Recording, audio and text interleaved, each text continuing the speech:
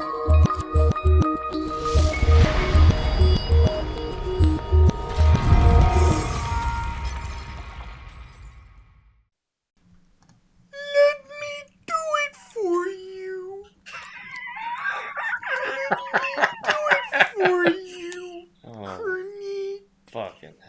am so We've look at the done look. too many of these. Hey, talk about something that's been done to death. On that Someday note, you'll find it, but that day is not today.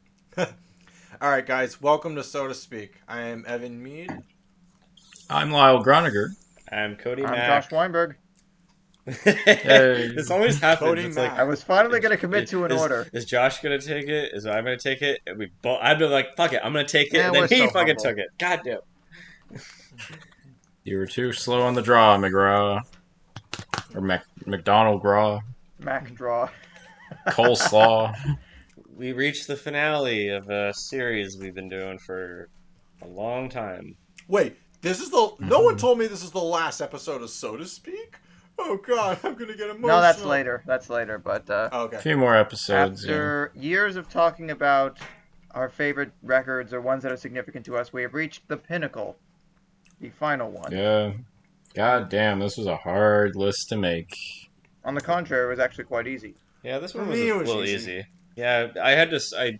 Much like Evan. I know he'll get into it later, but I also swapped out one super last minute. Okay. Yeah, I was like, yeah, it was just like a last minute decision, but I'll get to that. It's crazy to think that, like, I'm if you assuming calculate... for anybody that has listened before, you know the drill. Well, no, I was gonna say, like, it's crazy when you actually look at the running time of this whole series, and all of us have basically been talking about music for like a whole day. You calculate all the time. Yeah, it's about. Once you add this, it'll Time be well a... spent. 12 hours These three gents. chatting about music. I mean, I guess, well, before we start stuff, it's nice because I've learned about other perspectives on stuff I'm familiar with, and in a lot of cases, records I've never heard of at all that I've gotten a deep appreciation for, whether it be, I'm sure some of your picks, Cody, when I had seen some of them, I had never heard of them before, but I'm sure I'm going to get some interesting insights on them, and Lyle, especially with Coconuts, that blew my mind. Oh wow. The I'll still noise, listen to that noise. I'm. Became a meme. Well, I love it. Well, to be honest, I love how I got some really like rockin' tunes out of these albums, and I'm gonna listen to all of them.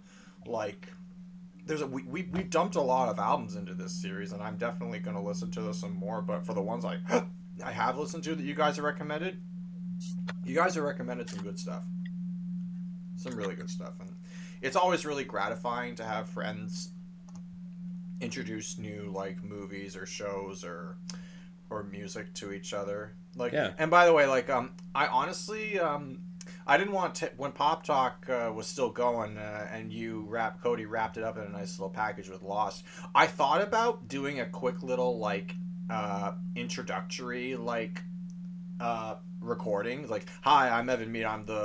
I'm like the big producer, so to speak, and I'm the guy who allows Pop Talk to go on the air. But I just wanted to say, Cody introduced me to Lost over a period of 5 months in 2022, and I was really impressed with what I saw. So on that note, thanks everyone for introducing like me personally, and I guess this applies to all of us. Like, we introduced each other to some pretty cool stuff, and it's always really gratifying to have that happen. And tonight we're gonna do it one last time. It's like 30 or 35 albums, I'd say. Wow, probably, if this is 7 or 8. Roughly. Yeah. Now someone's got to make a playlist of like one song off each. I've already been starting on that, but I've got to finish mine up. Well, some aren't on streaming, and one won't be for a little bit. I definitely want to go back and like everything? Listen to all these episodes again and kind of just like actually perhaps listen to like the full length albums. Actually, because I know like we went just do like a marathon stream. You listening to every single one, including your own, and seeing if any of your thoughts have changed. Yeah, that's a good idea. You could do it on TikTok even. All right. So where shall we begin? Well, at the beginning of the end is the beginning is the end. This joke sucks. Smashing Pumpkins reference. Smashing Pumpkins. Okay, so I'd like to open tonight's show by talking about uh, an album by an artist who I just saw live in concert less than a week ago as of this recording.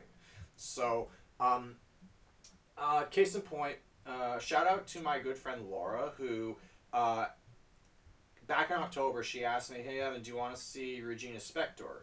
And I said, "Sure," because Laura credits herself with getting me into Regina Spektor, and the album I'm going to talk about tonight is actually like an expansion on my introduction to her. So, case in point, the album is called Far, released in 2009, and just a really quick recap on how I was introduced to Regina Spektor.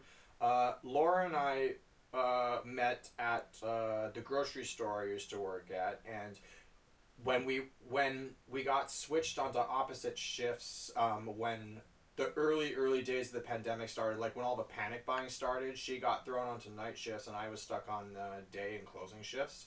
So ultimately, we had just met and we had begun to befriend each other, and we spent our like eerie early moments of the pandemic, like shutting down all of society. We spent some of those tense times just texting back and forth to get to know one another. And when we were picking each other's brains on music, she told me that one of her favorite artists was Regina Spektor. And the night after she told me that, we were in our movie watching group called the Corona Ventures, and our buddy um, Assad, I hope I'm saying his name correctly.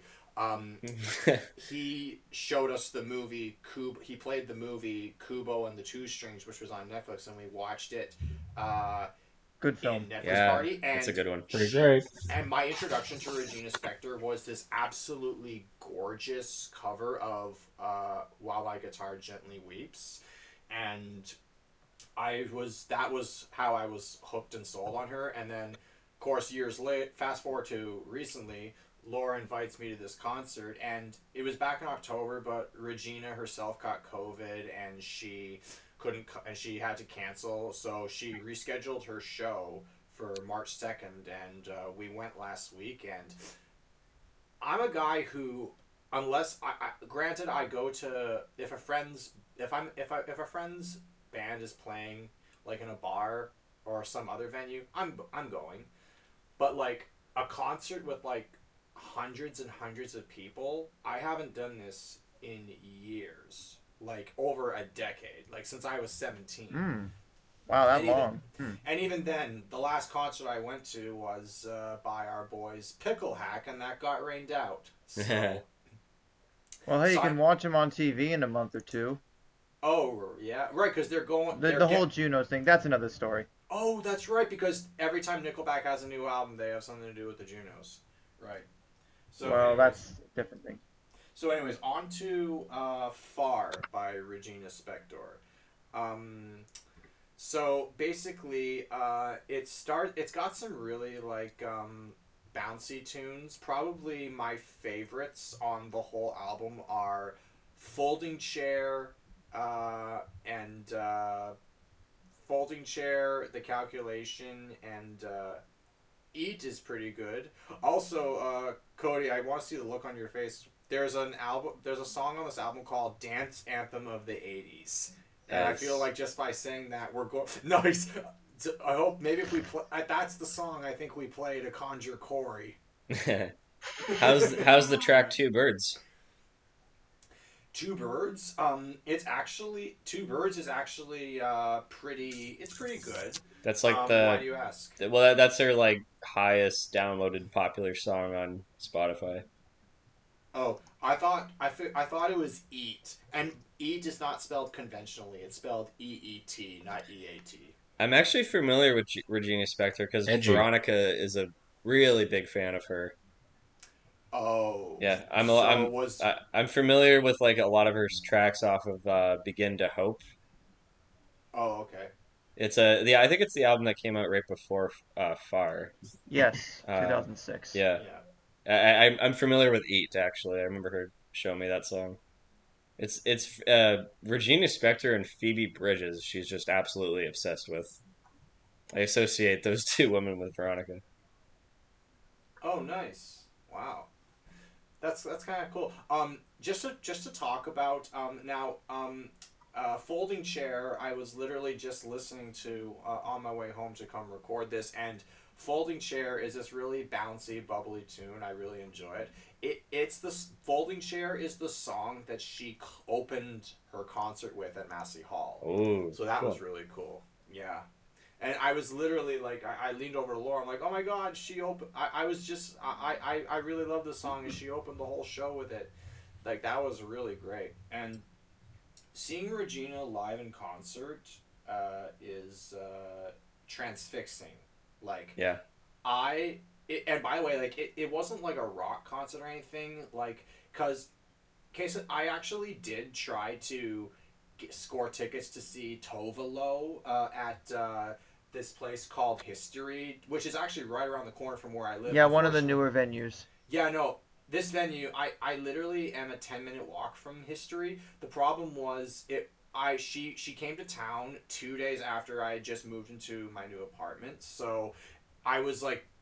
I was too exhausted and burnt out from the move, and I also didn't want to spend money on the tickets. So next time Tovalo like comes to town, I'm there. But had I looked up because Tovalo is very popular on Instagram, had I like gone, it would have felt more like a rave. Like, but with Regina Spektor, like it was very calm, very relaxed, and because she's a pianist and guitarist, like she had a two piano setup. She had a piano setup, a keyboard setup, and a guitar, and she utilized both. Right on. And especially, I believe you saw her at Massey Hall, right? I did, yes, and I Yeah, haven't I been to imagine Matt, in a but larger venue, the acoustics of like the piano and stuff, it would just reverberate off all the walls very nicely. yeah. Oh, it was amazing. By the way, she did have her. She did have her. She was kind of. By the way, she's so soft spoken and so wholesome. She's just a really like lovely person, like to see live. So just going back to this album, like also Machine is kind of a really interesting tune. That's the thing, like. Um, Her album like is like a box of chocolates. You're not really sure what you're gonna get, but you're gonna get something like really cool and really powerful. So It's like yeah. my next album. Oh Keep yeah. going. But yeah, no, like to quote Forrest Gump, it's like this album is like a box of chocolates, and you don't know what you're gonna get. So, "Human Oh, of the Year" is Forrest. actually a very somber, like powerful tune. Genius Next Door and Wallet are really fun tunes as well. Now, just for the record, I haven't listened to the bonus tracks version yet, but it is worth mentioning that there are songs called "Time Is All Around," "The Sword and the Pen," and "Riot Gear" on the bonus edition of this album. But yeah, I look forward to listening to that. But yeah, like if I had to pick like my three favorite songs, they would be. I know I listed off a few, but Folding Chair, uh, Eat, and Laughing With is actually like. Laughing With is probably like my third favorite song off this album, and for a very personal reason.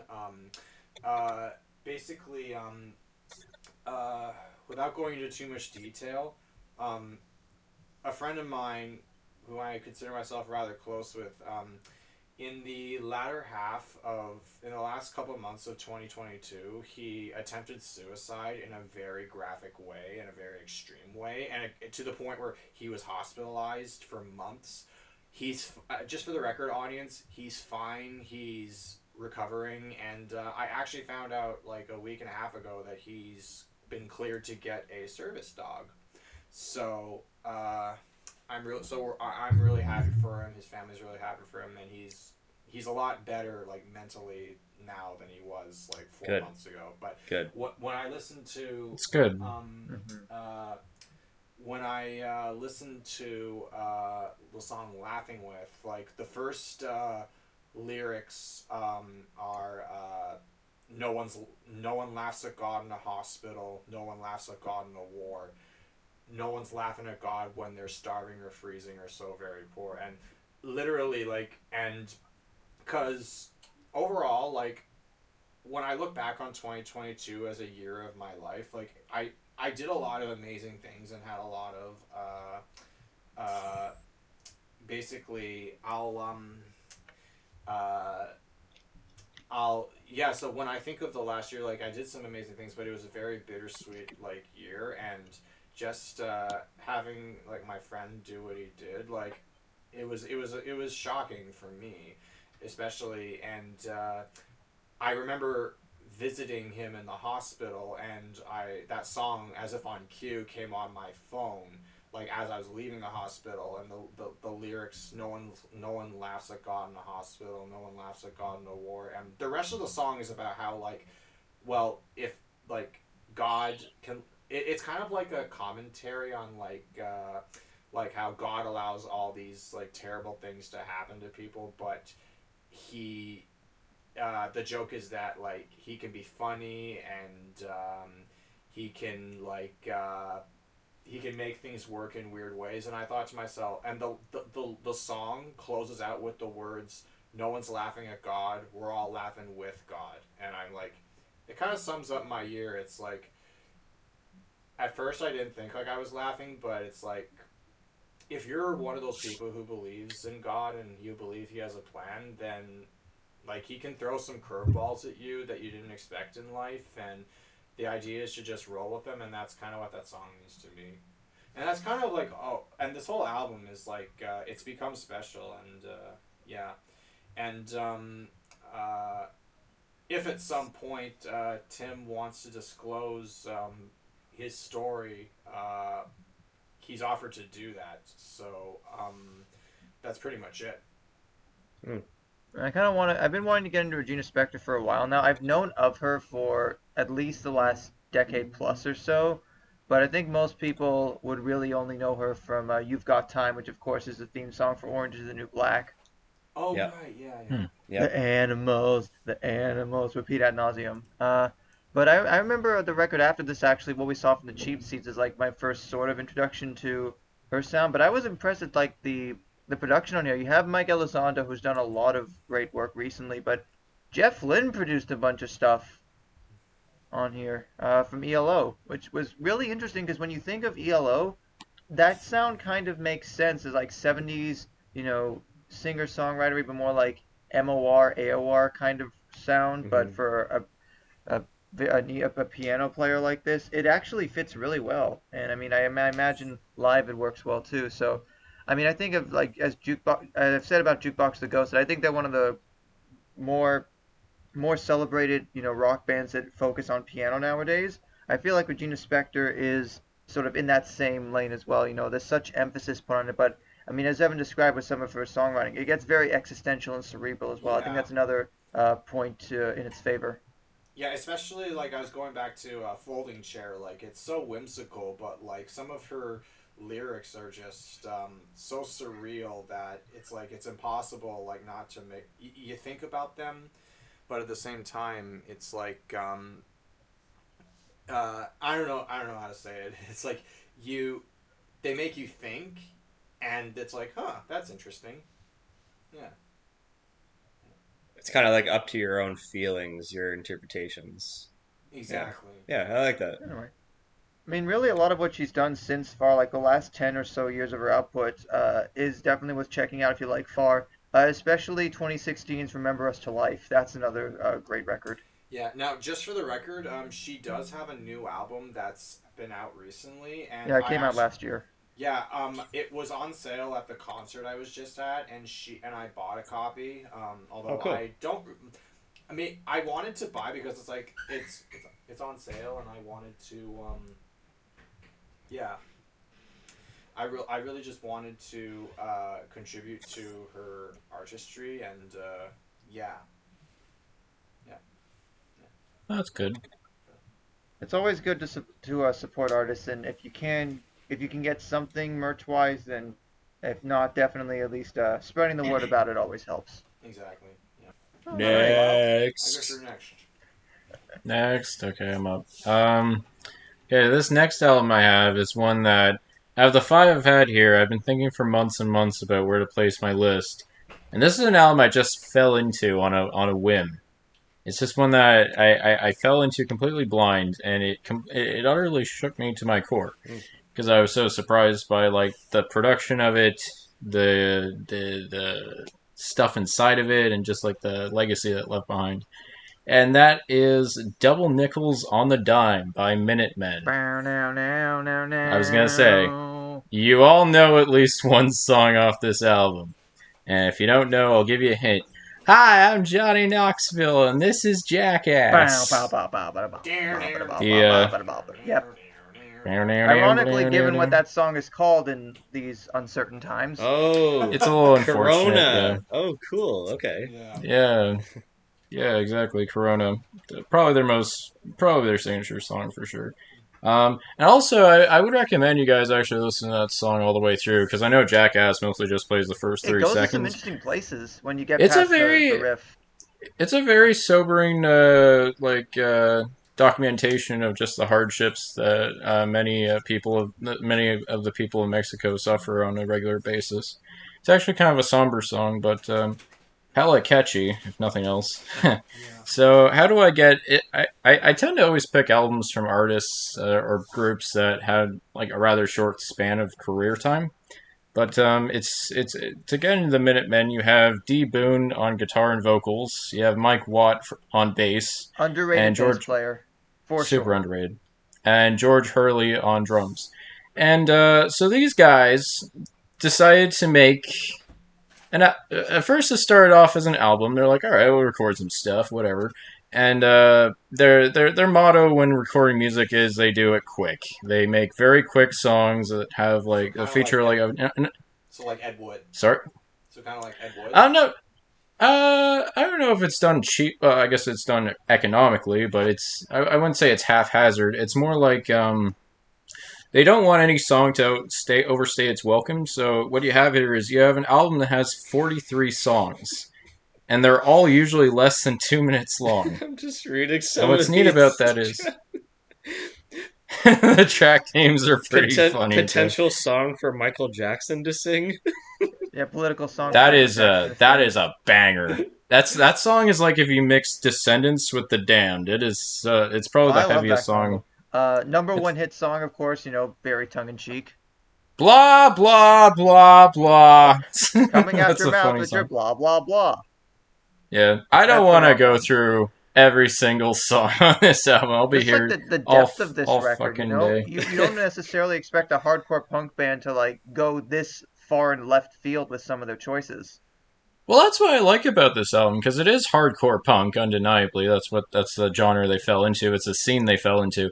But the music is very, very intelligently written for what it is. Like, you have a great degree of angular riffs. You have a lot of very, very, like, textual bass lines and drum patterns. And sometimes songs will just stop and do something completely different halfway through.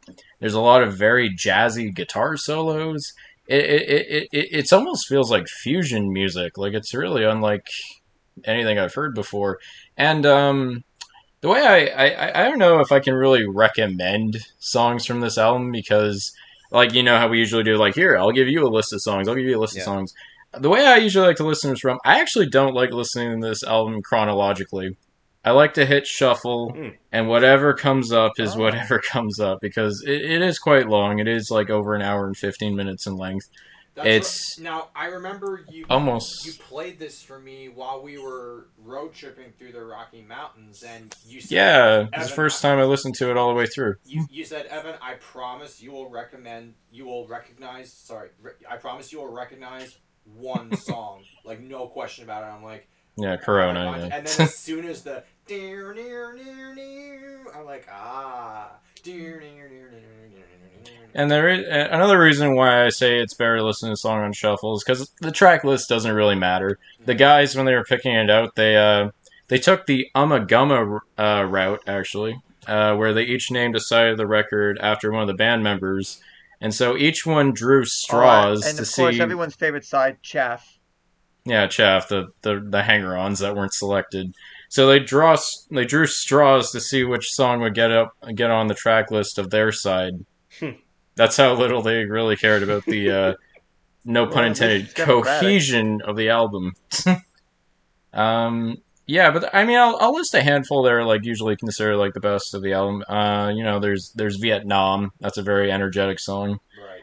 And Cohesion, which I really like. It's this nice guitar interlude thing that almost sounds like something that Tenacious D would play. It's just a very, very pretty riff, honestly, and it's a good instrumental. Of course, we mentioned number one hit song. That's a funny one.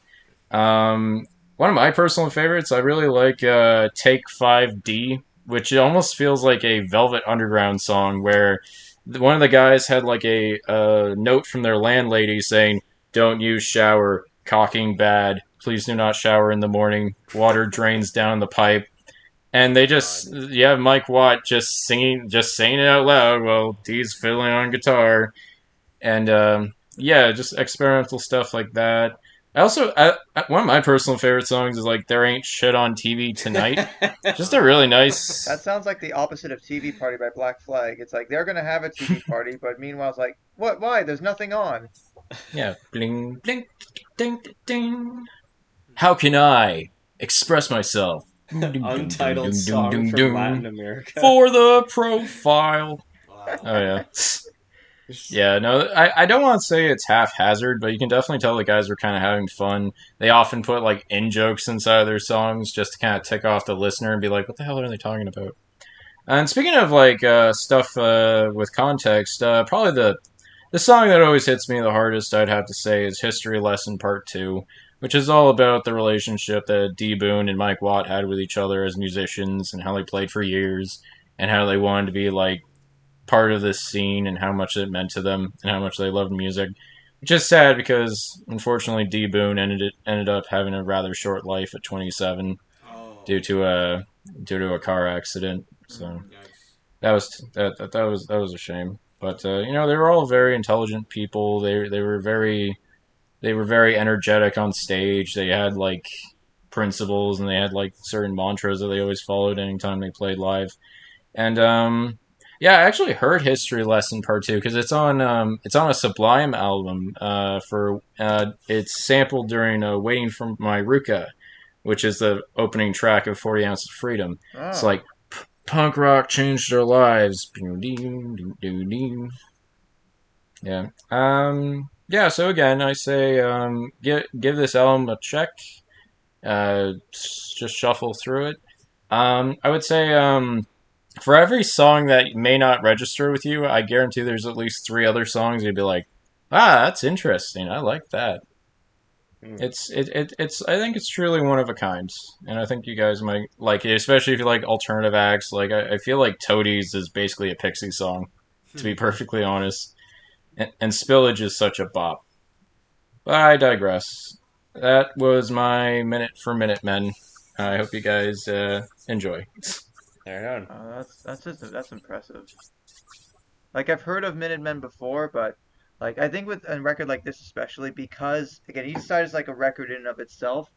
The whole shuffle thing it reminds me it's a bit of an aside of a record like Apollo 18 by They Might Be Giants where the point was to listen to it on shuffle because there was that fingertips sort of medley at the end where like each random segment would play in between other tracks if you play it on shuffle. So this should be fun. All right, Cody, you're next. All right. Do you guys know the group Magical Cloudz? Yes. No. No. So we Sorry. got one yes. Okay.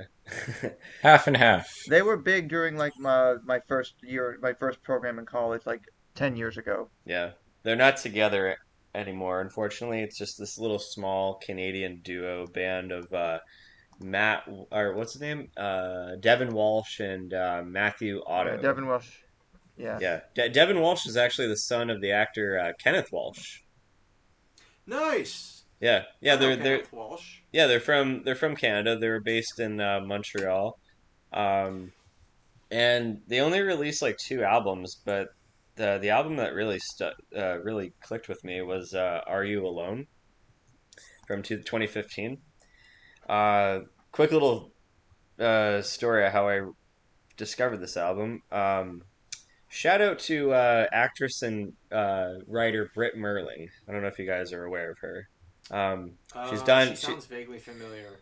she's done smaller things like Sound of My Voice, The East, and this really good one called Another Earth.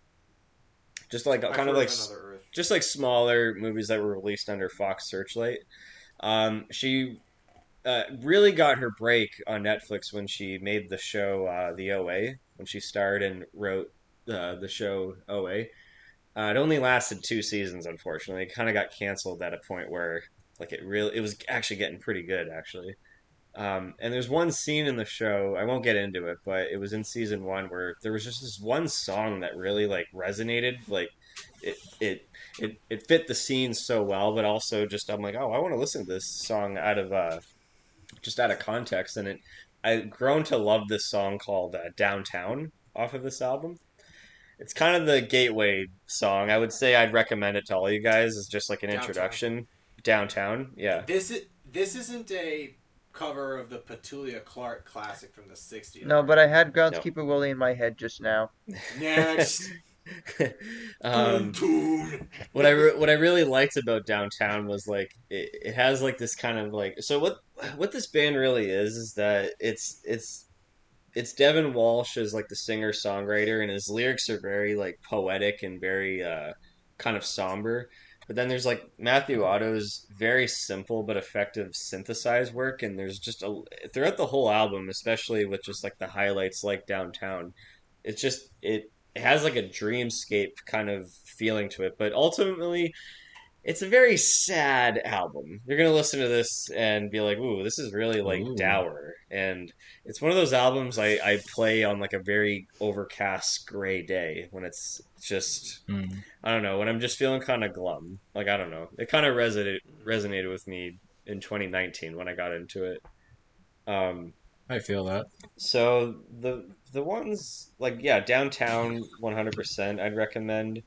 Control was a really good one. Heavy is probably my favorite song off of the album. Actually, maybe So Blue or Heavy. I'm not sure. It's a tie between those two. Um, Well, it's funny you mentioned that Devin's dad was prominent because he actually plays flute on 2 tracks here, right. which Yes. Oh, wow. I just see, everyone thinks Lizzo is like bringing flutes back to music. No, Kenneth Welsh is right there too. Hmm. yeah, it's good stuff. Even when I was actually like I chose when I knew that we were going to do another albums episode. This was like months and months ago. It was like in the fall when I knew I wanted to talk about this album. I forgot that they released like a deluxe edition for it, and it features a lot of songs that I'm like, oh shit, I've never heard all this stuff before, and it was interesting to kind of hear just songs that were kind of like not released in like on the actual theatrical records. So I'd recommend the song Right. Heaven. That was really good. Wait and See was another one that was good. Heavy. Oh wait, no, this is a different thing now, isn't it? Heavy was on the theatrical. Nice. Um, Hmm. yeah, I'd recommend all the ones I kind of just name dropped. I just recommend it. I think you guys would get into it. It's a shame that they haven't released like just an optional kind of like instrumental cut of the album because just the synthesize on its own is very nice. It's Oh very yeah. like almost Not background. every band does that. Yeah. Mm. But what they left behind was it's good stuff. It's kind of underrated. Um, and I might check out So Blue because Owen Pallett, who does some stuff on this record, does violin on that track, and I'm a fan of his, so that should be good. and what's really nice is that this album every time I think of one of my film ideas, I won't go into it, but it's the one Blue Horizon. It's that one. I don't know if I remember pitching that to you guys a long time ago. It was like the Hmm. post-apocalyptic water kind of Yeah, human yeah, yeah, drama. yeah. Yeah, the one with the buildings. Yeah, the human drama one. And I I like don't it. know, every single time I listen to this album, those visuals that I have in mind for this idea, I just close my eyes and I hear it, I see it, and I think That's that's awesome. also that's another thing I love about music is that, and I'll get into that more with the recent fucking banger album that I'm going to talk about, my fourth pick of the night. But I love that when music just I can close my eyes and I don't have context. of like what the story or the character is. I just have the visuals, and they just don't leave my head.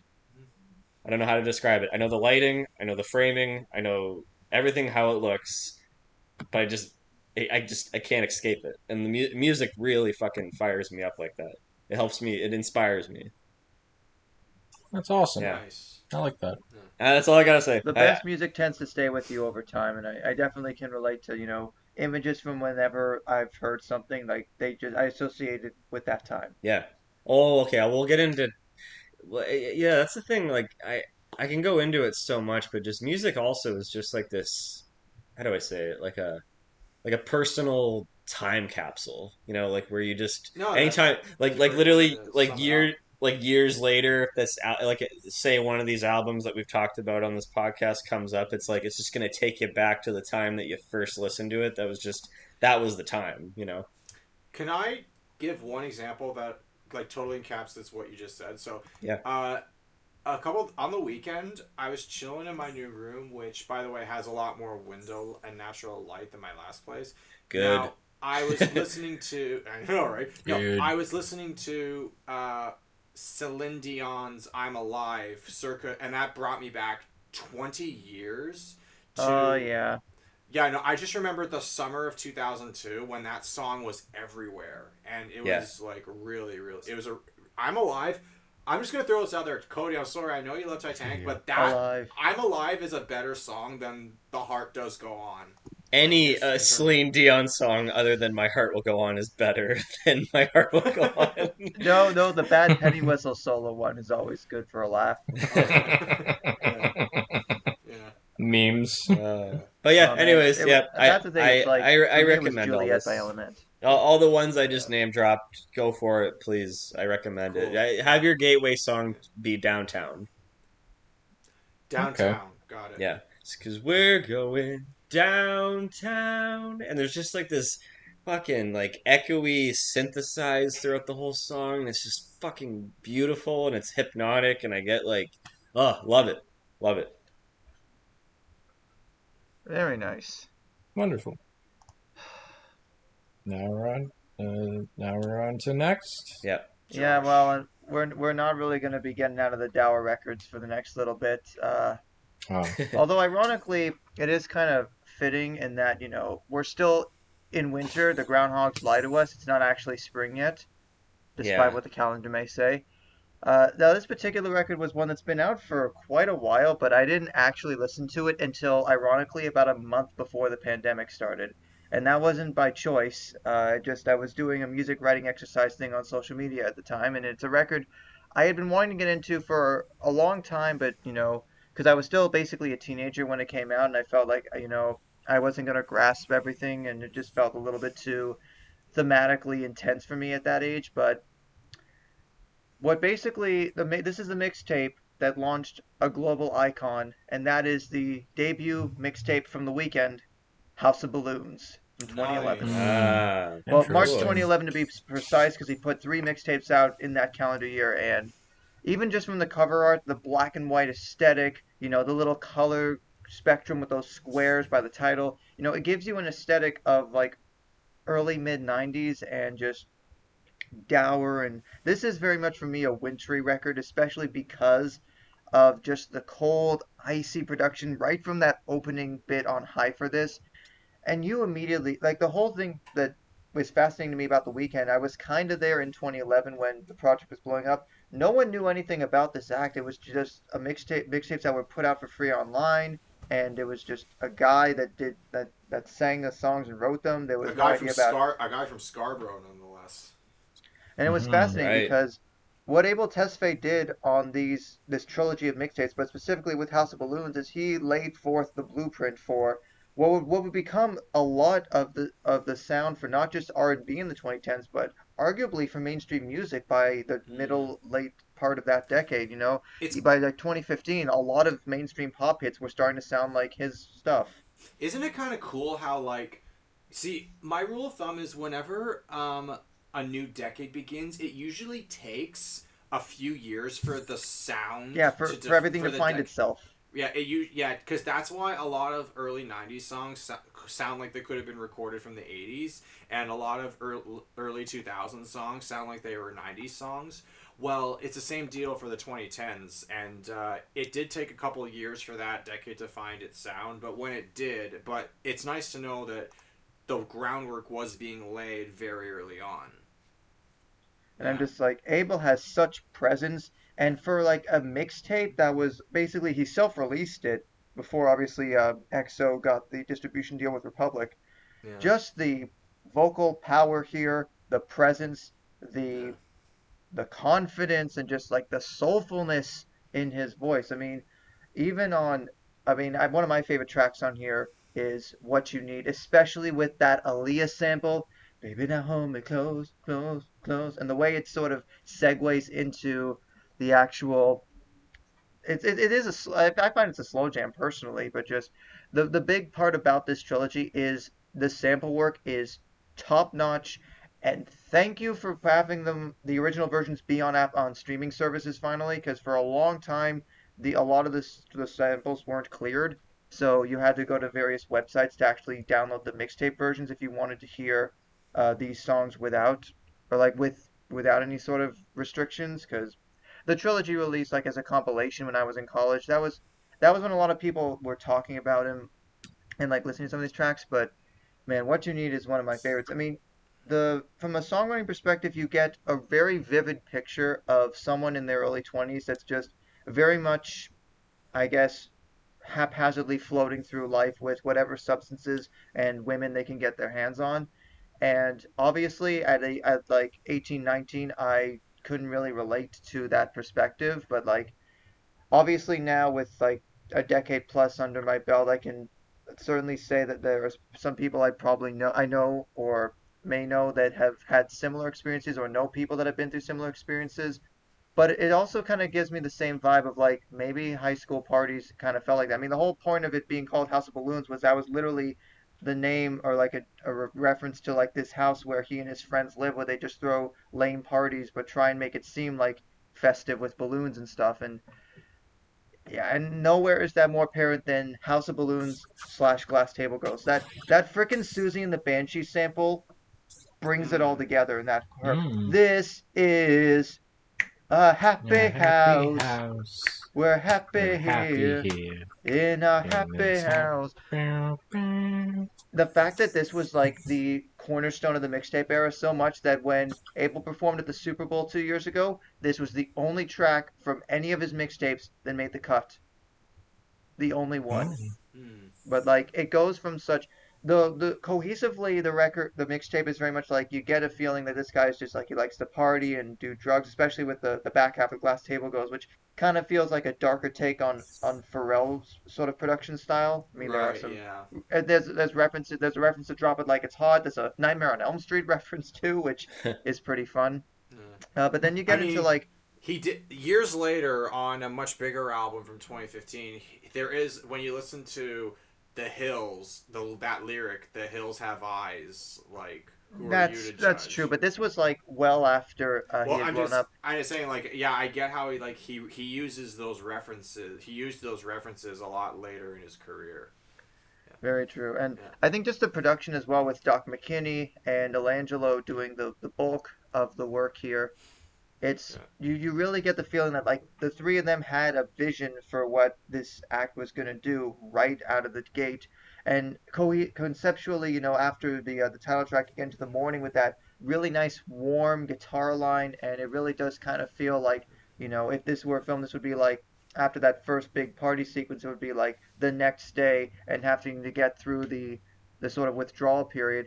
And then we get to his first big single, and of course, his first the music video for Wicked Games was a big deal in 2012 because like we were seeing the guy's face for the first time, and man, that is still such a, a captivating track. I mean, I re-listened to this earlier today, and I just remember a lot of people in my circle in 2012, in 2011, 2012 were blown away by this, and that pre-hook of "Bring your love, baby, I could bring my Sorry, shame, which track is ring this? the drug." Wicked Wicked Games, Games. Okay.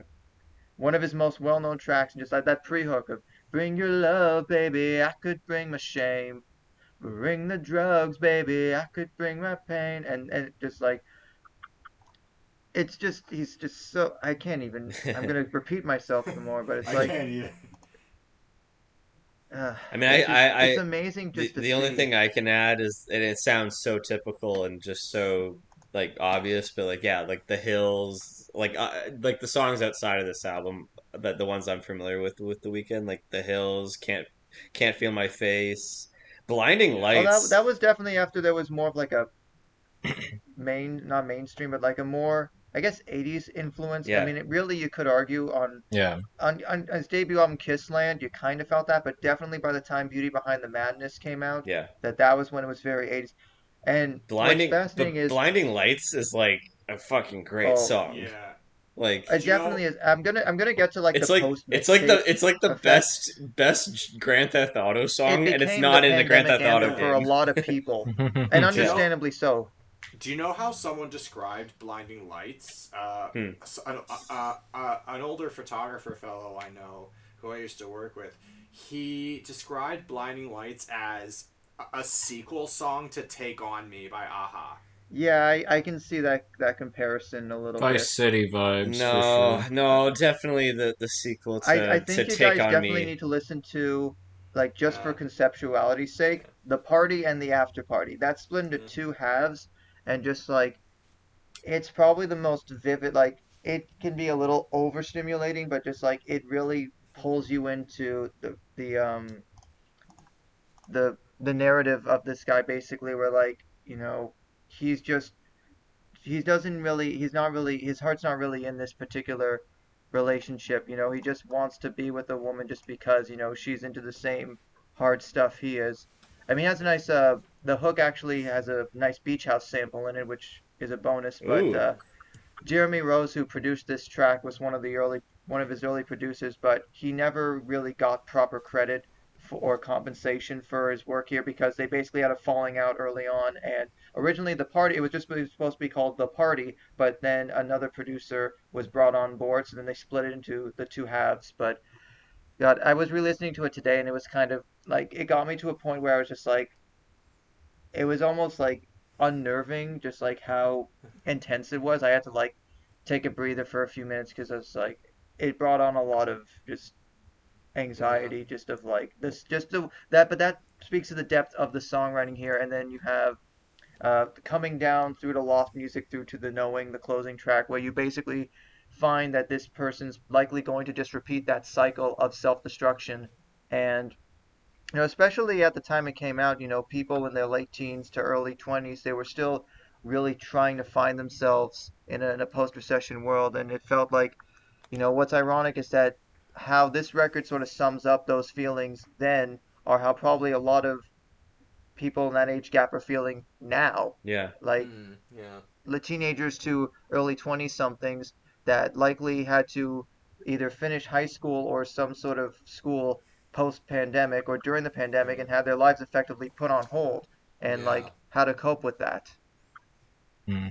And I just love also back to the samples that he put a sample of an the visual novel Fate Stay Night on Coming Down, which is just that is Coming Down especially is one of the most wintry tracks I think I've heard. So it definitely sounds like something if you were to put it on like late at night, it would definitely be like almost how like vaporwave works when it's late at night or it's dark outside, that sort of Yeah. vibe. So Midnight mood kind of thing. definitely. And it's crazy to think that this was the shot across the bow for really a lot of 2010s R&B to get its prominence, and the fact that a few months after this mixtape came out, he did a sold out show at what's now known as the Axis Club. And I remember when the Super Bowl a few years ago happened, I was saying like within 10 years of that concert, he went from doing that small show to performing at undoubtedly one of the biggest sporting events that's viewed the world over. Yeah. And it's just that's amazing just to see like post this like After Hours and Dawn FM have been two of the most conceptually impressive records of this decade thus far. And one again, Dawn FM feels like a natural continuation of After Hours, but I also feel like this mixtape in particular was necessary to sort of put him on that path. And I'm hopeful Mm, that he's in a bit more of a more secure place Hmm. And especially Seems now like that these it. mixtapes are on streaming, I definitely recommend everyone check this out. I'm sure when you actually watch the video version of this, there'll be a few tracks that I recommend, but it does feel very much now, especially that the original samples are back. You just put this on and it all just flows together. It's like this is kind of a crude version of it, but it's kind of like if Superbad and or Project X were played completely straight. Right. Okay. Yeah. Interesting. You know, if you're if you're in the shoes of like Evan or that I forget the guy's name from Project X, but like the guys that really only just want to party but don't really think much about consequences. Uh, yeah. Costco? Costa was the. Costa, yes, thank Do you. you know? Yeah. I once saw a tagline How in do the I remember marketing his for name? Project X. It's like super bad on crack. I'm like, I've never done crack in my life, but I'm like, I guess that's a good analogy, if any. Hey Josh, have you seen Uncut Gems yet? I have, yeah, and Oh, I think Yeah. that was the most impressive thing because it felt like, you know, that era, like this new era of the Weekend. Well, of course he was in that movie, but yeah. Well, it it's funny it because that movie takes place in like 2012 or 2013 or When something. he was yeah, So it's just like when starting out. before, kind of around when he was making these albums. So I think that's funny because like at the end of it, after Weekend tries to get with Sandler's girl, he's just like, "You're a hack. You're not gonna amount to jack shit," and that's per usual how he was wrong. So Yeah. I like that little cameo. I thought it was inspired. I just Yeah. picture it the was, and weekend. it's really nice to see. Like that's uh, how Canada's industry works sometimes. You know, the biggest acts tend to come from out of nowhere, but then when they make Yeah. it huge, they are huge. Now, That's true. apparently, so I learned this in a screenwriting class that Canada's music industry, the reason why Canada's music industry is actually growing faster than its film industry is because it was legislated into law in this country that Canadian radio stations are required to play a Yep, certain amount. CanCon. Yeah, no, CanCon, that yeah. That was big legislation. in my program too. Yeah, I know that legislation is what made the Canadian music industry what it is. I think this whole Yeah. city of Toronto itself really holds a lot of pride on their sleeve with both like the Weeknd and Drake just being born and raised Although here. do you know Yeah.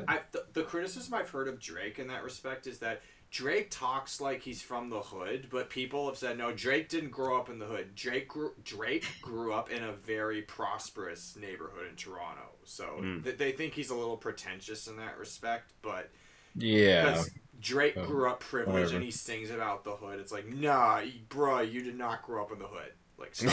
Bruh, Yeah. what are you talking about? Yeah. Now I'm just picturing the Weeknd getting lost in that maze. Remember that meme? Yeah.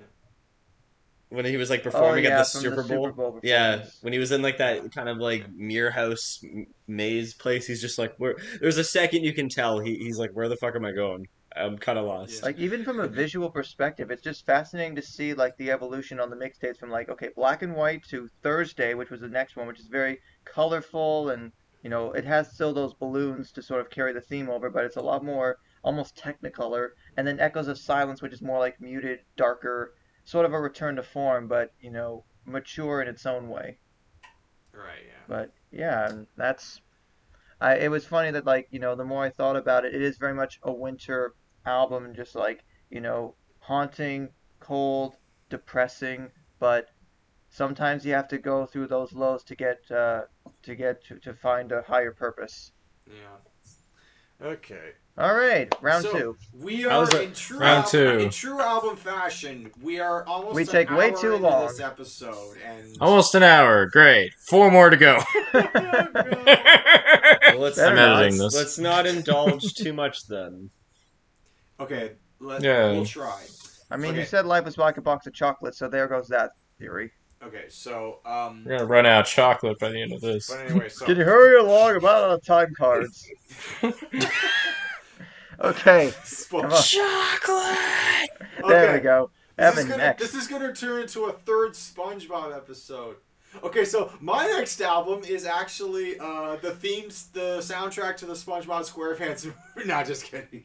I'm just If kidding. it was the first one, it would still be Although- okay. I am going to take us back to the mid 2000s. Now, you know how there's this meme where, like, play this movie, but if it was released in 2007 and it has the stupid Linkin Park playing What I've Done. Oh yeah, that's been a meme the last few months. It has, yeah. That's true. But case in point, I think that meme is like, it's dumb, but it's justifiably accurate for the time, because in 2007, Linkin Park was everywhere. Case in point, that was when I discovered the album Meteora. Hell yeah. Happy 20 All years. right. Now, Don't stay. oh god. Okay, so I'm just gonna say this. This is, if you're angry, this is Bow great now. for, Bow now. like, if you're angry at life, if you're angry at your parents, if you're angry at You your got significant job other. problems. You got a problem with me. You got a problem with yourself. Yeah. No, No, okay, here's the thing. This is, I've listened to in the last year, there have been a couple albums that Can I get an encore? Do you want more? No, you're thinking of The remix. I mean, Collision Course is still interesting, and like that was post Black With Album Jay-Z. Jay-Z. I know, But, I like, know. before That was my fucking it became jam a growing bigger up. I know that's not in this album. It's a remix, but go on. Sorry. Actually, that song that you just referenced is partially plays out Meteora, and I'll get into it. So my favorite Numb, tracks. I mean, so Numb is hands down the biggest song off this album. Faint, one of their biggest, and for good reason. Faint is a Yeah. big one. Some songs. When that Faint kicks in, that like Oh yeah. like with the orchid with the strings and do do do do do.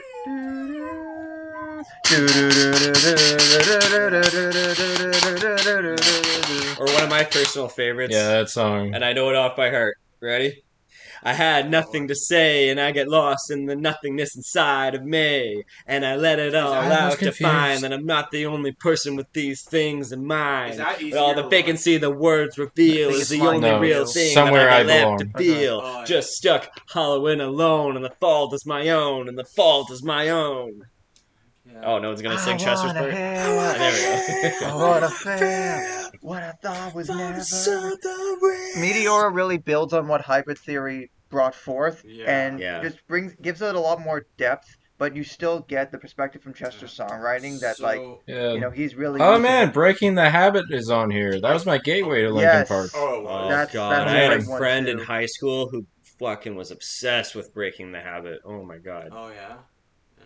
It's a good. Okay, if you want to talk about like my top favorites, so. Oh yeah, just spit it out. So, Spat out. I'm trying to. Oh wait, wrong new metal band. So with my favorites, "Somewhere I Belong" is probably like a song that I think deserves some more love than it gets. That like looped guitar pass, like they Yeah. played it normally, but then they looped it, and then they chopped it up into 4 parts, and Yeah. then rearranged the parts uh, to sound now- normal. the banger that Breaking the Habit, I think, like, it's one of their most played songs, but it is probably my favorite off of this whole album. Numb, I gotta be honest, Numb is kind of overplayed to me because, like, I've heard it.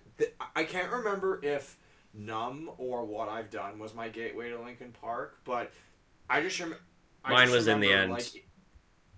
Oh, in the end. Mhm. Mine, yeah, it would have been In the End or One Step Closer, probably. Yeah. What I've Done is probably my gateway too. So I know that but for some reason, like, in 2007, that was when, like, I actually got an account on YouTube, and I guess, like, for the kids who were, like, 11 in 2003, who were just entering high school and, like, turning 15 in 2007, like, this was, like, the song that our generation, like, got through puberty with, like, this whole album. Like, and because, like, if as with teenagers with, like, raging hormones, like, when I was younger, like, there were temper flares, there was anger that I didn't know how to deal with, and, like, it took me much later after my teen years for me to, like, really fully discover this album and really, like, understand it for what it is. But the bangers and the hits off this album were always there, and it felt in 2007. That's why I brought up 2007. It felt like Linkin Park was just everywhere. Hey, So, Evan, are you familiar with Fort Minor? Remember No. the name. It's That's Mike Shinoda's rap side yeah, project. Mike Sharona's little side projects that he did. Okay. Really recommend it. There's a great song called "Where'd You Go." Okay, I'll check it out. Now, so and just for so my top three. I mentioned that Breaking the Habit, Somewhere I Belong, and Don't Stay are probably my favorites. Now, just a quick word on Don't Stay. Don't Stay is probably not only is it the breakup song to end all breakup songs, but it to me it doesn't even seem like a break. It feels like it could be applied to more than just a romantic breakup. It could be about the end of a friendship. It could be about wanting to disown a family member. It could be, not that I would ever done that or ever would do that. It was just like for me, like Don't Stay is like the song. I don't think of at first I thought of it as a breakup song, but it's more than that. Like it's a song for cutting someone the fuck out of your life if you don't want them there. If you're mad at them and they're not serving you, like specifically the lyrics, what you were changing me into, just giving myself back, and don't stay. I really like Don't. from the Inside. Yeah. It's another one. That's another one where I can know it off by heart. Ready? How does it? Okay. Trying Here we not go. to break. I'm Cody so Showcase. tired of this deceit. Every time I try to make myself get back up on my feet, all I ever think about is this. All the tiring time between and how trying to put my trust in you just takes so much out of me. Oh, these fucking rhymes are I coming feel back like- to me okay, as if it was yesterday. No, that's Jesus. Great. Wow. So I've always had a soft spot for Hit the Floor. Hit the One Floor. minute you're on top, the next you're not. What to drop? Making your heart stop just before you hit the floor. Ba da da da da da da da da da da That's- da Hit the da Floor da is da a- da Hit the da da Floor. da da da da. Or Hit the lying Floor from is you. a good one. Lying my way from. Yeah! yeah. I love that one. I'm so jealous of Chester Bennington's voice, dude. Like His if I could have range. any singer's voice, I wish I had Chester So I have Bennington. to And ask- maybe It's you just so can beautiful. hit the 15-second scream on Giving Up. So I have to ask, because it's 15 pretty seconds. hot Challenge from accepted. the oven right now. What do we all think of Lost? It's not bad, but it does obviously sound like a Meteora The B-side. Lost Recordings. No, the song called Lost. The It was- new release. What are that you they talking about? discovered. I'm talking about the show. Come on, I'm Cody. I love the show Lost. I want to think. What? Oh yeah, Oh, Cody. no, Oh, it was right. nice of them to give the Smoke Monster a writing credit. I still have yeah, not yeah. listened They have to a it Linkin yet. Park song called I haven't Lost. listened- Sure, whatever. I thought I was. I thought It I might was be gonna- worth a listen, but I I mean, the thought I 20th was- anniversary thing's going to be out next month. I No, think. Evan, they did an anniversary for I Meteora, know. and there's a new song Lost. Yeah, Well, there'll but be other apparently- stuff too. apparently, That like, was the. I haven't heard it, but I've heard the reaction to it. The reaction's pretty unanimous. It's like it's so eerie, heartwarming, and heartbreaking to hear Chester's voice. Mike Sharona responded to a few Mhm. people that were asking, like, why didn't you release this at the time? And he said, well, we thought at the time this was so similar to Numb that we're like, well, which one are we going to choose? Yeah, that's what I maybe was saying. Numb It has... does sound like Okay. it's Yeah. it's kind of like Yeah. number, Yeah, but like Number. that's the thing. You hear it post Number. 2017, and like it seems like, especially with Meteora, a lot of the stuff that Chester's singing on this record in particular, you kind of often wonder if it was like if it was that much, if it was that apparent that early. Yeah. Mhm. There's even It's like rough. little quick ones like the forward and session kind of add a I little like bit of like the atmosphere to it. strings on Figure 9 or Figure .09. Yeah. Oh yeah.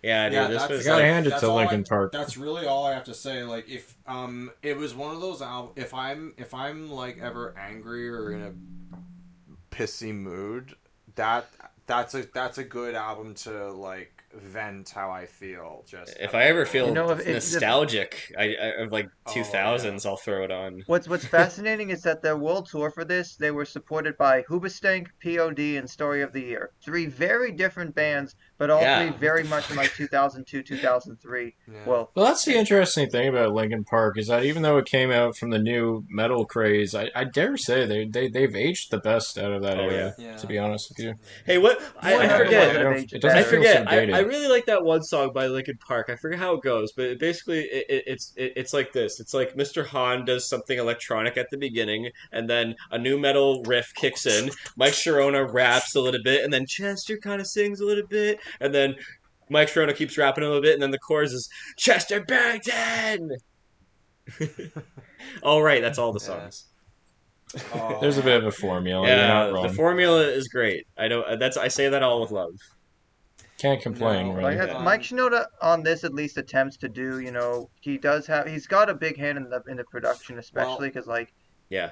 as he's been involved in the writing of everything. Now, as we wrap this up and move on, I gotta say, it's nice to see that. So, if I'm the Disney karaoke jukebox of this show, Cody's the Linkin Park jukebox karaoke. He's of this just our show. new metal expert. I am he's a little gonna bit have of loneliness, backwards a little bit hat of and a disregard. snap-back shirt. Handful of complaints, but I can't help the fact that everyone can see these Video scars. edit. I am. Yeah. What I want you to want. You gotta stop me. You gotta stop me. Move on. Oh, yeah. Somebody stop Bam. him. Like, go watch you. Somebody Smoke smoke it. That was fun.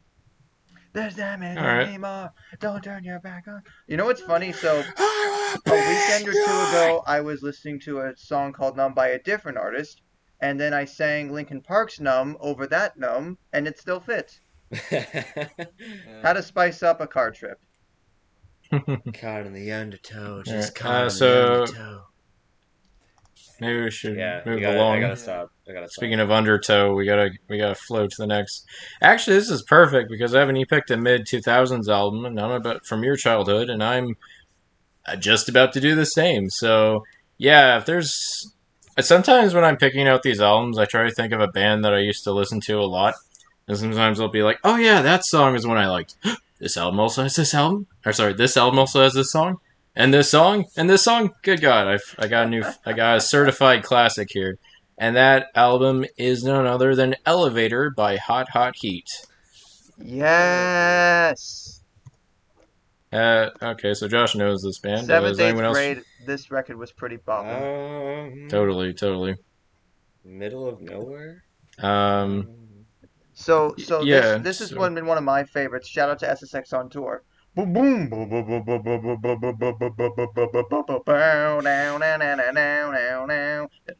Picking it up. One of my favorite Hot Hot Heat songs, and yes, it's very surf rocky, but just like According to the afternoon spent apparently jamming it down the slopes. it got a Juno nomination for Alternative Album of the Year. Yeah, I believe it. Yeah. I remember this stuff was in a lot of trailers at the time.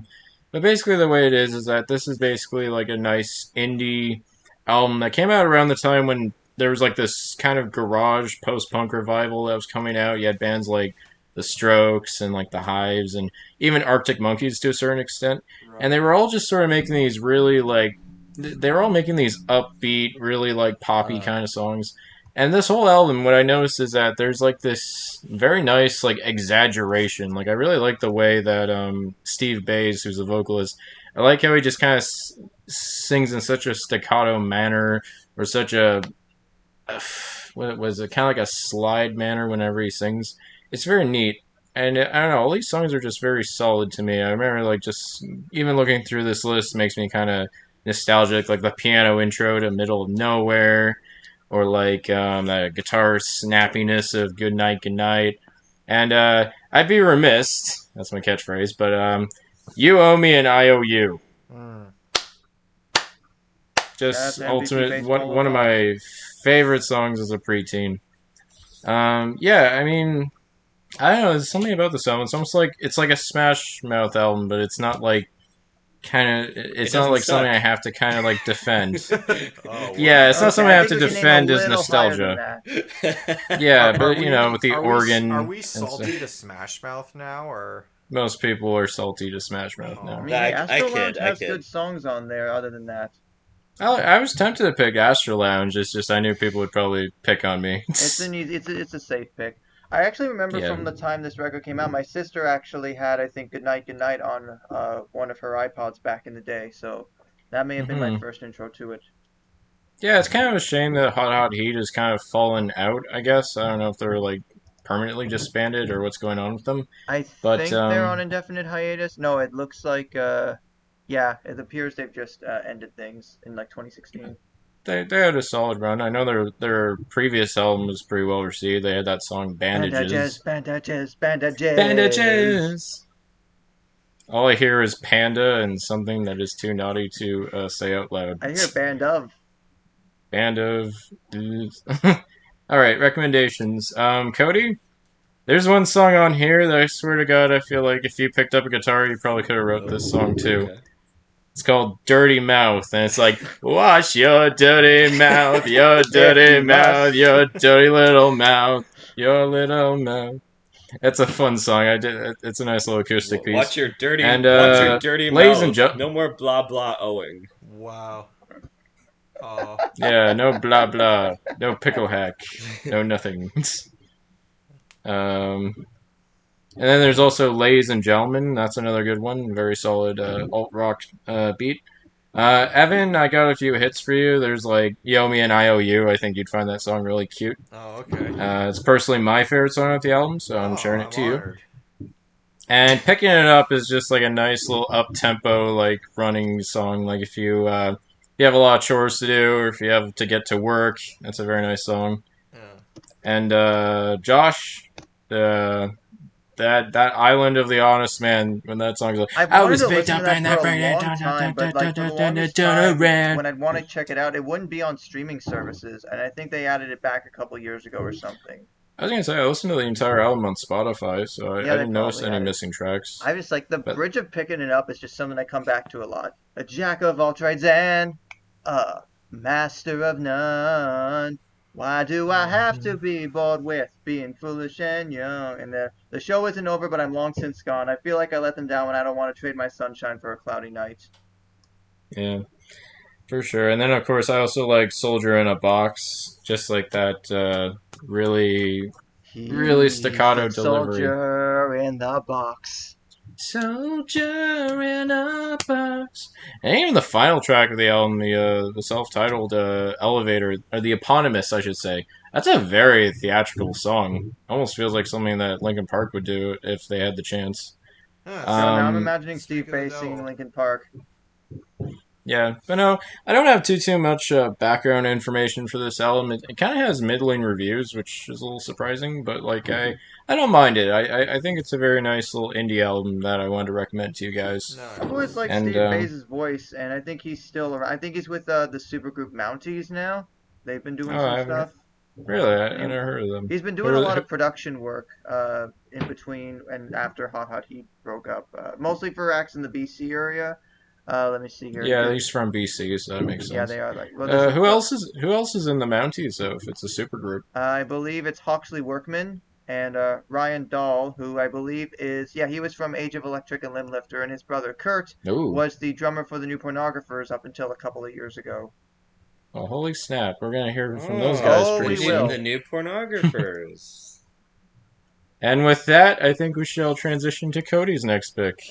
Well, I was gonna Shout Shout out to that Dante DeCaro, by the way, on guitar. would be a great transition. I'll save that for the next round. But the only reason why I want to talk about this next one is because just much like Magical Cloud's "Are You Alone," I was listening to this next album at the exact same time. And funny enough, shout out again to Britt Merling. When I was showing Veronica like all of her other work, I showed her the trailer for Welcome to Britspeak. Another Earth, and the song called "That Home" played in the trailer, and Veronica's like, "Oh my god, I know this song. I've heard it before, and it's great." I'm like, "Oh yeah, that kind of sounds a little nice." So I threw on the rest of the album, and the album is called "Ma Fleur," which in French it's "My Flower," and Oh. it's done. It's the cinematic orchestra. I don't even know if it's even like a band. It's a musical group, I'll say. And I don't want to really go through all the members because they're people I don't even know who they are. There's past members. There's a lot of like people. It's basically just a musical group that's just transitioned through a lot of sound. And for this one, Okay. it's a very I don't know. This might be the weakest album I'm recommending to you guys. I don't know. Out of all the ones I've recommended, I mean, it's showing us a different side of you. It's You mean weakest, like you don't have much to say, or you think the material's a little it speaks to me. less than the others? It more speaks to me Talk about how it personally on speaks just to like you, a then. Yeah. Talk Let's about hear. the Yeah, passion. I've never listened to it before, so Yeah, try it's like I would I sell it want to me. to know more. I would say that it's the type of genre, just to maybe give you guys some context, would be like kind of like softer jazzy R&B stuff. Even though their previous album, shout out to the Hey, I think as it's a called fan of Every Day. as a fan of Sting, who is very jazzy and has a very like reggae sound with the Police, which we'll get into later. Yeah. Yeah, this is cool. I'm Well, down. their previous album Every Day Yeah. is definitely a lot more jazzy, and I'd recommend that one. That's a shout out, kind of an honorable Yeah. mentioning. Um, I would say it's like most of the album is very like there's a lot of instrumental parts. There's a lot of like acoustic guitar, grand piano, couple strings, but it's very calm. It's like probably the most calm fucking album I've ever heard in my life. Like, and Mm. around this time, like when I was listening to both the Magical Clouds album and this, like I'm going through like a lot of like just mentally recovering of just trying to find my path again. Like I was literally walking around a lot of like Toronto paths here in the city and in the woods, very meditative and very like calming music. And no other fucking moment in my life struck a chord with me than when I took a trip to Cape Breton with my folks and a few other friends in Veronica. Where we were staying, it was like maybe a block away from like the beach. And while we were staying there, there was a couple of days where I woke up early before everyone else because that's just me. I don't sleep in, even on vacation. I don't sleep in. Oh um, no. I walked down to the beach and I played a few tracks off of Fleur, and walking Oh, along the fucking wow. beach and That's epic. listening to some of these songs, like okay, Nice. if I recommend like a few And early tracks, in the like morning too. That's some yeah, imagery. as the fucking sun was coming up, the whole deal, walking on the sand, just barefoot. Oh my God, I wanted to just press the pause button on life and just stay there for a while. The tracks like Familiar Ground, actually consecutively, Familiar Ground, Mafleur, Music Box, and Time and Space, all great tracks that hit a chord with me. Um, so the people that are actually like, because like there's not really like a main singer or anything, but it's basically a collaboration of a few other people. Um, like Lou Rhodes is like featured a couple times on this album. Patrick Watson, who I'll get into in a second, but the standout to me is the late great Fontella Bass. Oh, Mm. we all were probably familiar with her big song "Rescue Me" from the 1960s. The "Rescue Me, rescue Oh, me." from Sister Act. Yeah. Yeah, there we go. Yeah. She's featured on this. She's actually featured on the album that I just said, Every Day, their previous one. Oh my God, just sing your fucking heart out. Soulful, amazing voice. But the one track I recommend to you guys is To Build a Home. Yep. Mm. And yeah, it's I think beautiful. I remember this one. All I have to I say think. is if I'm a 90 to 100-year-old man on my deathbed, all I want is to have my friends and family around me. And then my last request is can I play To Build a Home by the Cinematic Orchestra? I want that to be the last song I go out on. Wow. Yeah, it's beautiful. That's profound. The fucking lyrics are amazing. There's like, oh, it's a very calm, very centered piece, and yeah, I don't know. I mean, I can sort of look back on it like that. This music kind of hit me at a particular time in my life, but I can always, appreciate it for what it is now. Um, yeah. Mm. Um, just trying to think of any other ones here. Yeah, I think I kind of went through pretty much the gist of everything.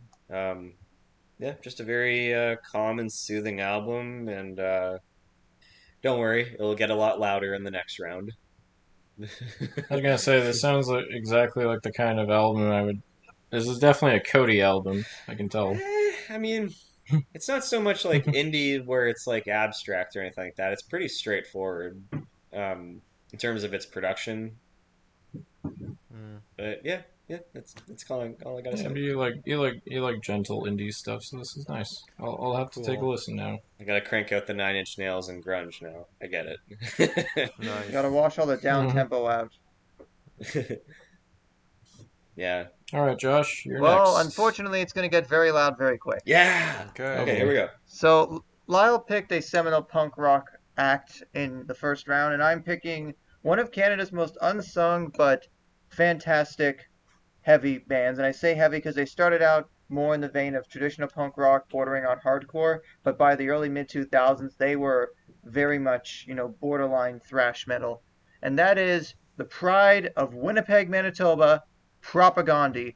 Specifically, their sophomore record, Let's Talk More Rock from 1996. But by this time, they were still towing the line between standard Warped Tour punk rock in the early mid 90s and more hardcore stuff because like if you guys have never heard their debut How to Clean Everything, it is very Fat Wreck chords core if you're familiar with like No Effects and the sounds that Fat Wreck would put out around that time. Yeah, yeah, So absolutely. Chris Hanna, of course, great guitar player, may not have like he's not extremely technically proficient, but he can still get a good solo going.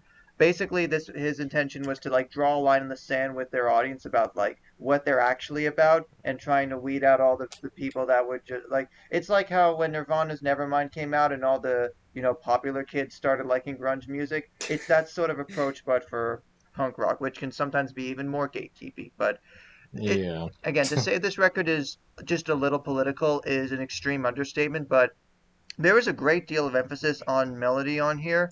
Um, but just some of the song titles here really, really just get me just because like they're very in your face and blunt about the topics, but they still have a tongue in cheekness to them, like Very nailing long. Descartes to the wall slash parentheses Mm. liquid meat is still murder, which is like it carries over from the opening track about consider something else, consider someone else, stop consuming animals, and it's very earnest and it's got that maturity in there, but it still like knows when to have fun. And ironically, a track from a later Propaghandi record actually references like I believe it's the track Tartuffe from their latest record, Victory Lap. Male privilege less frequently checked. Okay, go sit through less talk, implying like, okay, you think you know what we're talking about? Go back to this record and then come back later. And even the title Apparently, track, it's basically a dig at the Winnipeg punk scene because of how homophobic it was then. apparently, I'm a PC fascist. Wow. Yeah, they I was talk a because I care preteen about both human and McCarthyist. non-human animals. One of my favorite tracks is actually one of the more melodic ones, which has then bassist and then bassist John K. Sampson, who since he left once he left in I believe 2000 or so, went on to form another great underrated Canadian rock band in the Weaker Thans, and he's also had a solo career, a decent solo career with I believe there was a song something about writing a thesis that was on the radio on Indie 88 like 10 years ago. Let me just check here because I remember that record in particular was pretty good. Uh, And we thought yes, when I nation write my states was a master's bad thesis. idea. Speaking of that one, so Angerless is I like the concept of that one because it's basically about someone in John K. Sampson's life, a family member that he wasn't that close with, passed away before he really got a chance to like because he had everyone had conflicted feelings about this person and he never really got to know him that well. So that line of, so why were you so anchorless? A boat abandoned in some backyard, anchorless, in the small town that you lived and died in. Yeah. And it just like that part of that chorus, as someone that like, granted, I've always felt like the place I came from, it was really only incorporated as a city like the year before the pandemic, so it always felt a bit small towny to me, even though by technical definitions it probably wasn't after a while. But I'm sure some of us have come from small areas or felt like that at times, and Sure. you Yeah, can Yeah. really relate to that. And I also ironically love the next track, Rio de San Atlanta, Manitoba, just because obviously the message is extremely blunt, but just like the musical instrumentation here, like you can see they still have those heavy riffs, but you know it just keeps the aggression going. And then they also have a lot of tongue-in-cheek stuff, like a public disservice announcement from Shell and the state lottery later on. And we thought the nation states were a bad idea, also. The whole like I believe that, yeah, and I'm just a kid. I can't believe I have to worry about this type of shit. What a stupid world! And it's beautiful. No regard for principle. What a stupid world! Like, they're still speaking to the young kids now that just they have this idealism about how the world should be, but they already have to worry about all these messed up things happening, like I'm sure kids today do. Yeah. All right, let's talk I more think I rock. listened to this album a little bit. You could say any of these Sorry, tracks like a particular tone. It would be funny. I love it. Yeah.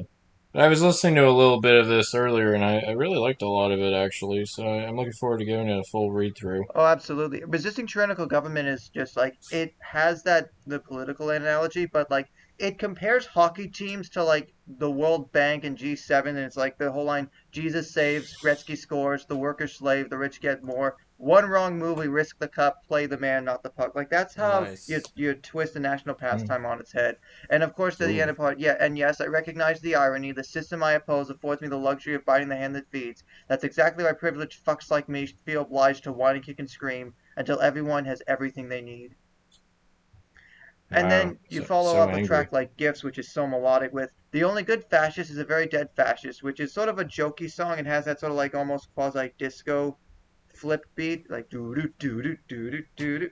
But even with a jokey song, they have a message to get across, and despite how short it is, I feel like it's a great blueprint for the band as they really brought their sound forward and just made it even heavier. And I was really happy when they started getting a bit more metal involved in there. Although since John K. Samson left after this record, Todd Kowalski joined as he toured behind it, but like he brought an even more heavy low end. Although George Samoleski, I think, is such an underrated drummer because he's got like the punk stuff going, the D beats, but he can still do some really technical things as well. So like, and they were a trio, like at this point in time, and for a trio up until I think maybe sometime in the late 2000s, early 2010s, to be playing that heavy, I think for a while they were one of the most underrated power trios in music. And yeah, I'd say definitely if anyone wants to get into Propaghandi, honestly, forget how to clean everything. Start with this record and go forward because the next record, Today's Empires, Tomorrow's Ashes,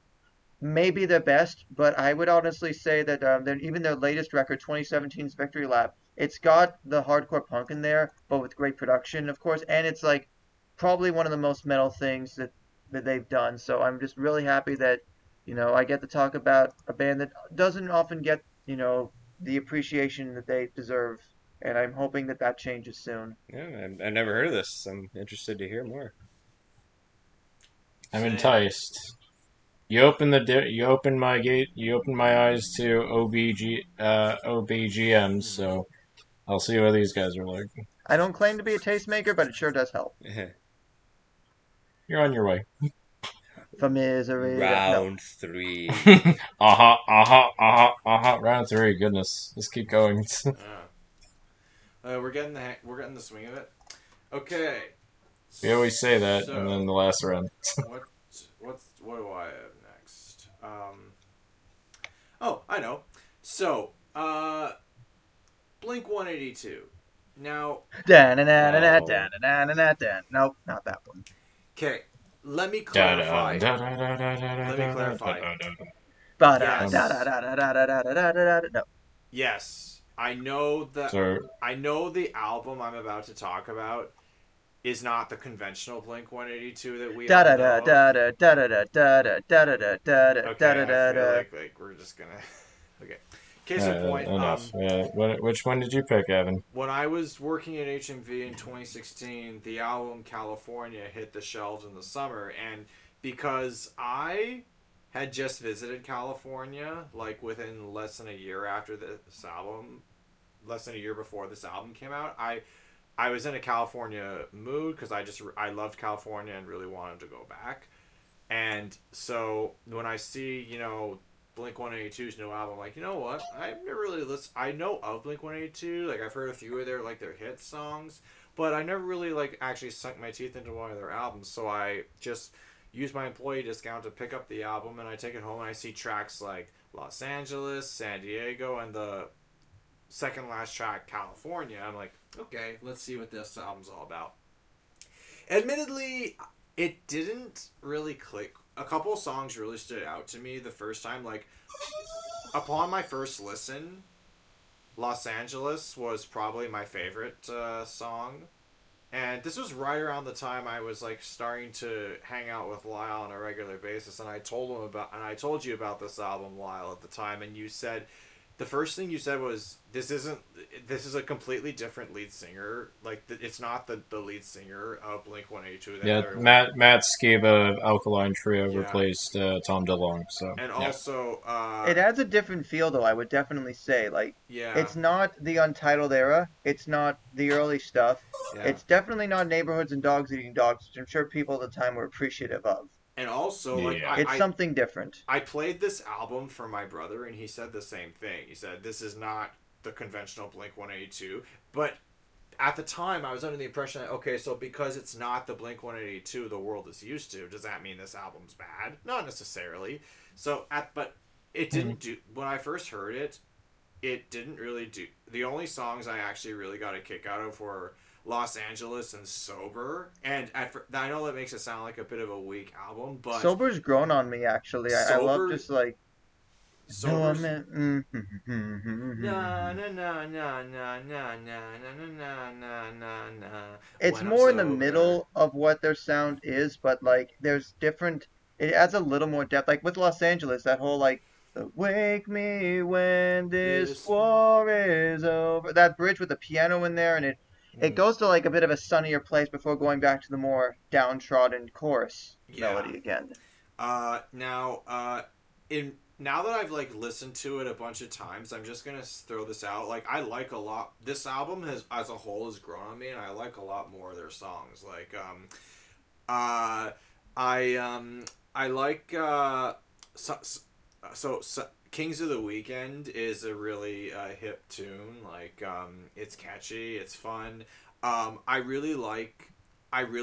now really like the songs Rabbit Hole and Home is Such a Lonely Place. Believe it or not, I looked up the history of Home is Such a Lonely Place, and the guy wrote it. It's about his son who moved out to go to college when he was 18, and it's like, yeah, like that's how, at first I was like, yeah, that song sounds like how a father would feel about his son moving out and becoming a man and just leaving home.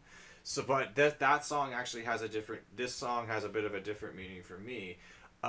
When COVID hit, I mean, we keep going back to like the start of the pandemic. So when it occurred to me that COVID was like a real thing and a real problem, Lyle got, unfortunately, let go from the job he was working at the time because companies everywhere were, cutting like non-essential. And if you were deemed non-essential, like as a worker, then you were out of a job, or your job was suspended or whatever, and you had to collect. What the fuck was the name of that emergency? CERB. Yeah. You had to collect a CERB. So when Lyle, Lyle just the day after like COVID was declared a pandemic, Lyle tells me, "Hey Evan, my dad wants me to come back home." It's like, okay, and I figured I'll see you in 2 weeks when this thing blows over. 4 months later. So needless to say, I had our old apartment to myself for 4 months, and I mean, granted, I talked to Lyle just about every day. We were in the movie group together, and we were watching stuff all the time, like virtually. So it was fun. But whenever I missed like having him in the other room, whenever I missed having him in the other room, I would play "Home is Such a Lonely Place," and a lot of the lyrics like actually kind of yeah. And even like today, like even though like we're not roommates anymore, I'll still occasionally throw that song on. It still has a nice, but it'll always have like some nice meaning for me. But I will always remember the pandemic whenever I hear that song. That's sweet. Sounds like a remarkably mature song for Blink. And I say They this. still have the I juvenile say this moments. in the same album that has songs like "Built This Pool" and "Bohemian Rhapsody." Is that really it? My God. Okay. Of all The the first songs, half of the record is like it's pretty top heavy, but I remember like I would just go from Cynical through to like No Future or something, and that's what I remember most about it, to be honest. yeah. Yeah, the first 4 songs I usually I remember the most. Yeah. Yeah. I mean, she's out So of her that's mind. I just like, Mark Hoppus is hip enough to be like, he plays punk rock, but he's cool enough to respect the works of Bauhaus. Yeah. Very nice. got Also, Bauhaus stuck in her head. the only thing that matters, I find, is a hidden gem. It's a catchy song. I really enjoy it. This whole album, like honestly, like even Left Alone or Teenage Satellites, like have their fun parts. You guys know Patrick Stump co-wrote 2 tracks on this, which was kind of surprising because I'm like, I feel like that should have happened sooner. Well, no, I didn't. You'd think. Yeah, he You'd co-wrote think. Sober and San Diego. Nice. But yeah, going back to a point you just made, the two greatest songs on this whole album, Built This Pool and Bohemian Rhapsody. Cody, Bohemian. Bohemian Rhapsody, sorry. again. We've got to make Cody, these are the greatest songs ever. Look them up.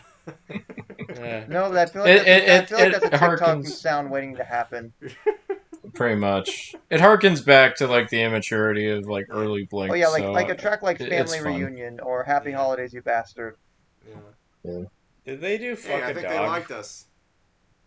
Yes, that was one of the bonus tracks on one of the versions of Take Off Your Pants and Jacket, That's- which I almost wow. picked Yeah. for this That's episode. their but greatest decided against. song. That's their greatest song. Yeah, That's their yeah. greatest contribution You know you're in trouble in when their you're entire I'm discography. not kidding. No, I You don't. know- I you don't know- know how you know people how feel about much- Travis Barker here. You know Go how ahead. much I would give a shit about Blink 182. The extent of how I give a shit about them if I'm saying their best song is Fuck a Dog. Well, then you haven't listened to Take Off Your Pants and Jacket enough. Yeah, or Enema of the State. I go back and forth on those. I don't know Or how people Cheshire here feel Cat. about Travis Barker, but I feel like on late era Blink 182 stuff, especially for the most part, I like his stuff, but he has gotten into a tendency of he tends to overplay more often than not. Sometimes it works, sometimes it doesn't.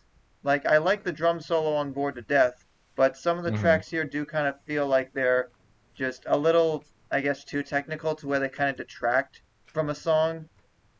Yeah. Well, he's always been rather flashy, so I get that. Yeah.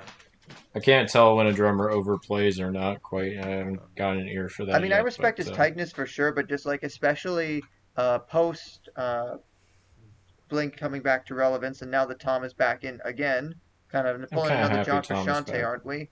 Which, by the way, Yeah. Edging is okay, but I'm not sure how that new record's gonna be at this point. But hey, if it gets people seeing him again, a big part of this era of Blink as well is that they've been working with John Feldman of Goldfinger fame on production, and he's been producing a lot of modern pop punk. And so John Feldman's production combined with Travis Barker's drum work, and now obviously Travis Barker becoming like the new face of pop punk in the late 2010s, early 2020s especially.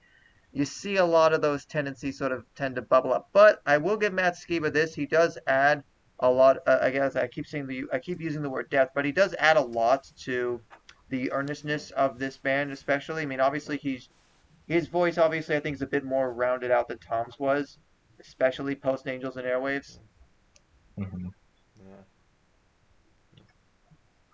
I do have difficulties telling his voice apart from Tom why DeLonge. is his, no, not Tom DeLonge, Oh. the other guy. Why is his Mark name slipped Hoppus? my Mark, that's right, Mark. What the hell is wrong with me? Yeah, sometimes I have trouble differentiating from Matt and Mark sometimes, but They you do know, blend he's- together a little bit. I was Yeah, going to actually ask Evan because did you listen to anything from the bonus disc? No. There's a bonus disc? Yeah, I think they came out in 2017. I think Oh. you should check out Parking Lot and 6-8 especially, because I think those are Okay. some of the more interesting B-sides that maybe I think 6-8 should have been on California proper if you left off maybe, I don't know, Teenage Satellites or The Only Thing That Mattered. Like one of the Yeah. songs from the second half. Okay. I'll definitely look into that. Thanks for Yeah. the recommendation. Yeah. Yeah, I don't have much more to say. It was just an album that I discovered when I was in a California mood, and hey, it's a pretty decent listen. I'm glad that we all agree. At first, I was under the impression that it's like it's not.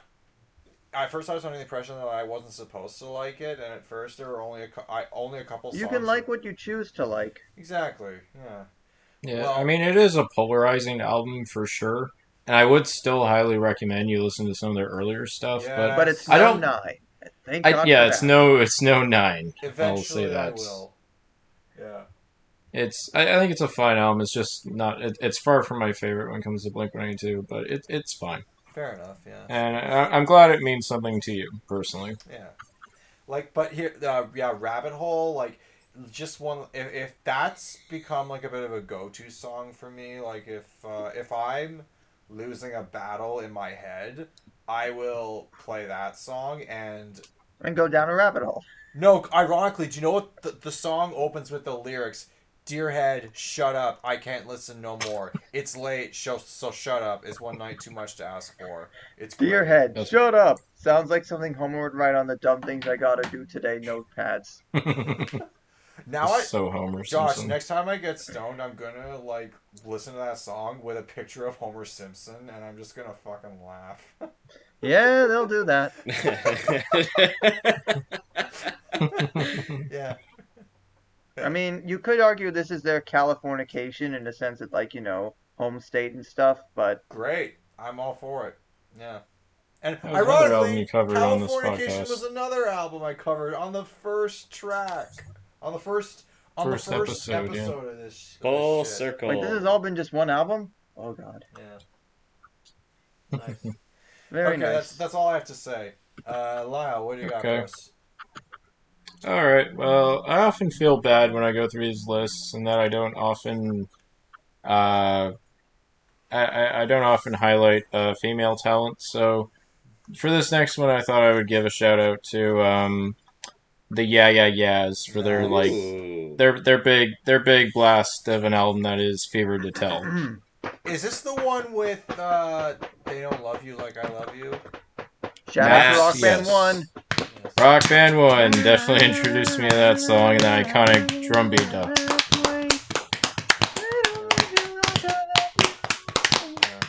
A moment of sincerity on what can otherwise be a very blistering indie rock record. Yes, this Or album holds bordering no on like punches. garagey stuff and dance punk and what have you. Yeah, it can be quite intense. It can be quite blasty, but that's what I like about it. Yeah, what can I say? Honestly, like this album just doesn't stop. I really like. I think I like almost every single track off this album, and I have to say, Karen O, probably one of my favorite singers of all time. Oh yeah. I love the way she can deliver, and you have songs like "Tick," where she that outro just she sang, girl. Oh my god. See, when I think of Tick, I think spoon. Nobody? Oh, the Tick. Okay, I get it. Yeah, Yes. nice. I got that reference. Very nice. Nice. I don't know. For some reason, this album just kind of like elicits this feeling. Like, I always compare this album to like someone like Catwoman, especially like Arkham City Catwoman or Zoe Kravitz Catwoman. Just like this kind of like seedy energy that like would pump you up for a fight or something. I really like certain songs very, like very "Date good with the choices, Night." actually. Like "Date with the Night" is such a club song. I don't know what Yes. it even is. The Man, guitar like, I craziness got a on man. that one. "Date with the Dark Knight," more like it. Oh, nice. I kind Or of like, Karen O and Corinne Tucker have kind of a similar energy in that they have their softer moments, but they definitely have that roar when they want to be heavy. oh yeah, I should mention there are some really good soft songs. I personally really like "Pin." It's like that, da da da da da da da da ba-dum, ba-dum, ba-dum. Or even some of the last song on the album, which definitely reminds me of some of her contributions that she would later have with Spike Jonze, like "Modern Romance." I like that song a lot. But I gotta say, like the 1-2 punch of Maps that goes right into Y Control. Y Control. I want to cover that song someday. Throw in some fuzz bass. That song is just so killer. Dude, Lyle, In terms of recommendations, yes. I've heard this whole album before. I can even remember exactly where I was. It was like the summer of 2021. It was just a couple of years ago. Like I was just on. Oh I was wow, literally. that's I recent. just threw this album on, just whatever, and on my way. I think I was like shopping for like new work shoes or something like that. I was literally along Okay. Eglinton Street. Like I remember Okay. exactly where I was, Oh. waiting for the stop. I was listening to this album, and yeah, I'm just None of it's kind of jogging my memory right now. I don't know. Maybe I just listened to it too No, passively. no, you almost had us. Oh, Yeah, that's I too listened to bad. it too I remember passively, when I was... but I have heard it all the way through. I will say that. Okay, that's good. That's good to hear. Yeah.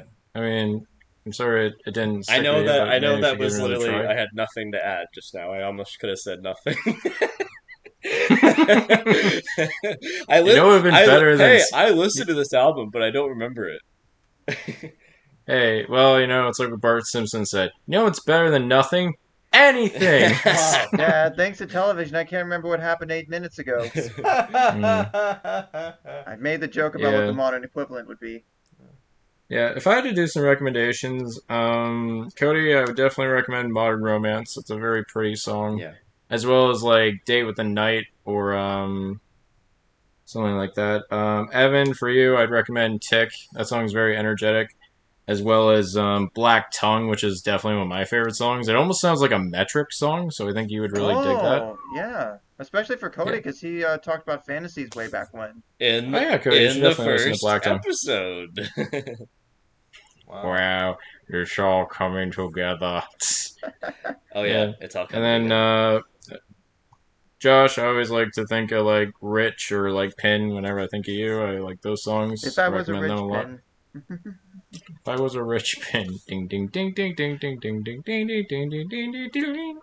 And then of course like Maps and Y Control really need no introduction. I think if Yeah. to get into this album, I would recommend those Yeah, two songs I know those because they do ones, yeah. sing in together, and they're some of their like most popular songs. Well, I guess unless you count Heads Will Roll and the many iterations of that Because one. what's ironic was, like, in 10th grade, I heard Maps through Rock Band and the first Rock Band, and then I think a few months later, Day with the Night was DLC. So that was already, like, two Oh. big points in this record's favor. I also kind of find on the 2017 remastered disc, the bonus disc rather, there were a bunch of B-sides and, like, bonus tracks, and of course, one of them is called Boogers. Oh yeah. So, Lovely. I'm interested in this because, like, I've liked some of the IAO stuff. I think Fever to Tell obviously gets a lot of praise. I definitely want to check out Show Your Bones, though. I feel like that's sort of like the ignored middle child between this and what would eventually be their breakthrough record with its Blitz. Yeah, I mean, I did listen to Show Your Bones. Like, I remember when I was a kid, I really liked Gold Lion. Yeah, it was that back was when a it was big one. before I hit puberty, so I could actually follow along with her vocally. And yeah, I like that song a lot. And there's another one I liked. There's another album that they did. Was it It's Blitz? Hold on. Well, it wouldn't have been Mosquito because nobody liked that one. Oh no, it was like a EP they had. Is. Oh, So, yeah, not is. I really love the song 10 by 10. That's one of my favorite songs by them. I know, I think But- last week you were telling us about Art Star. Oh, their no, subtitled EP. that's a song that would piss off Cody to no end. If he doesn't like So noise, he's he's gotta not going to listen like to it. art stuff. Oh, Yeah, he absolutely has to. oh, for sure. And it really tickles my heart. It tickles my heart because they just released a new album just last year with Cool It And Down. I And heard now, it was pretty good. I mean, the single with Perfume Genius sounded fine. yeah, I hear Burning on the radio every time I get in the car. I'm like, oh my god, yeah. Is this one of their old? Is it a new song?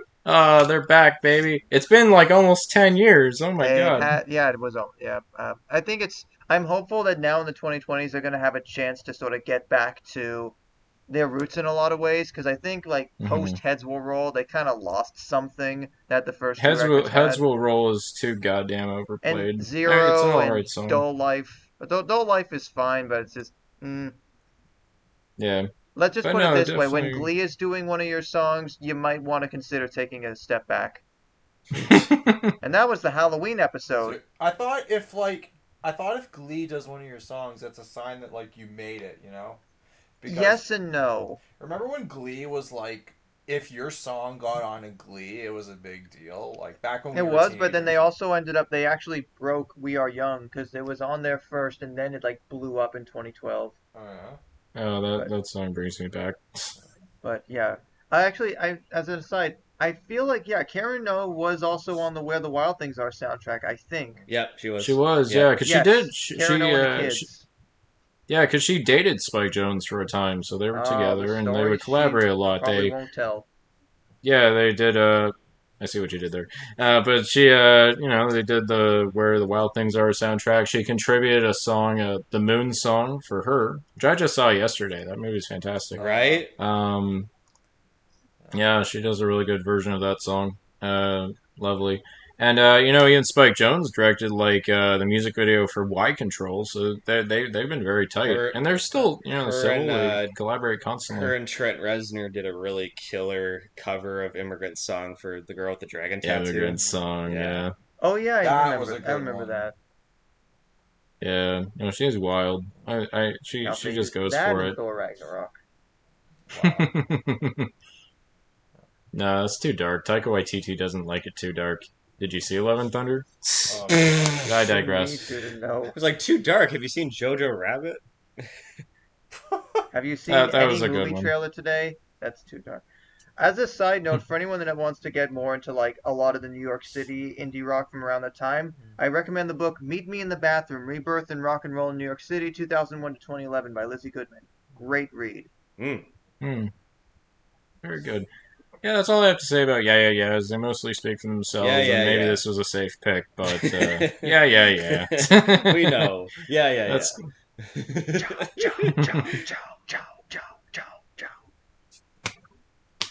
yeah. So what's your next pick, Cody? Oh, right. I'm next. That is correct. Well, actually, continuing more kind of like fun rock songs. I take us now to we dropped their name before, but the new Pornographers. There we go. That's the transition I've been waiting an achingly long time for. The new Pornographers. They're from all the way from Vancouver. Yeah, just like me. Yeah. Some more Canadian shout outs here. I'm actually happy. Now funny enough, how I got into them. In the summer of 2020, we're back to the COVID times. I was listening nonstop to this collaboration album called "Dark Was the Night," and oh my god, if you, I mean, it's basically like the treasure chest of indie music. You got who was on there? You got Feist, the Decemberists, Arcade Fire. The Deshna brothers from the National produced it, so yep, yeah. Iron and Wine. Who else? Spoon. Bon Iver. Sufjan Stevens, Bon Iver. Beirut, My Morning Jacket, Yola Tango, Excellent. Yonsi from Sigaros. I literally Bird. I listened to this album to death for 3 months that summer, and one song off and there's of a it. song Love versus Porn. Yeah, that's the last track, right? Yeah. One track called "Hey Snow White" by the new Pornographers. I was like, "Oh, this song's actually pretty good." But what I liked about what Dark of the Night did was it actually opened my eyes to other artists that I never heard of before. So I kind of branched off and just said, "Okay, who's the new Pornographers?" And I just threw on my next album, Twin Cinema from 2005. Excellent. Well, for me, it's either Mass Romantic or Twin Cinema as the best TNP record. Yeah. Because the new Pornographers, if you talk about indie rock supergroups, for the West Coast you have TNP, for the East Coast you obviously have Broken Social Scene, but I think Twin Cinema, well, Mass Romantic was obviously their debut. They were still trying to find their sound, but Twin Cinema is the new Pornographers at their best. Yeah, it's Jesus. I mean, kind of similar to how Lyle feels about the Yeahs album. I would recommend this whole. Just guys, listen to this whole fucking album. The drums on Use It. Oh, use it tonight. Oh, that's a good song. I remember that one. And Sing Me Spanish Techno. Listening too long to one song, listening too long to one song, sing me Spanish techno. Yeah, love it. Another one, the Bleeding Heart Show. Hey la, hey la, hey la, hey la. Just there's a very communicative, nice group kind of feeling to this band. I would love to see them live. Nice. Well, you're in luck. for They're sure. putting out a new record next month, so maybe they'll be touring Toronto sometime. Oh hell yeah, I'd totally go see them. They're great. Let me confirm. Actually, no, their new record, Continue as a Guest, is coming out on the 31st, so in a few weeks. Isn't there a member from Destroyer in this band? one of my favorite members of the New Pornographers, who I believe he rejoined in time, Dan Behar. Zimmer, yeah. I remember I reading up on believe. that. No, he's not. Okay, he was in the New Pornographers. He isn't anymore. But side note, check out almost everything Destroyer's done, especially Destroyer's Yep. Rubies, Street Hawker Seduction, Kaput, Poison Season, Have We Met Labyrinth? Like even the members' side projects have great things there. Yep. I remember listening to Destroyer. I know this is us. I listened to the album Kapunt. Kaput, yes. Kaput, sorry. Kaput is, I think, one of my favorites of his. It's got so much like 80s soft rock, sort of almost like smooth jazz kind of feeling. It's like a very throwback record, but it's got a lot of saxophone on there. Lyle, I would recommend. Well, you probably would remember this a little bit more, but I think of you when I hear the song 3 or 4. Aw. I don't think I know that song, so I'll Is have to it check 3 it out. or is it 4? Who knows? Actually, all three of you. There's a song like even Josh, you and Marnie, please do a cover of of Fire. Streets of Fire. Isn't Streets of that a Fire. movie? No, that's It is a movie, Yeah. but Yeah, it's I also a should- song. I've been meaning Walter to check Hill. this out. Guy who made the Warriors. And Evan, the Bleeding Heart Show, please. All right, I'll check it out. Streets of I Fire. and actually, who sings? I know there's multiple members in this band, but who sings "These Are the Fables"? Which female singer sings that I'd song? have to see, but like well, I know because AC Newman's like the main guy, but Yeah. I really I think people sell Nico Case and Catherine Calder short a little bit. Especially Nico Case is one of the most fascinating figures in music as of the last like 15, 20 years. Yeah. I mean, there's so many fun, fast tracks. There's like it's a nice upbeat kind of album. It's you want to sing all these lyrics out loud once you got them. Like if you're in the shower, if you're driving in the car, you just want to sing out loud. Yeah, Nico sings These Oh. Are the Fables. Oh, there we go. Yeah, beautiful voice. Love listening to that song just for her voice alone. The last track, Stacked Crooked, was pretty good. Um, yeah, I recommend listening to this whole album actually. Nice. And Nice. going back to what we said about kind of personal time capsules. I remember when I talked about U2's At Chung Baby, I believe in the Achtung Baby, yeah. second album episode, maybe the I think third it was one? the first yeah, one I that think I was so. on, so that would have been the second one. Second one. The second one, yeah. When I mentioned like that, I was like the time I was listening to that album, it was just like a few months living into this current place I'm at now, taking a lot of walks. It was actually At Chung Baby and Twin Cinema I was listening to nonstop on just like walks around Nice. the block and all that. Like and when I think of that album, it takes me right back to the fall of 2020. Really fun stuff, guys. The only thing I remember for this band, I remember one time I had this community comtech exercise where I had to film this guy in a wood shop, like pushing wood through a saw blade, and I used the electric version during the entire thing, and people looked at me. It's like, Another rock that's a band really rock good throwback. The electric version. it's like, wow, that's Yeah. yeah. It's not on this album, but Yeah. I just thought it was just tidbit. It's all I can add, really. Because They're well, like, how do you "Oh, remember that's a them? nice song." You listen to them back then, or Sort of. I mean, Use It, I knew. Definitely. My mom put that in a compilation disc for me for like new songs. Ooh, Um, nice. But yeah, I don't know. I'm familiar with the band, but I should listen to them more. yeah. And if you feel me. I mean, It's there's kind of fascinating to it's think. Oh, yeah. go ahead. Well, I was just gonna say there's a loud, energetic kind of garage band esque, but it's all kind of clean. But there's a little distortion, but there's a lot of like melodies within it, and it's interesting. So it's like a band. Yeah, but it feels like a band. It It's doesn't like a sound band. like a band. It feels like a band. You can feel it when you listen to this. That's the important thing. Okay. It feels like a band. Yeah. Well, that's what I want to hear when I listen to an album. That's okay. On those words, I will give this one a try. The New promise. Pornographers are one of those groups where a bunch of the members have side projects. Where I think I said it earlier, where like all the side projects are just as interesting as the supergroup itself. Yeah. Because considering that when was Twin Cinema was August of 2005, and like 6 weeks later, not even 2 months later, Broken Social Scene's self-titled came out. So you had Use It and 7/4 Shoreline in that same expanse. Oh, And if you know Broken Social Scene, you know 7/4 Shoreline is one of their best. oh, I've seen them play it live right before Arcade Fire came on stage. Oh, love that song. Wow. Love that song so much. That must have been cool. Also. Wow, okay, so we go from cinematic orchestra to twin cinema. Did you guys know I like movies? What's funny is that like I What? keep You mentioning don't Rock Band, but like Rock Band had like a few new Pornographers songs outside of that. Of course, there was Really? Use It was DLC in like 2009. All the Things That Go to Make Heaven and Earth from Challengers was also DLC. Oh my god, I And gotta then play a this. few years Oh. ago, One Kind of Solomon from In the Morse Code of Brake Lights was as well. Oh, I would love to play new Pornographers on a Rock Band. Well, you just got to invest in a next gen console and instruments and It's you an know buy a investment. bunch of songs. It's an investment, yeah.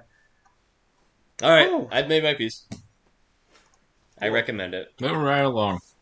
Okay, so time to go. I'm finally gonna do something that's not like from the 90s or 2000s or 2010s. This is the oldest record that I will be covering, and I figure it's about time I talk about this artist because I've always had great respect for him since I first started getting into music. But I feel like my pick here is the most most ahead of its time, and unfortunately, because he passed away only a few years after this record came out, we never really got to hear what would have been because it was just so expansive and so I would say it was the most progressive and yet the most accessible in some ways, and that is the final album from the Jimi Hendrix Experience and the final album proper when Jimi was with us, Electric Ladyland. Oh, Wow. yes. So Going through all the 1968 was stops now. kind of a Hell weird yeah. time because like there was Jimi Hendrix Experience only had 3 records proper. You had whereas Are You Experienced was more, it still had that like 60s classic rock kind of sound, had the bits of psychedelia, and Axis Bold as Love really added the spiritualism and the Hindu influence as well. Not so much with the sitar, but just the production sound. Electric Ladyland, it adds in blues, it adds in jazz, but it still has it still has the spaciness. There are just some straight up jams on here, but it's all really compacted together. And nowhere is that more apparent than on the banger that is Crosstown Traffic. Like,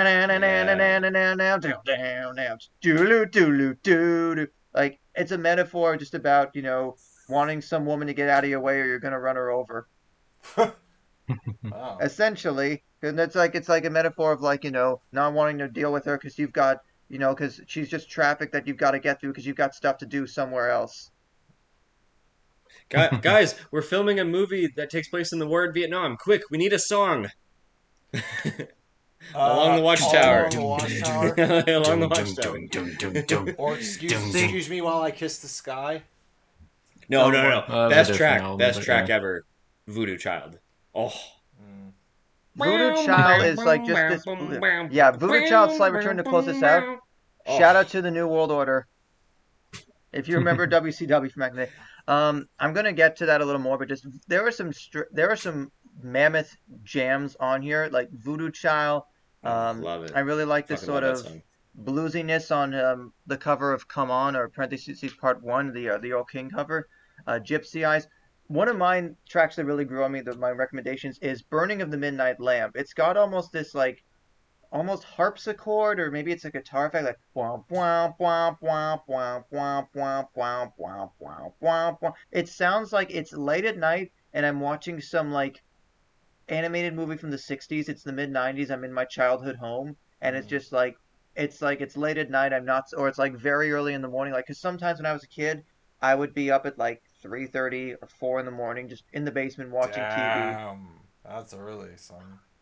Yeah, and this was maybe when I was 4 or 5 or 6 years old, so like Jeez, pretty and then early and you on. know what? When he was I 10 or 11, he'd get up at 5 or 6. So I feel like making a progress. Skinamarink reference, but I will Oh abstain. my god. No, but like that was one that the fact going from Burning of the Come Midnight Lamp through upstairs. to a track like Rainy Day Dream Away, which if you talk about tracks to listen to on an overcast day, I Yeah. ironically talked about Black Water on the I Recommend episode. Rainy Day Yeah, you Dream did. Away is one of the more like, jazzy or oddly more upbeat tracks because it's not so much about how depressed you feel when it's rainy out. This is just more like, let the weather be how it is, it's still fine here. And then and just the fact that this is the only record of the Jimi Hendrix Experience where Jimmy produced it all himself. Like, Oh, really? there were obviously other musicians who collaborated with him, and Mitch Mitchell and Noel Redding do still do a lot of their parts. Although Noel doesn't do as much bass because he had formed a band that year, so he wasn't able to commit to a lot of it. So Jimmy A little actually does distracted, yeah. bass on a bunch of songs on here, which is Oh, wow. interesting, but you already can kind of see that, there's already some tension within the group. So you wonder, had Jimmy not passed in 1970, would the Jimi Hendrix Experience have even survived that decade? It's very unlikely.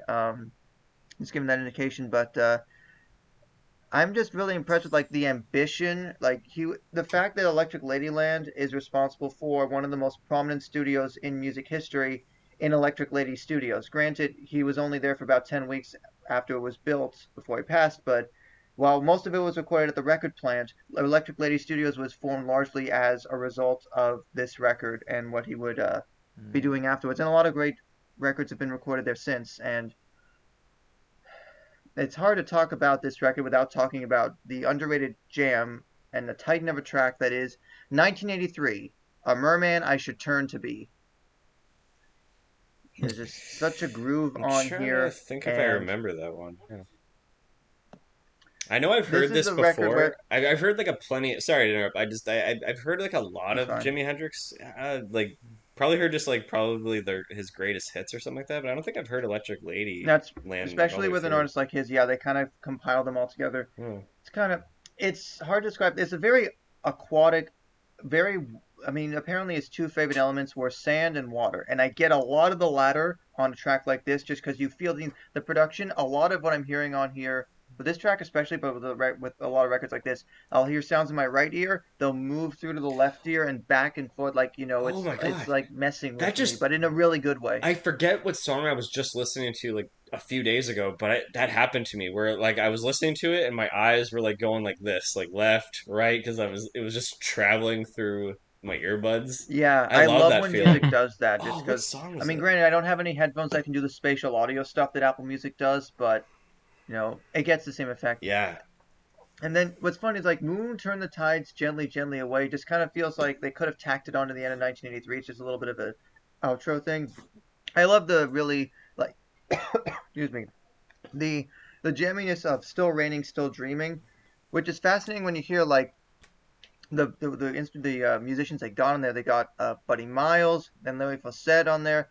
The late Brian Jones actually did percussion on the All Along the Watchtower cover, which was Nice. kind of interesting considering I think he passed away a few years later. And what blew my mind was on Voodoo Child, they got Steve Winwood to do the Hammond organ. I'm like, oh yeah, because he was in Traffic and he would later have that solo track Higher Love, which was pretty big in the 80s. Hmm. He'll be back in the high life again.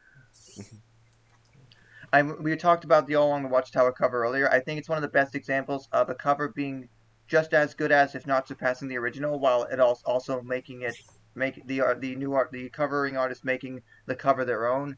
And Oh, that's Mm. Bob Dylan for you. Yeah. Yeah. I mean, again, the critics love the cover. I mean, when Bob Dylan really appreciated it. And of course, it ends with Voodoo Child's Slight Return, which is, of course, one of his hardest rocking songs. I mean, even the fact it opens with "And the Gods Made Love" into "Have You Ever Been to Electric Ladyland," it feels like it's cohesive. And even though, it can be, it's very long. It's a feature length movie, essentially in audio form. It's almost an hour and 14 minutes, so it's not Cool. digestible by any means, but I have very fond memories of when I used to work at a summer camp at summer camp in the recording studio during like lunch breaks or periods where there weren't cabins. I would take my old iPod Touch, put it with like an aux cable in the stereo system there, and I'd listen to this record at work, and it was Mm. just a blast. Ooh. Nice. And Hey, it's- hey, Lyle, Evan. Okay. You know what movie Voodoo Child is featured in? Which one? Finding the Which one? Tune. Oh, Oh Yeah. yeah, that short you made. Yeah, that one filmmaker. I forget his Right. name, but he has really good yeah. taste. I think it was Modi Donald or something. Moody McDonald. Moody McDonald. Whoa. Is he the spawn child of MoodieBoy? MoodieBoy. He'll be a moody man McDonald. someday. Do you guys? Oh my god! I just thought of something. Moody Did, Mac. did you guys ever see that video of Jimi Hendrix playing live with his mouth? He played the guitar Oh, with yeah. his but mouth. I bet that's crazy. Oh, it was that sorry, it was was one the of his wall-up pedal on trademarks. Burning in the He's Midnight the Lamp. I thought it was guy- harpsichord. Who played guitar was that's right. He's a lefty. Lefty and played with a righty. And what's fascinating is that it's very likely that the Jimi Hendrix Experience probably played some of these tracks at Woodstock the next year. Oh At yeah. least maybe one or two. And just I feel like it was also funny is the whole like I'm sure you guys know about the alternate record sleeve in the UK that obviously you don't see here. I was not it's aware. it's like the orange close up of his face, right? The orange close up of the face is the cover that's on like streaming. I'm talking about the outer sleeve cover with all the women. You know. Oh, I don't know. Did not know. You can probably look that up, but I mean, I don't know if that was more for the shock. But that's an aside. But Electric Ladyland is interesting in that it's a bit of an alternate history. In that, if Jimmy was still around, would his music have gone even more experimental and out there? Like it could have been borderline prog rock at times. Because I get that indication here because he goes into so many different genres: R&B, blues, jazz. You know, but still he gets to the root of the guitar work. And the fact that it was just like a lot of just casual, like he would have friends and guests in there, and it feels more like organic jam sessions that resulted in something spectacular rather than something that was like refined to a T. And that kind of maybe not sloppy precision, but that's part of why I love Electric Ladyland so much. It's just like it's a concept that he didn't even know if it was going to pan out into anything, but like 50 plus years later, here we are. Yeah. Yeah. And sadly, he's one of the members of the 27 Club. We didn't. Second one of the night tonight. Yeah. You mentioned another guy earlier, Lyle. What was his name? D Boone. Yeah. D-Boone, yeah. Yeah. Yeah. But no, I'm kind of in the same boat with Cody in that I'm familiar with his greatest hits, but like I wouldn't mind getting into Jimi Hendrix. I know he's incredibly talented. Oh, yeah. He's And, God on the guitar. boundary Oh. boundary pushing. He can make a for guitar sure, yeah, talk. so. He can literally make it like talk, like say a So can sentence. Peter Frampton. Yeah. Listen to the Again, live. Mm, it's Listen. kind of an example of like each record has it feels like its own era, and for the people that like the more like the primal sort of rock sound, they might like Are You Experienced. For the people that really like the bit more of the trippy sounds of the late 60s, like the whole flower power thing, Axis Boulder's Love might be for you, and some people might say that's his best record. I would argue it's Electric Ladyland. Hell yeah.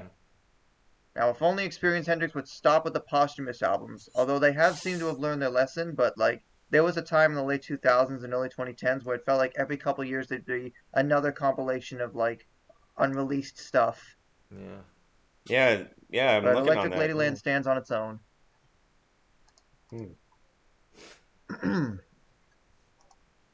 All right, now hopefully I won't choke on any more water tonight as we head to round 4.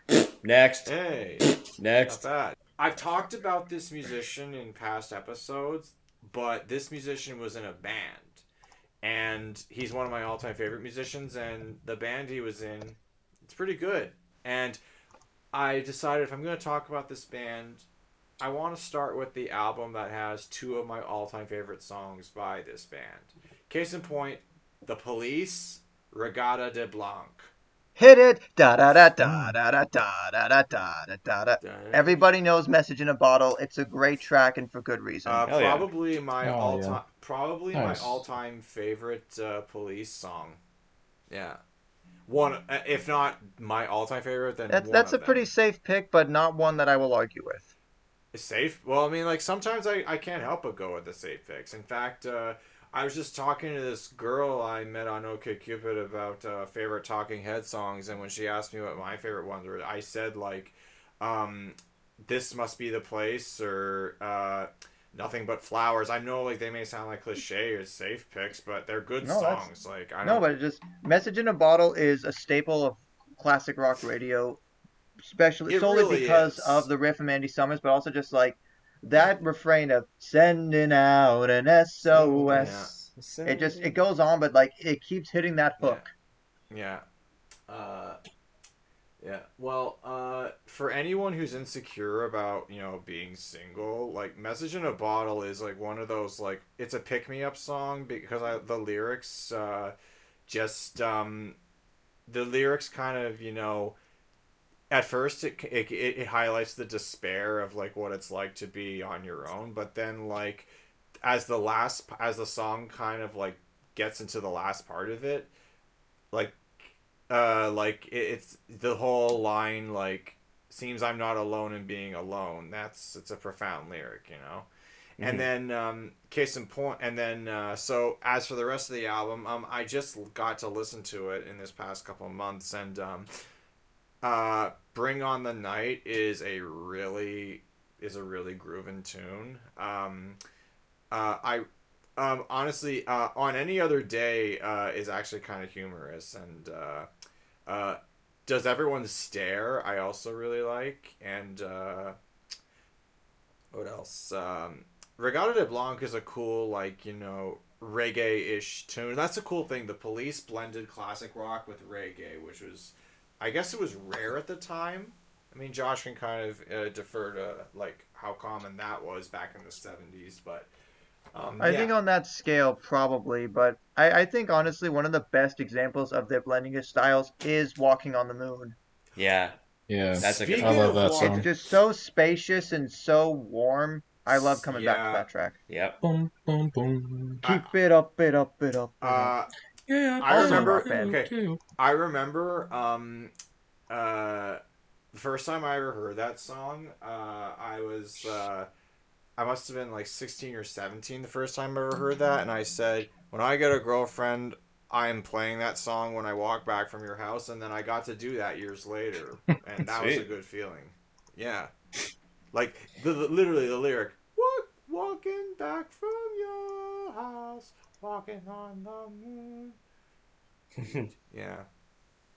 Yeah. Yes. It's off of it. Well, I'm glad you got to live out. I'm glad you got to do that. This is Yeah. off of Sorry. another album, but Wrapped Around Your Fingers, a favorite Police song of mine. That's not on this album, but I do I know, agree that's yeah. a really good one. Yeah.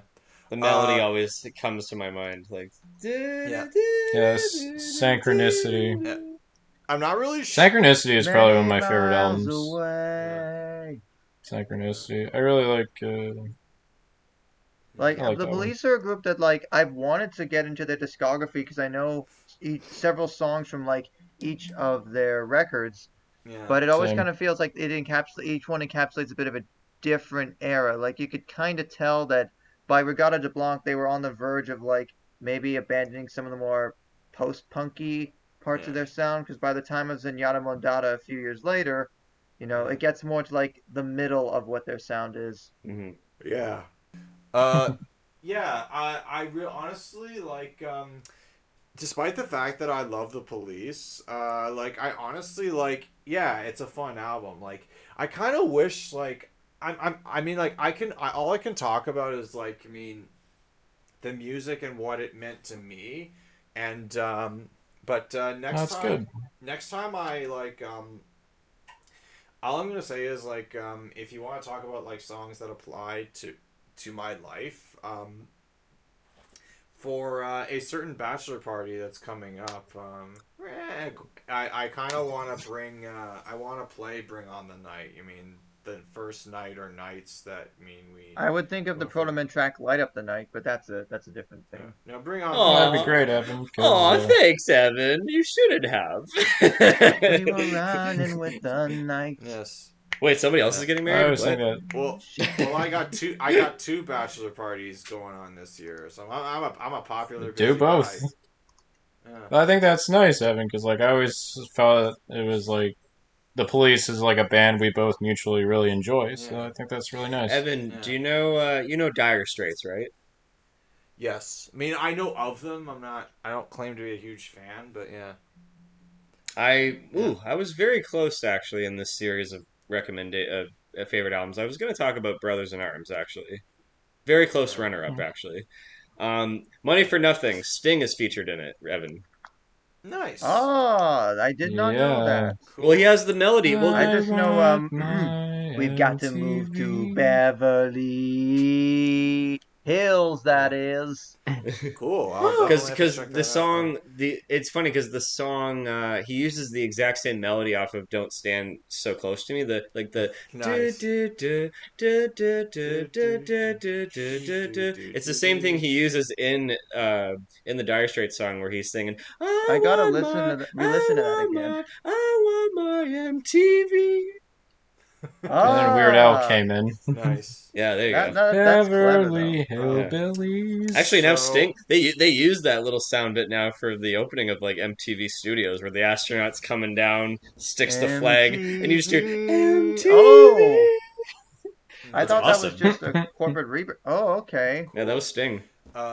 So They Wow. they, That's a they bright actually spot they otherwise. premiered that song at the same Live 8 that the famous the Queen performance was at in '87. Money for Nothing. Yeah, Something like nice. that? Yeah. No, Live Aid was 85. Oh. yeah, and He uses the F word a lot in the song, and not that F word, if you know what I mean. okay. Yeah. Immediately, keep that in mind. he immediately censors it, even when he play it's like the only time you could ever hear him say that word is on the actual studio track, but anytime he plays Yeah. it live, or even if they play it on the radio, they cut out that section. Yeah. I mean, they have to, yeah. Anyway, Next, so in terms of I'm sorry I'm not big on the whole recommending of songs to you guys. That's okay. But there was honestly if I could recommend one for Lyle, if you know this album, check out Does Everyone Stare? It's a good one. Okay. Yeah. Not familiar with that one. I'll check it out. Does Everyone Stare? It's a bit cynical, but it's a bit catchy. Yeah. Perfect. Yeah, that's hence why I I recommend feel like it I'm to gonna you love almost personally. anything on here because I'm a sucker for most things Stuart Copeland does. Nice. Even his score That's work true. is pretty great. Yeah. Yeah. Josh, I'd recommend. Like I said, It's All Right for You. I would recommend that one. And it's just all right though. Yeah. Cody. On Any Other Day. I would check. I would check that one out. all right, Here's I'm adding something. it. So when Bryan Adams sings On a Day Like Today, you never want to see the sun go down, whereas Sting sings On Any Other Day, you want to see the sun go down. Which is funny because in Bring On the Night, one of the lyrics is, I cannot stand another hour of daylight or something. Yeah, it's funny. But when the daylight comes, I'll have to go, no, get that out of here. And it's hilarious, Josh, because Bryan Adams and Sting, to me, have always had similar, not identical, but similar voices. Which is even funnier because for that Three The Musketeers guns will be silent. on Remembrance Day, I guess. Yes, Yeah. you should remember that one. I do indeed remember that. I was one. just imagining if Sting sang Remembrance Day.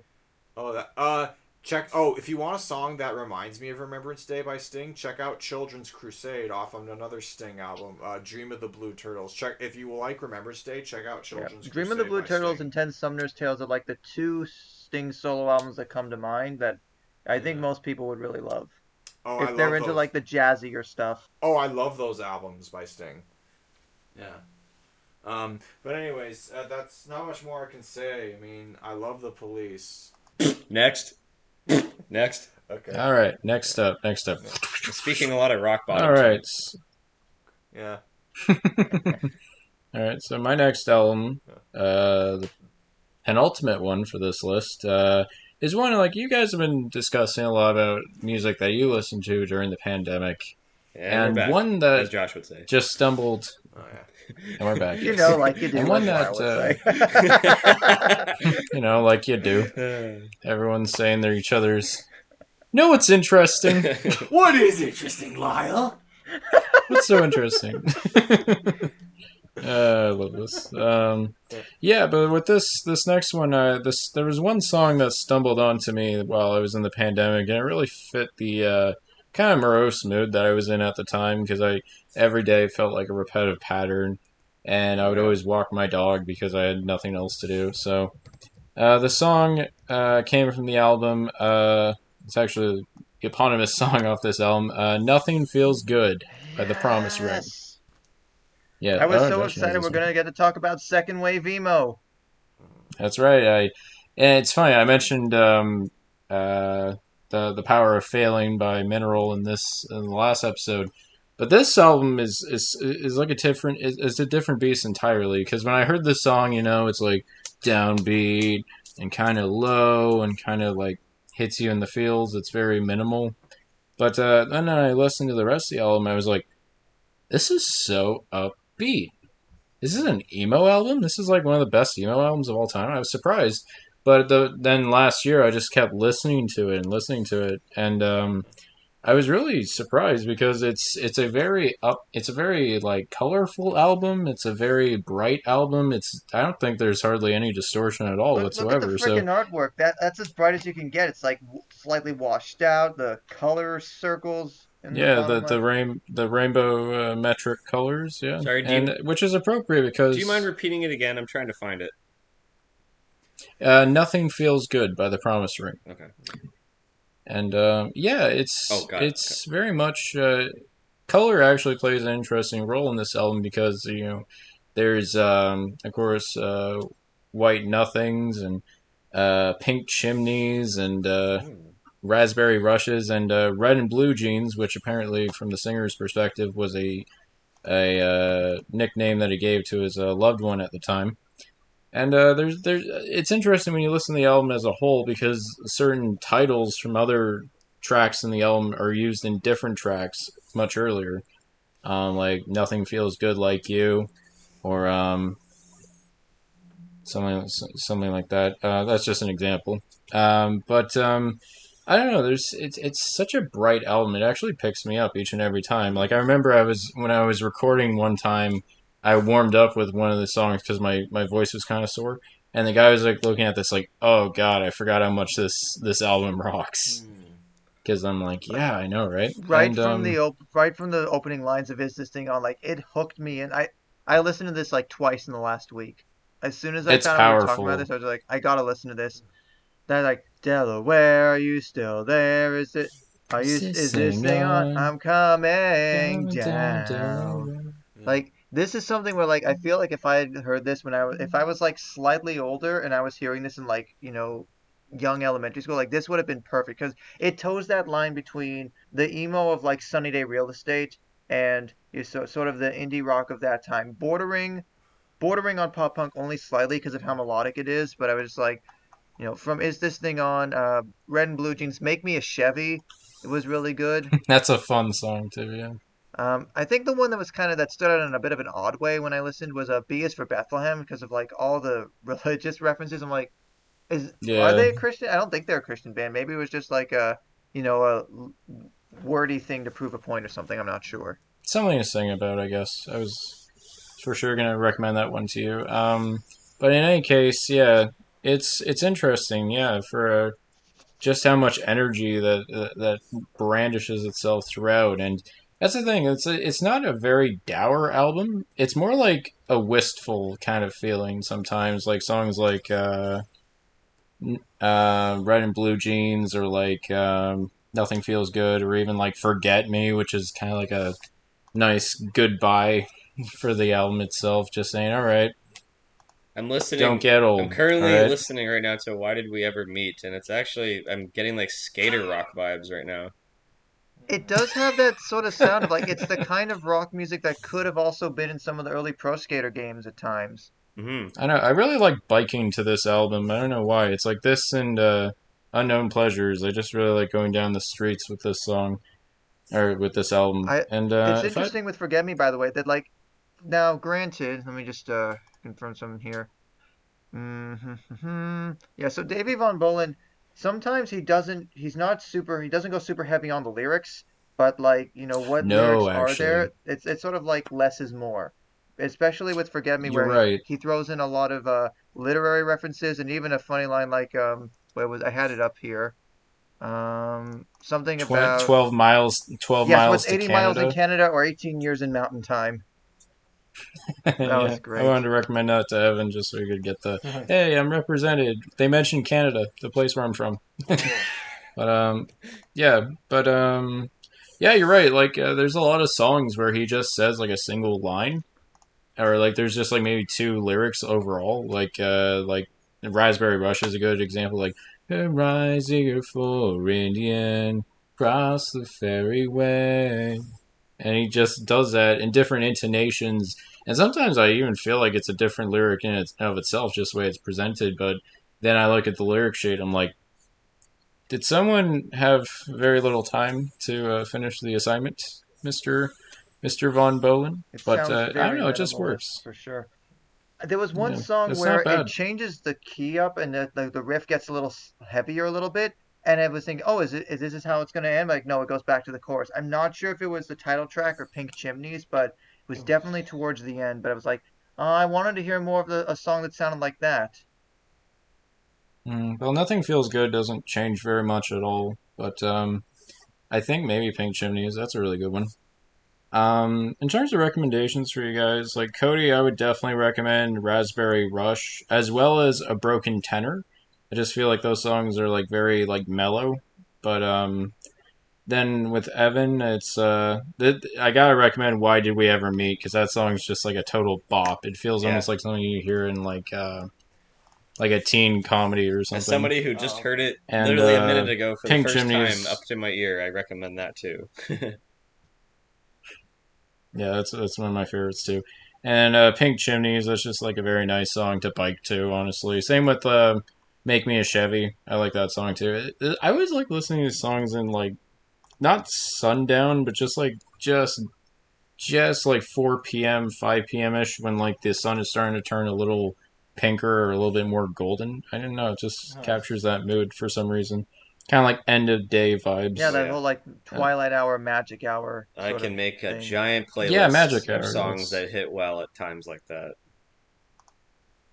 agreed. And for Josh, like you already mentioned, B is for Bethlehem. I just really like that song. Always makes me laugh at how like anthemic the chorus is, and I'm just like, oh, I'm not used to rock songs singing like this in a way that's Rockin' not for like Jesus. derogatory or trying to be edgy or something. It's just like, all right, you could sing this at church. That's fine. But then also another one I always like is Red and Blue Jeans because it's a very wistful song and has a very long ending and outro that I think is really pretty. It's their most popular And one. yeah, for sure. Yeah, but honestly, like this is. I know I'm like the resident moody guy here, but I'm impressed. The last few albums I've picked have been very kind of upbeat and light and kind of fun in a way. I don't know, maybe I'm reaching a new chapter in my life. We'll see. New assignment for Oh wait, everybody after you listen to Nothing Feels Good. If you like this stuff, Jawbox, Cap'n Jazz, and American Football. Three bands in a similar vein that you should definitely check out, especially because Davey was also in Cap'n Jazz, who Mike Kinsella, yep. or the Kinsella brothers, one of which also went out to form American Football. You can really draw a line from Nothing Feels Good through to like the Get Up Kids, early Jimmy Eat World, even some of the pop punk of the early 2000s. They all owe a great debt to this brand of second wave emo, for sure. And even I an think this Act is Like my Spanish Love favorite. songs that I talked about way back. Yeah, I think this is my favorite brand of emo because it's like it's not screechy, it's not whiny, it's just sort of like this backyard vibe of kids just kind of like sitting in their suburban homes and just singing like I want to go somewhere, but I can't right now, and that kind of sucks. I don't know. I think that's kind of my jam, Hmm. and I hope you guys find something in this that I did. Oh yeah. We'll check it out. What's Next, interesting is the album cover was actually photographed at a boardwalk in Ocean City, a Trimper's Rides. So it's kind of like the Coney Island of that part of Maryland, which is it it does does fit remind like me of it's a Coney very Island. and like you said, it's a very wistful, very much like a summer look back album of sorts. Hmm. Hmm. Well, it's only cold when you sleep alone, so there's that. Uh, Cody, next up. Oh boy, here we go. These last two fucking albums. I am so excited to talk to you guys about them. All right.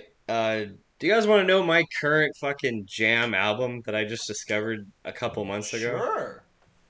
Yeah, go Sure. ahead. Holy shit. I think Josh knows about it because I messaged him a while ago going, have you heard this before? Because Josh and I think we talked before about how for a while we felt like we were just kind of in a musical slump, right? Yeah, yeah, that sounds right. Like something that has, I would say honestly, and it's kind of funny. I just talked about Twin Cinema. I think that was honestly like the last real album that I really felt like a connection with up until a couple months ago. I discovered, and Lyle, you talked, I think in the last episode, you were asking if like there's been like a musical phase or kind of rabbit hole I've been in through lately. The answer is yes. I have found a project from the 90s called Enigma. Hmm. It's a musical Okay. project developed by this guy named Michael Cretu, and his wife at the time, Sandra. And the album is called The Cross of Changes from 1993. So how I came about this album actually, I was perusing through TikTok, and I think the algorithm of TikTok has figured out that I'm clearly like a '90s and early 2000s kid. So like I get tons of like TikToks where it's just like the slide photos of just like I should send a few to you guys actually. It's like just tons of stuff that will just jog your memory of just crazy stuff. And there was a Speaking sound, of a song. while Yeah, while we're on yeah. TikTok, I just want to say, when Lyle was talking about the yeah yeah yeahs, I'm just gonna say thanks to TikTok, there's this song called "Wake Up" by the Cheese People, and first when I heard this song for the first time, I honestly thought it was the yeah yeah yeahs because of the Hmm, female vocalist. not quite Stilton. Yeah, fair enough, but Not yeah. quite Now, Cody, it's great. going back to your point. I think I I didn't even actually get have to my heard. point. Sorry. Sorry, but no, but like, no, you already made a point. You were telling, you brought up the band Enigma, and as soon as you said Enigma, I'm like, oh my god! One of the songs I played when I was a teenager constantly was a song called "Gravity of Love," and I think we're talking about the same band or the same Gravity of musical Love. project. "Gravity of Love" by Enigma. Check it Um, out. Gravity of Love. Maybe Did I this is a hear completely this? different Enigma, but It is an Enigma Oh, you know, you're song, right. You are but right, Evan. You're right.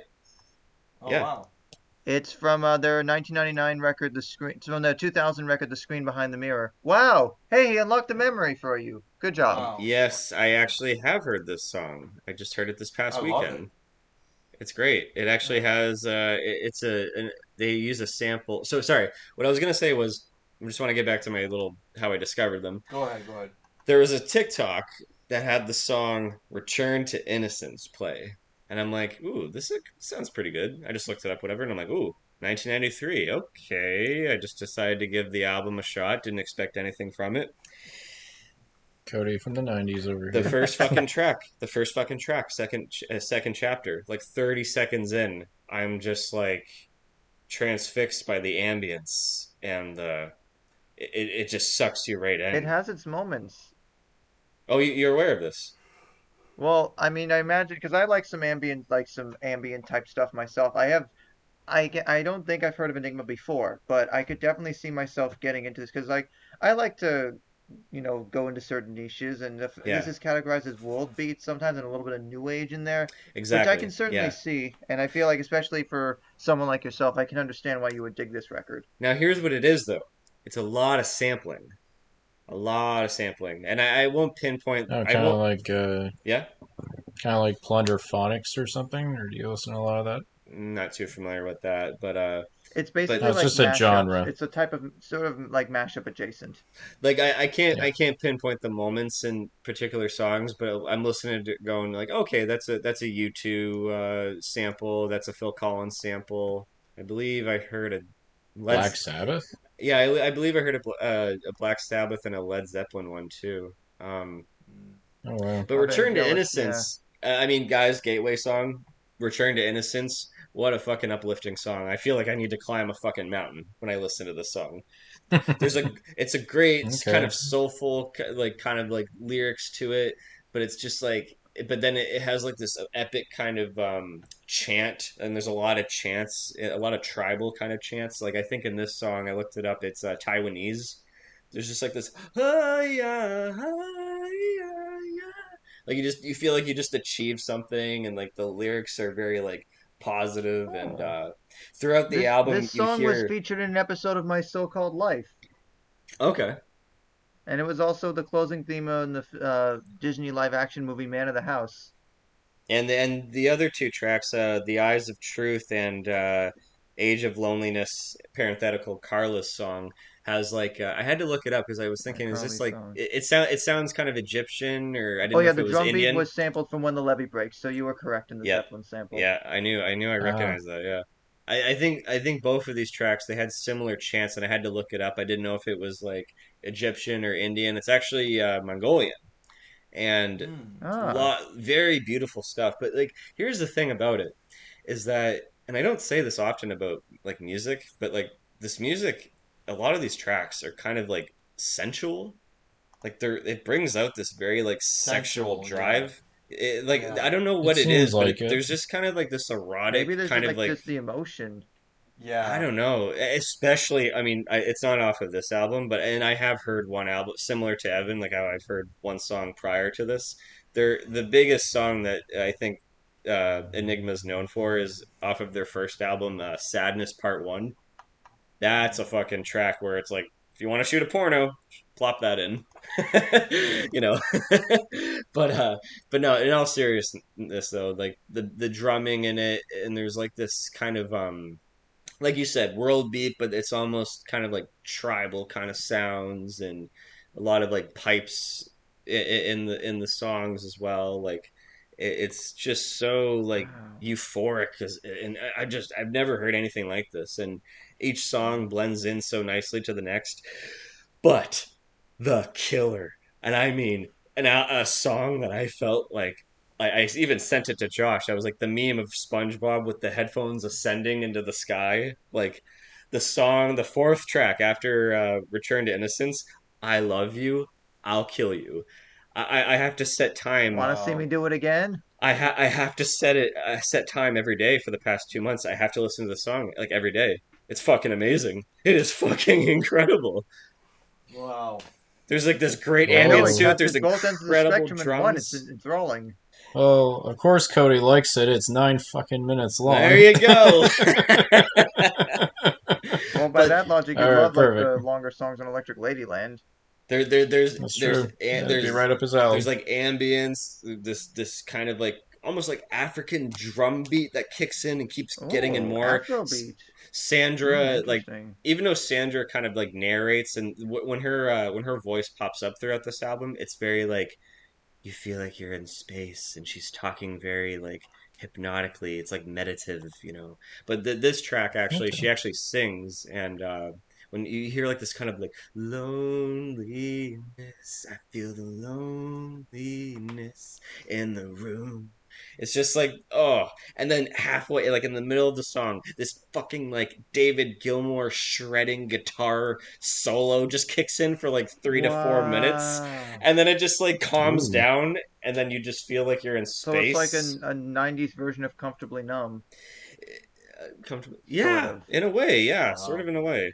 And then she delivers like this like amazing potent lyrics where it's like, look into the mirror of your soul. Love and hate are one and all. Sacrifice churns to revenge, and believe me, you will see the face who will say, I love you. I'll kill you, but I'll love you forever. Oh, Jesus. Wow. Wow, this just Love You Forever dramatic reading got way too out of hand. oh my god. But enough about that. That's the fucking highlight that I recommend. But Return to Innocence, I'd say Gateway for you guys personally. But if you're curious, Okay. let the track play. I'm actually incredibly curious. I want to see I'm what like this my eyes have is. been like just I don't know what popping that. for the last few minutes. I gotta check this out. I I'm the sold. Dream of the Dolphin, kind of a very nice tender piano kind of track. And then the So dolphin had a bad dream and it led to the dolphin's cry. both Silent Warrior and Out from the Deep. I can tell it's Enigma or Michael Crutu, however you say his name. Um, Great too. he's singing in these tracks, and he kind of has like a bit of like a journey kind of like voice to his sensibilities. Um, yeah, holy shit! Like the streak is that I'm so happy that I'm out of the hump that I was in for the longest, the slump I should say, the longest time. Like of just there hasn't been an Today album is that's The hump day, slump, but the there's no such slump, thing the as slump slump. day. Check it out. there has not been an Oh. album that's clicked with me in a very long time, and Oh oh my God, I god. just thought of something even more cheesy because he's saying it's such a sensual album. Like, no, not gonna make any more My Humps jokes about, cereal and what goes with cereal. All right. With your Cocoa Puffs. Yeah. Oh god. I just said I wasn't going to, but whatever. He Oh, went you there. bring me Little back to snap. that music video. Watch that a lot. God And damn. I went through a lot of Kleenex boxes back in the day. Oh my no lord. Well, now we know what's on the Sex Well, Jams playlist. so you were talking about cereal, but what about salt and pepper? Because we're talking Oh, about it, and we're talking about you and me. So Holy shit. I can't Where the say anything hell did else, we end Evan, up but here? oh my God, I can't say anything else, but we'll come back to that. oh, Ooh, okay. okay. But yes, Enigma. I'm in kind of a weird little 90s underground new age world beat ambient kind of phase right now. ooh, Just new side series. Cody tries Enya. But yeah, Followed by Aphex when Oh, holy hey, shit. that'd be interesting. It's like, who can say? And then just selected ambient works 85 to 92.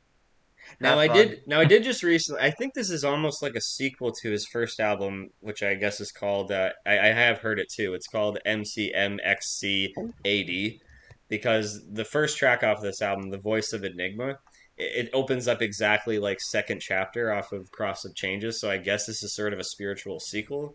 It'd be interesting to maybe hear both of these albums back to back.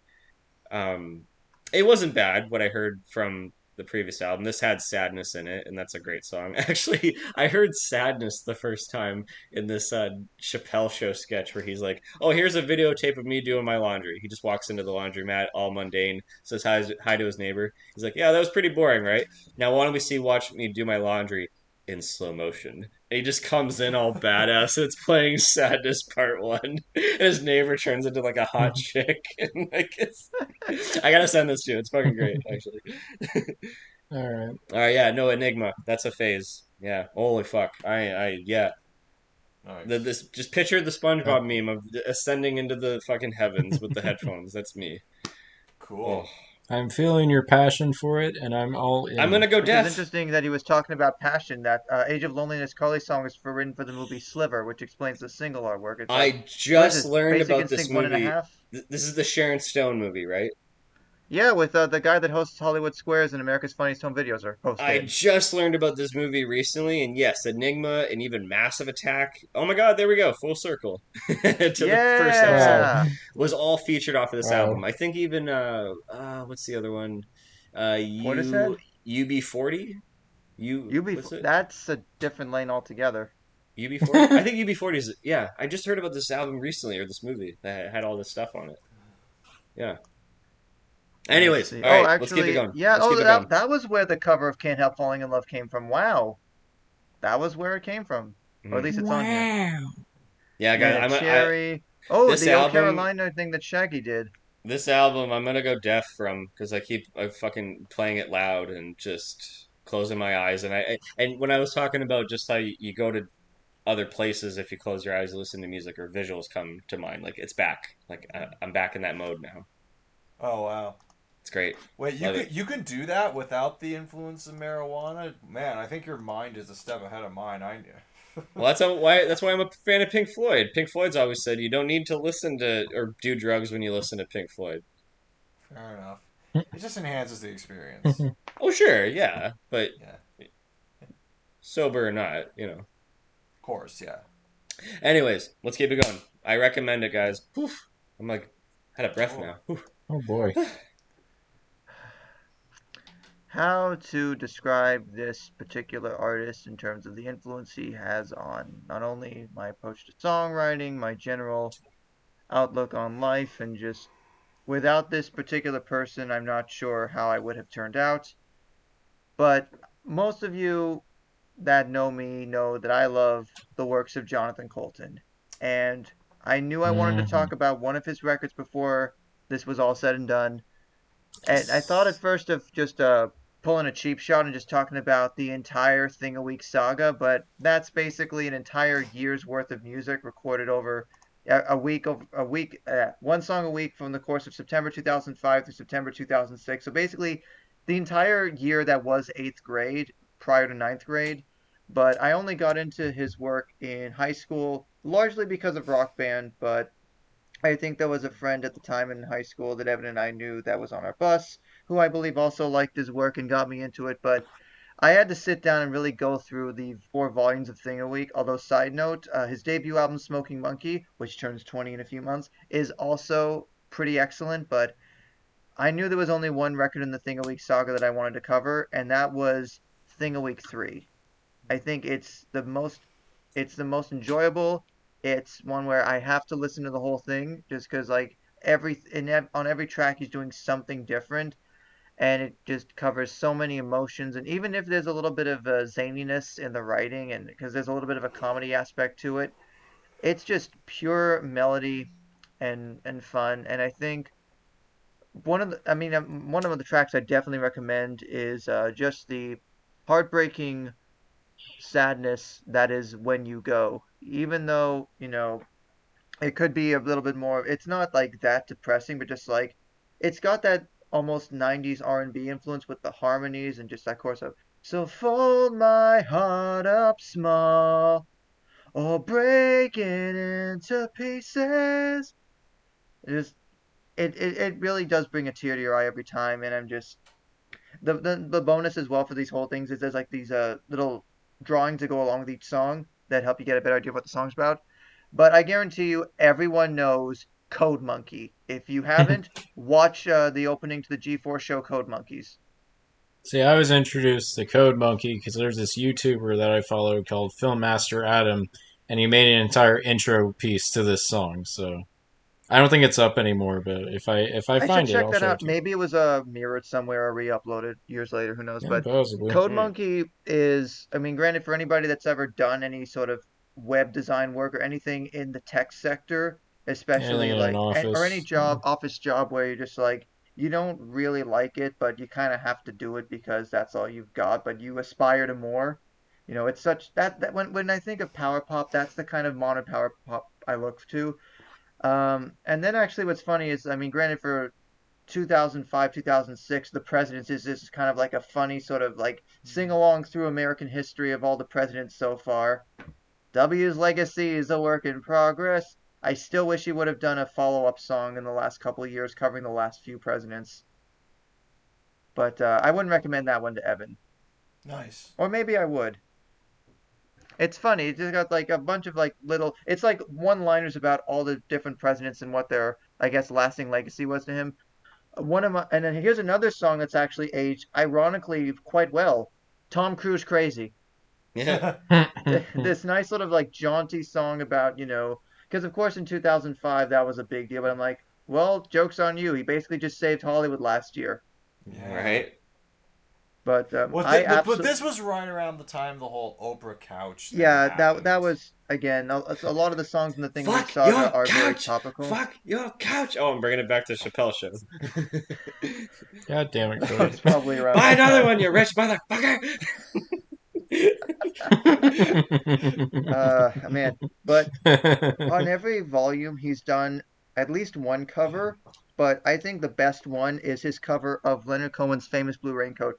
In 2012, I would start the practice of listening to records before I'd go to sleep when I still lived at home, Oh and his wow. cover of famous Blue Raincoat, especially on days when it would be cold or rainy outside at night, I would put this on and just feel like I was walking downtown and in the rain at night in the dark and just like I would let the lyrics wash over me and just the production and just the harmonies in the back.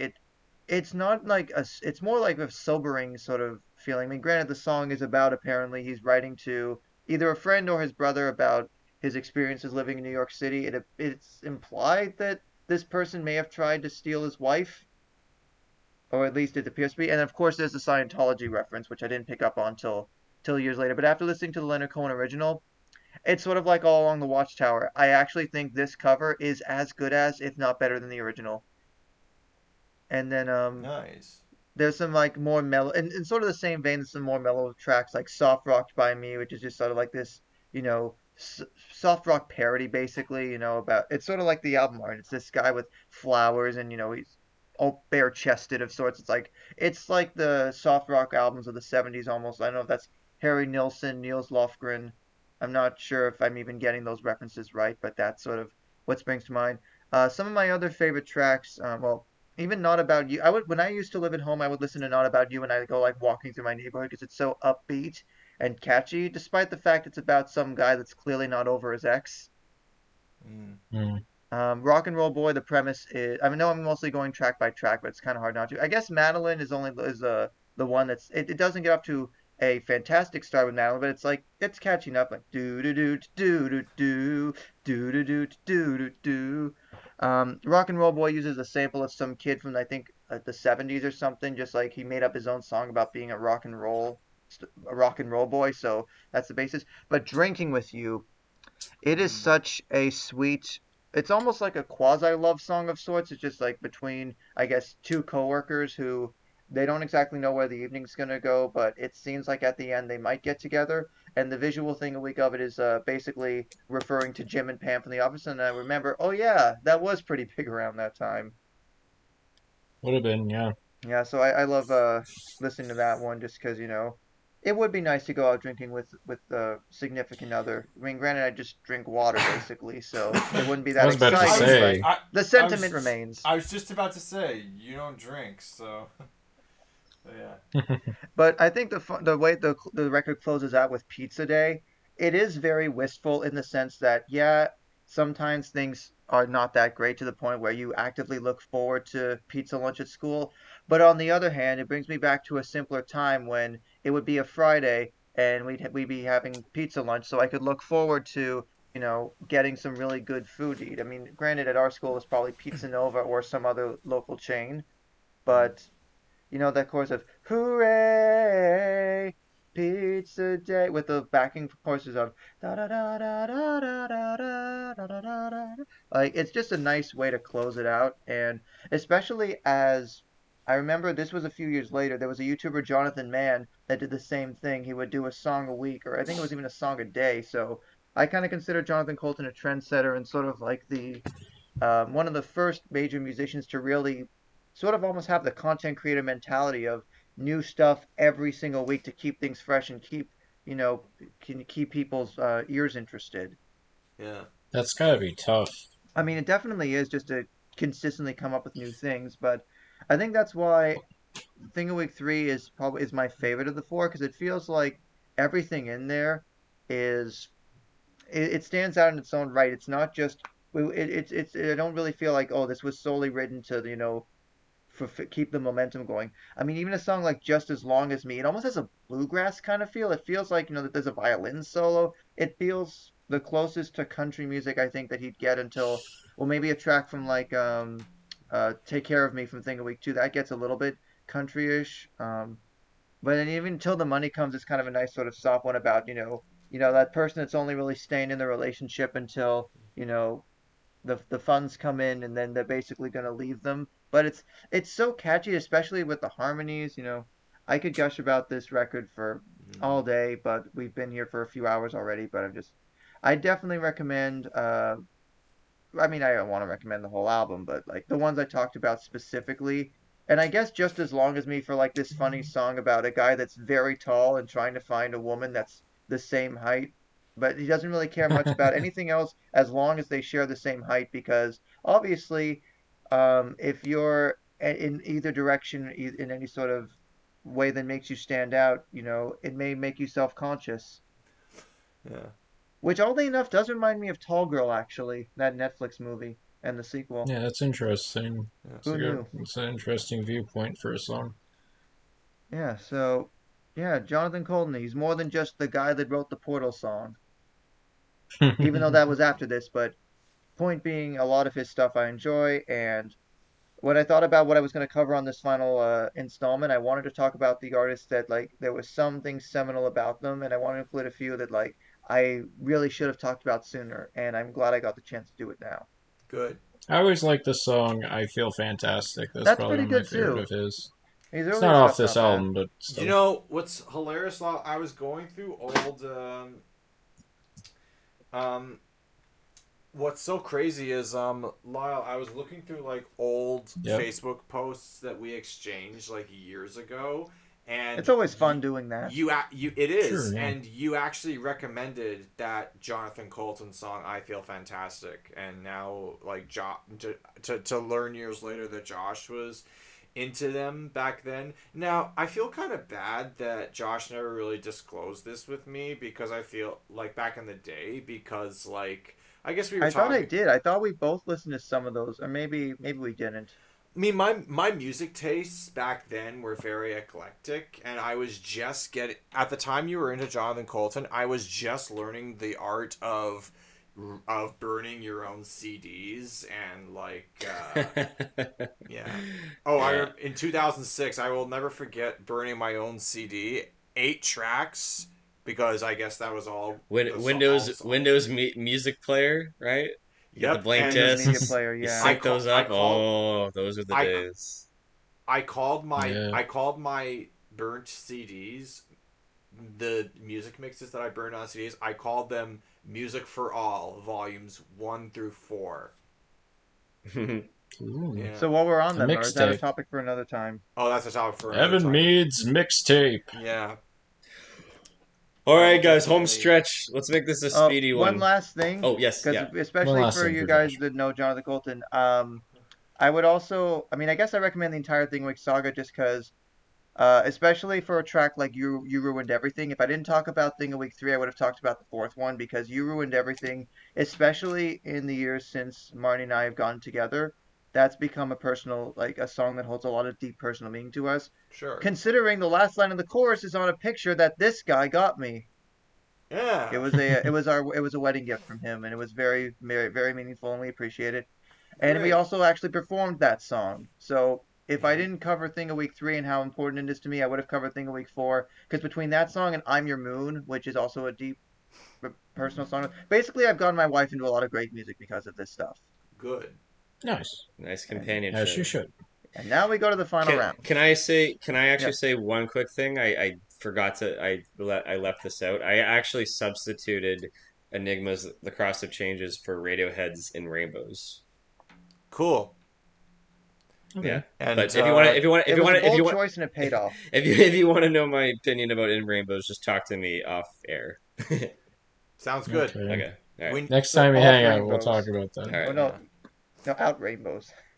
Out Rainbows. Let's move on. Okay, so Last round. as Shit. of now, we have been going for 3 hours and just coming on 5 minutes. 3 hours bad. and 4 Let's not minutes. make and it change, 4. So pretty good. Yeah. Um, Let's be speedy. I'm gonna- Let's be God, if speedy. it's 4 hours and So 0 I'm gonna minutes. I'm gonna end off my contribution to this series with debatably one of the greatest albums ever recorded by human hands, and it's recorded by human voices, and just all around pure talent. I discovered this album when I was 17, and it left a permanent impression on me. Case in point, Rumours, Fleetwood Mac. Oh, Evan, yes. you Excellent fucking choice. struck a chord. Oh my god. Did I? Okay, like because If you're into music, how dare you say anything bad about Rumours? Well, yeah, because the thing is, like, it's one of those albums where it's so critically valued and praised that it's kind of it's hard to figure out what can be possibly said about this gem of an album that hasn't been said a million times. Here's my shot. Like, it's meant to describe kind of like another album I covered on the previous episode that we did. It feels from beginning to end, the album feels like is meant to simulate like what it's like to fall in and out of love. Like, Yeah. just quite honestly, like Secondhand News, like one of the things I like about Secondhand News is like it's such an upbeat tune for either getting rejected or finding out that you just got cheated on, because like the whole lyrics, the first lyric is like, Lay me I down know in there's the tall grass, let me do my that. stuff. Well, there's Yeah. that, and then it's the lyric that starts the song and the album. And here we find the couple in the midst of an afternoon delight. Skyrockets in flight or not? Well, Yeah. who knows? It was also 77. Evan, you're a fan of cranberry juice, right? Yes. The So spray is far from the ocean. some guy beat you to the punch that went viral a couple of years ago on TikTok. Yes, we've all seen the TikTok. The reason why pretty much Generation Z knows about Yeah, Gen Z. The song Dreams. I mean, It's just a great song. Dreams is one of the best songs ever made. But the reason why Generation Z knows about this song is because there was a TikTok of a guy on the freeway on a skateboard drinking a whole big bottle of ocean spray cranberry juice, lip syncing to this song, and they just thought that it just went absolutely viral. It was the most fucking watched TikTok ever, and this guy But broke that news. chorus still. The bass line, though. But anyways, the bass line of Dreams, if we're on the topic Where of the, that. where, Jesus where the Christ. fuck is our resident bassist while we're talking about the bass line from one of the most iconic songs in human history? Players only love you while they're playing. Do you know how similar and how eerily similar the demo for Dreams is compared to the final track? I mean, I guess it just shows that they already had it that refined even from the beginning. That's amazing. Like, it's so eerily similar. And of course, the cheerful optimism of "Don't Stop, Don't Oh Stop god, yeah. Thinking About Tomorrow." A preemptive rest in peace to Christine McVie. Oh god, yeah. Hey Evan, you're probably gonna hear "You Make Lovin' Fun" on the dance floor September 23rd, Oh yeah, 2023. that's another. It's kind of because like good, because that's a bop.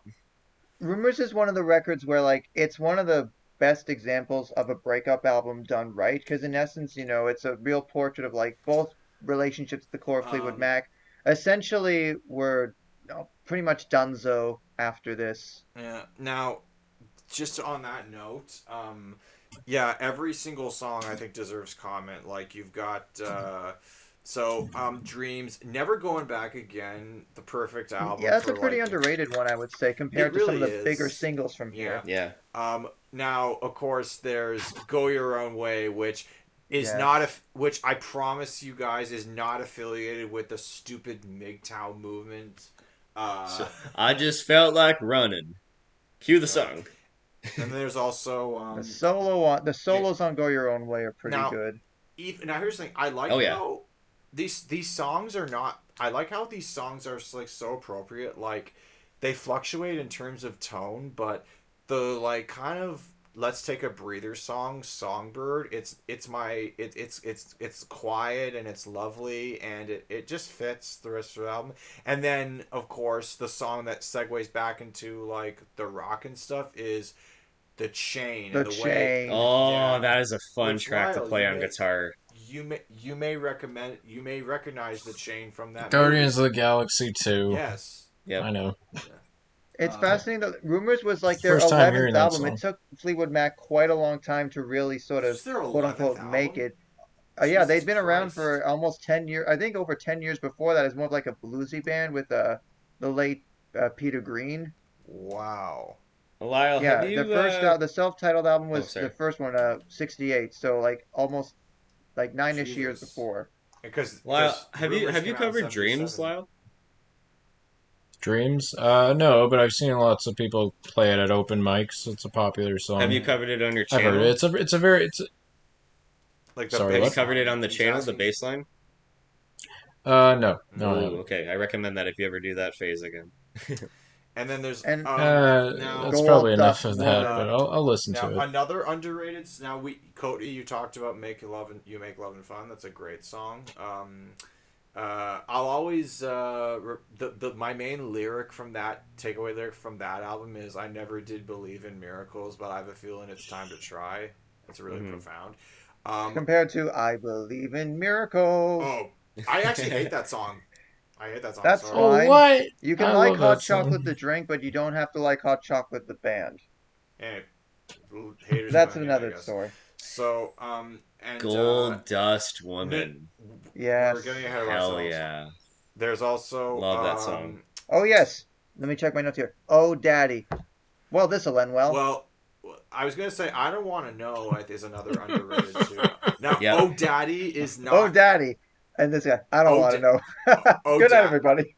Oh Daddy, don't play that for your dad on Father's Day. Do not.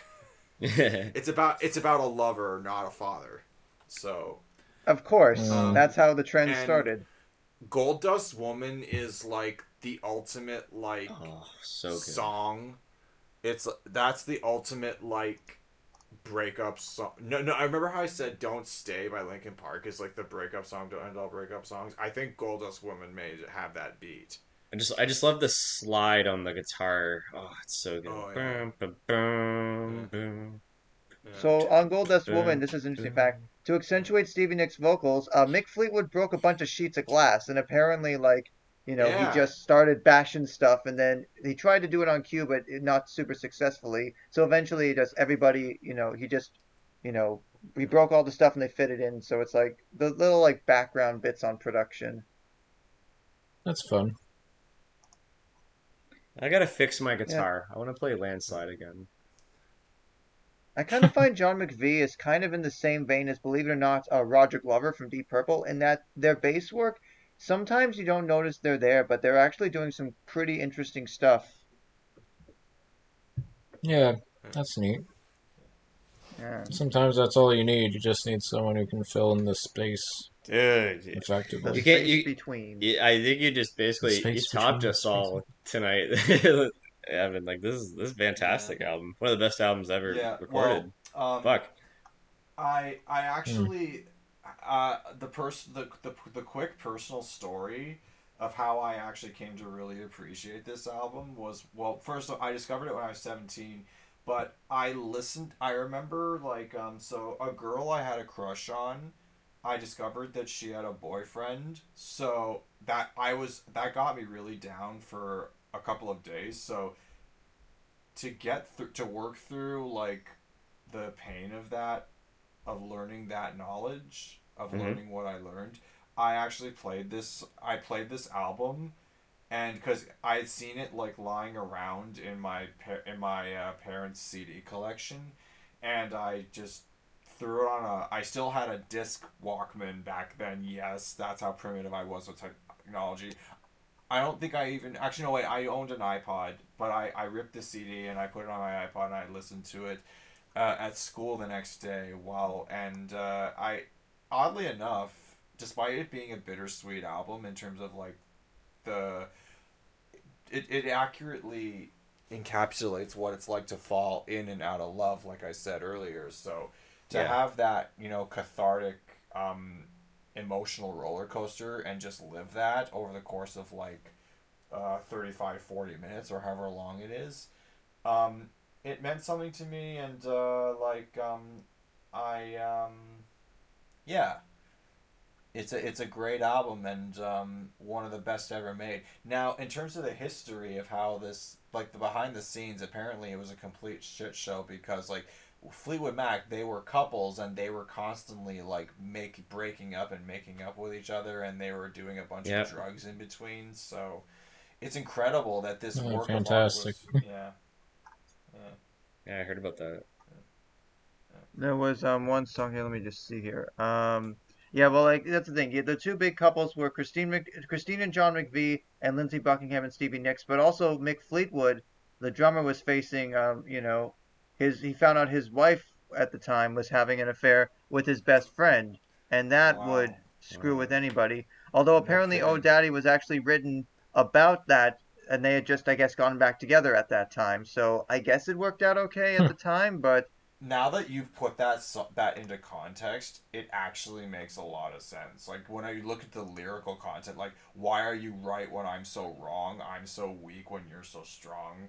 Everything you do is just so right, and I can't walk away from it, baby, if I tried. Wow. I mean, I Mhm. guess it also does show, like, yeah, even though you did something deplorable, maybe there must have been enough love there to try and make it work for, I guess, a time. Yeah, no kidding. Now, for Josh and Cody, there is no point recommending anything to you guys since you guys know this album inside and out. Yeah. Lyle, Mr. Groniger, yeah, you. Okay. Yes, You know me. what you Hi. know which song I recommend off this album to you? What song do you recommend off of me? What's interesting, Evan? All of them. Listen to this whole Okay. album. Okay, I'll give it a try. I mean, might not be in my wheelhouse, Rumors, but I rumor know it's has a it. classic. Hey, Ooh. like I I know it's a said, classic, like so I I'll give it a said, try. everybody that loves music has to love Fleetwood Mac's Rumors. Cool. Yeah. Okay. Is it I will try not to be the so? exception. So, so, I'll give it a so, try. Cody, what's the film equivalent of that analogy? Everyone who loves movies has to love blank. Shawshank Redemption? I love you, No? man. Pulp, Right Pulp answer. Fiction, Pulp No, Fiction? I don't know. everybody has to Citizen love I Love You, Kane. man. That's the right answer. Oh man, Michael Lake would appreciate that. That's I funny. guess to like sort of like lead it out, Rumors is kind of like, whereas there was the '60s Fleetwood Mac that was the more bluesy stuff, then they had some more like as some of the members started to gel, like when once Christine McVie joined, that was a different era, and then really once I guess even when Bob Welch was there for a bit, that was sort of like another era, but everything cemented when Buckingham and Nix joined. But even with like some of their other records like Tusk and Mirage after this, like you kind of start to see, and I guess Tango in the Night, some people say that's their last really good record, and that was from like '87, so that's saying something. Yeah. Rumors is just sort of it's definitely the band at the peak of their creative and technical powers, and I would honestly say Rumors walked so a record like say Tragic Kingdom by No Doubt could run. Okay. Hmm. Similar Oh wow. concept, similar ideas in that they're both seminal albums themed around major relationship dissolutions, Hmm. both of which have stood the test of time. One for for 45 plus years, the other for almost 30 years, and Yeah. both have some extremely legitimate performances, and a lot of the songs are themed around some relationship stuff in one way or the other, for the Yeah. bigger songs at least, and then there's other themes in there too. Yeah. Well, we've gushed about this album enough, and Yeah. I just What's love your it. It's one of last? my all-time favorites. Yeah. What's your last one, And Lyle? All right, man. all right, man. I've been teasing this album since the inception of this series. I've wanted to cover this album from the very beginning, and I just haven't been able to fit it in. And that's a So nice shirt. What my does it say? for my last pick of the night, I am picking "As Good as Dead" by Local H, a band that I appreciate in so many ways. I've seen them twice, and I honestly can't say I'm going to talk a lot about them, but this is a post grunge album that honestly feels really really undervalued in some ways. I feel like it holds up as well as like its contemporaries, Oh, a and certain name of a track stands out to me. yeah, Anybody knows right. this band knows Bound for the Floor. Bound for the Floor, a really just excellent like post grunge song, and it's just imbues all the angst of the era in like a perfect little unit, and there's just so much to talk about here. I'll start with like how the band works. Basically, we have Scott Lucas, who's the primary songwriter. He's a guitarist, vocalist, and he's paired up with a drummer. It used to be Joe, and now it's a different drummer now. But Ryan Harding. Although it was Ryan Brian Harding's the new St. one. Clair, and now it's Ryan Harding. Now it is. But like yeah, Joe like Local Age basically is like Scott Lucas's vision, and he has like augmented guitars that basically channel both guitar strings and bass strings. He has a bass pickup in his own rig, It's Oh, like so he can another do both president of the things at United States of once. America. That's awesome. Hmm. Yeah, A new take on exactly. the Git bass. Yeah, get bass exactly. So yeah, he's inventive. He does all his own roadie work. Anytime he plays, he walks on stage and does everything right in front of everyone. So it's like he's kind of like a working man's musician, and like he's done interesting things where like before a show he'll hand out sushi menus to everyone, It's like, you can build your own set list, and whoever gets the most picks, that's what we're playing tonight, baby. Okay, And, that's actually pretty cool. That's super Yeah. cool. I've never seen anything like that before. I'll save my last tidbit for the end, but in going into the album, we have like true bangers like High Fivin' Motherfucker, which is like such an eruptuous song. Every time he plays this song, he drinks like an entire bottle of water. And when he does like all the feedback looping in front of the amp itself, and as soon as the bass kicks, he just spits an eruption of water all over the crowd, and everyone just eats it up, and it's like so rock and roll. Lovey Dovey is a song that he doesn't really play very much, and I wish he would, because I think that song's just like so slacker and so cool, like pure 90s alternative. Then we have like I Saw What You Did. I know this is a very long title. I saw Spotify what you doesn't did, say. and I know who you are. Not last I Know summer, You Are. though. That's different. Yeah. Yeah, that's a killer song too. It's got like this really raw end to it. No Problem. It's not bad, but I do feel like it is very, very similar to 1979 by Smashing Pumpkins, which did come out the year before, so kind of like that's a bad impression of chicken and the egg syndrome. Wait, hang on. I can get it. Oh, that's close enough. Whatever. Smashing Pumpkins going down on a roller coaster. Whee! Oh, okay, now I get what you're trying to do. There we go. But No Problem, which perfectly segues into Nothing Special, which is a lot heavier, a lot more classical, very heavy. This is a very distorted album. I'm just going to keep in mind. So headphone users, just be very careful. Oh no. Try not to turn the volume up too high. Unless you're on a speaker, then go nuts. Cody, you might really like the name of this song, Eddie Vedder. That's what I mean. There's a certain track that kind of stood out to me. Which is it's a really good song about trying to feeling a little like inferior to like contemporaries, and it's like if I was as popular as this artist on the radio, would I be better than them, or would I feel like a shadow or something? It's interesting. And what is Eddie Vedder thoughts on this? Do you know about him? I don't know if he's mentioned anything about that. I'm sure he likes the song. He's a humble guy. I'm sure he's not just like, it's a piece of fucking shit. That's not the Eddie I know. But that's actually where the title of the album comes from, As Good as Dead. Or that's where that's featured. Then Back in the Day, which is like basically a punk song. Like it's like the territorial pissings of the album, just super fast. And speaking of Nirvana, like we have Freeze Dried Flies. A little too close to Nirvana for my taste, but that was kind of the time when everyone was doing that. But it's all right. Fritz's Corner is like another energetic kick in the face kind of song. Like everything just has such a standoffish vibe. That's how I describe this album's tone. It's very standoffish and like threatening. Mm-hmm. It's definitely the heaviest song of this. It's the heaviest album. Why do I keep saying song and album? It's definitely the heaviest album I've picked so far tonight. And interesting enough, like the penultimate song, Okay, is this very long kind of like odyssey that I don't feel the time go by when I listen to the song. I just recently like listened to it and I was like, this is really nice. Like I could listen to this all day. And then, of course, the album is bookended by Manifest Destiny, which is Density. this. I always say Destiny. Oh, that's I guess true. that's the pun. Proves guess that that's we the all paid pun. attention in history class. Yeah. Manifest Destiny, Manifest Density. Okay, wow, I just noticed that. I feel amateur now. No, but yeah, it's one of that's- those like psychological things where it's like It's like the whole time I thought- Mandela effect. It's like when I was listening to Nirvana back in the day, I used to think it was insecticide and not incesticide, and I got proven wrong, and I felt like Well, a you used dunce. insecticide on Papa Roach and never mind. There you go.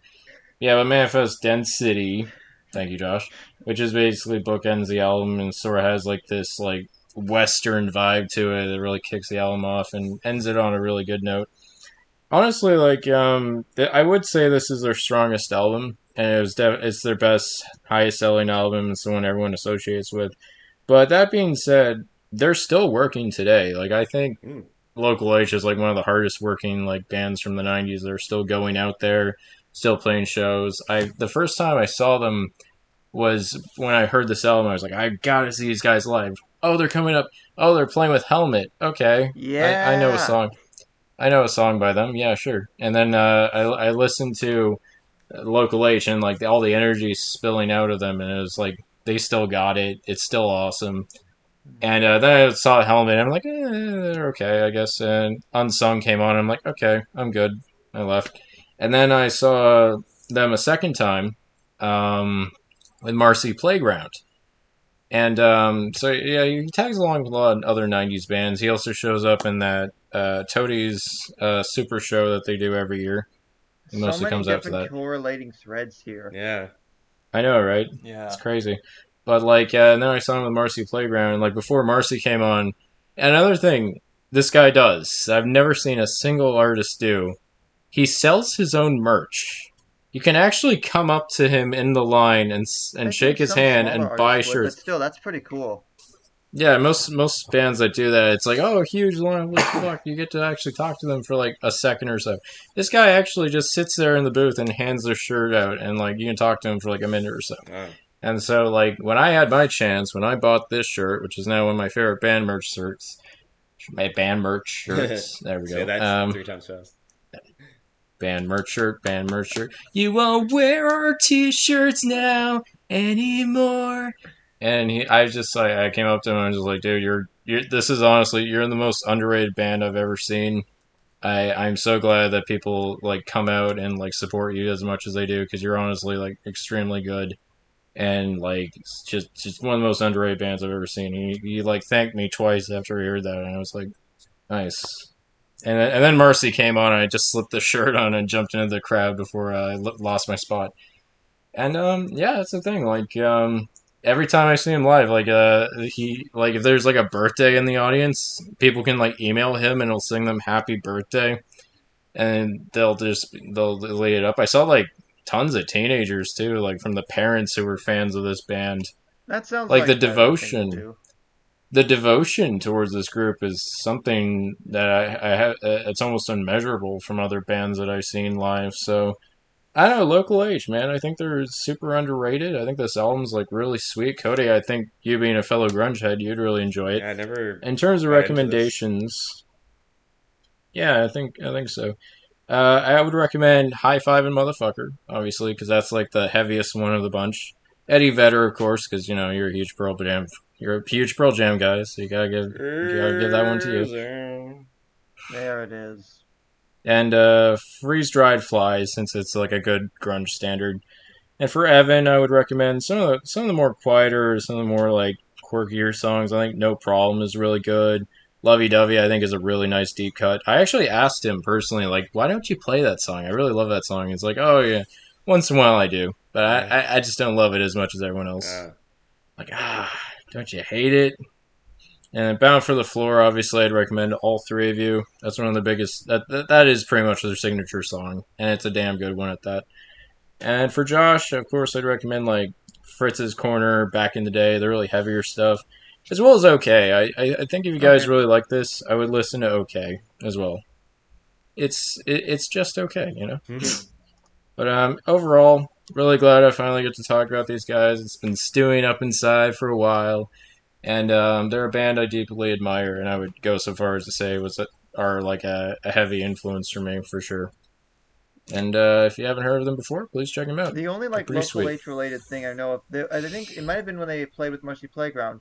There was so Brent from Indie 88 plays in a band called Sure, and I remember they were excited they were opening for Local H one time. Could it have been that show? I'm not sure. Pun intended. Where did I see them? I think it was. It's the one that's by like Dundas, but like just before Sherborne. I think Phoenix. The Phoenix. Might have been the Phoenix Phoenix is where I or saw. something. Yeah, it was the Phoenix. Saw That Fiddler sounds like there, it too. might have been the show actually. You gotta check here. Let's Wow. see here. No, they played Adelaide Hall actually last year, but I have to like keep searching for all of these things here. Yeah, But I I'd love remember to see that him was again, interesting. honestly. Yeah, Love to see June them again. 2018. That sounds about right. Yeah, I think it was 2018. Yeah, it was like one of the last shows I went to. That and Fiddler, and that was about it. I haven't been to a show in a long time, actually. Jeez. Someday. But yeah, if had to slip in one grunge album at the end of this episode, so I'm I glad. approve. All right, Cody, on to you, my friend. What do you got for us?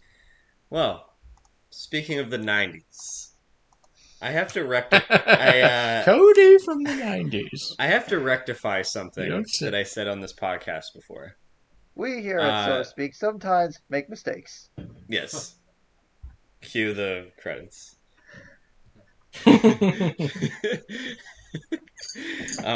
Anyways, I said that Aqua's Aquarium was the first album that I ever got into, or that I ever heard of.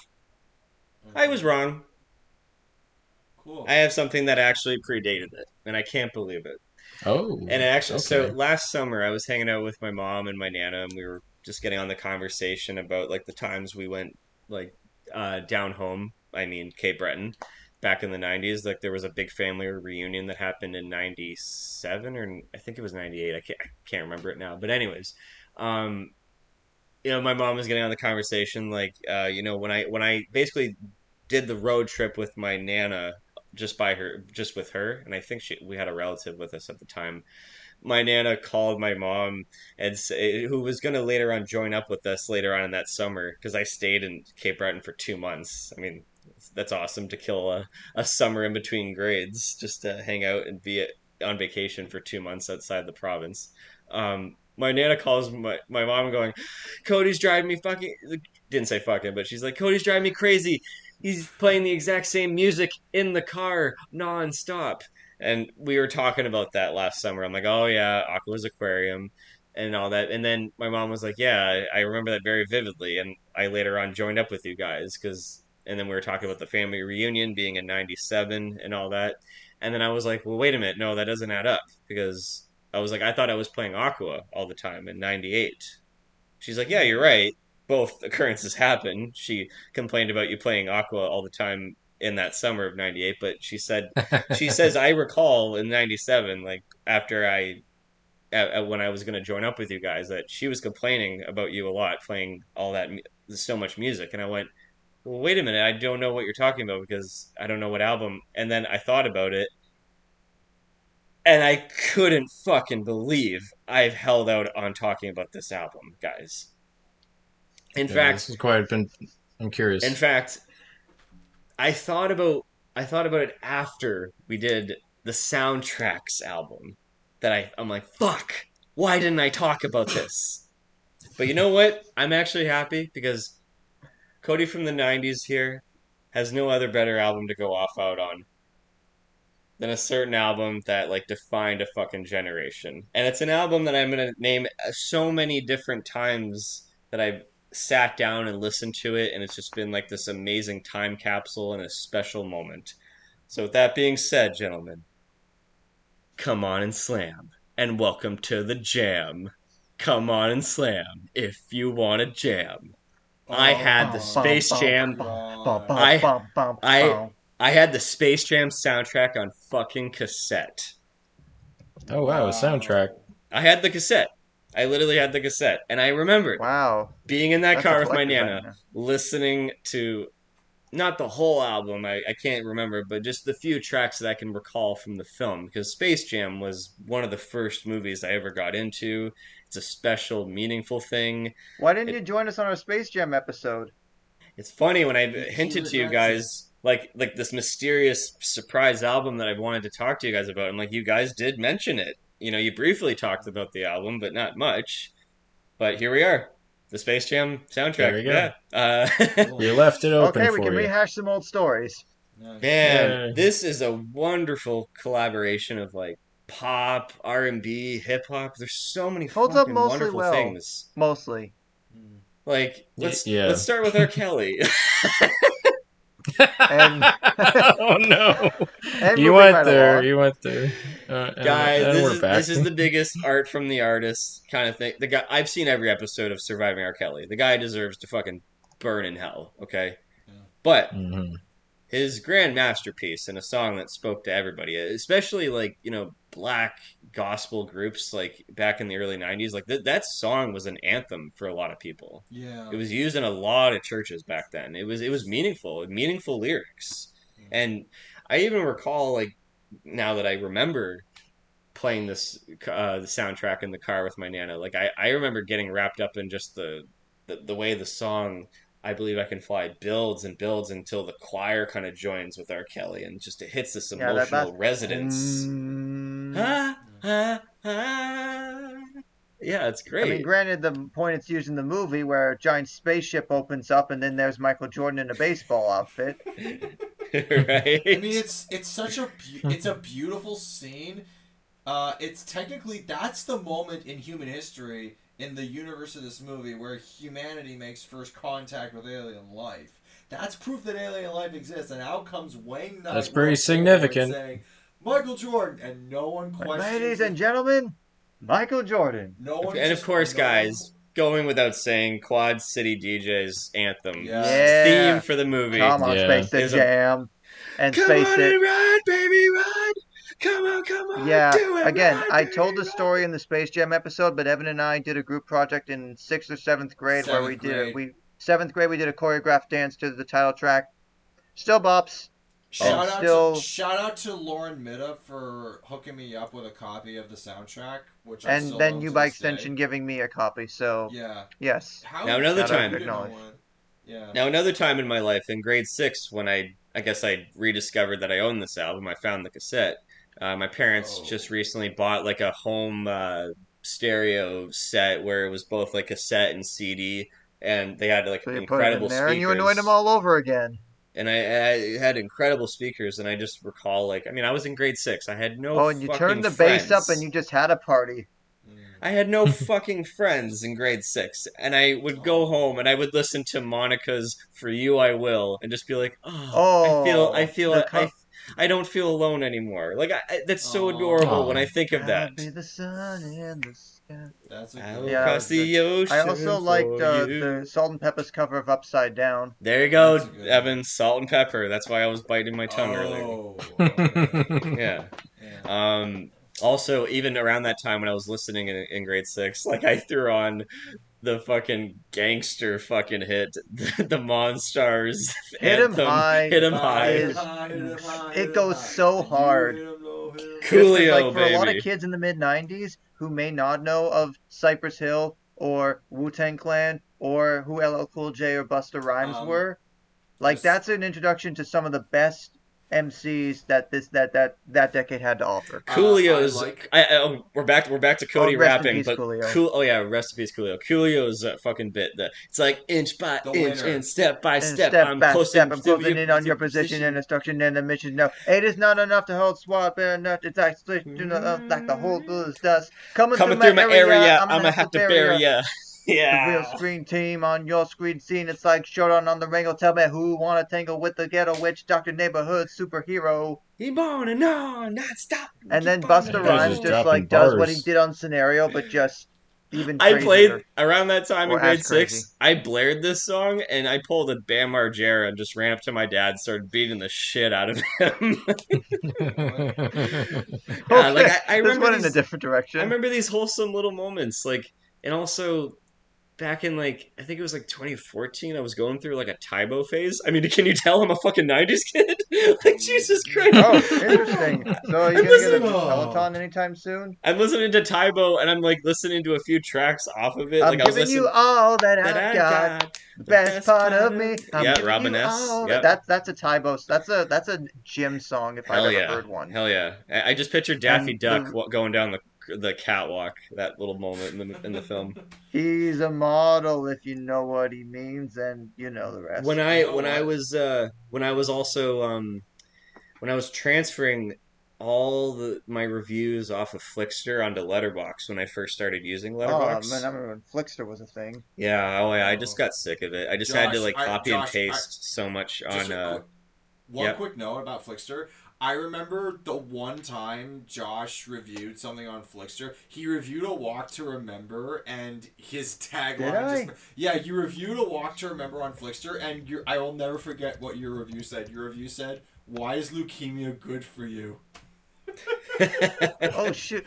Here's the thing. Like I'm now you're unlocking. Remember here. I don't even know if this must have been through like the iOS app or something near the end of high school because I don't even remember typing that. But like, then again, it is a movie based on a Nicholas Sparks novel, so Right, yeah.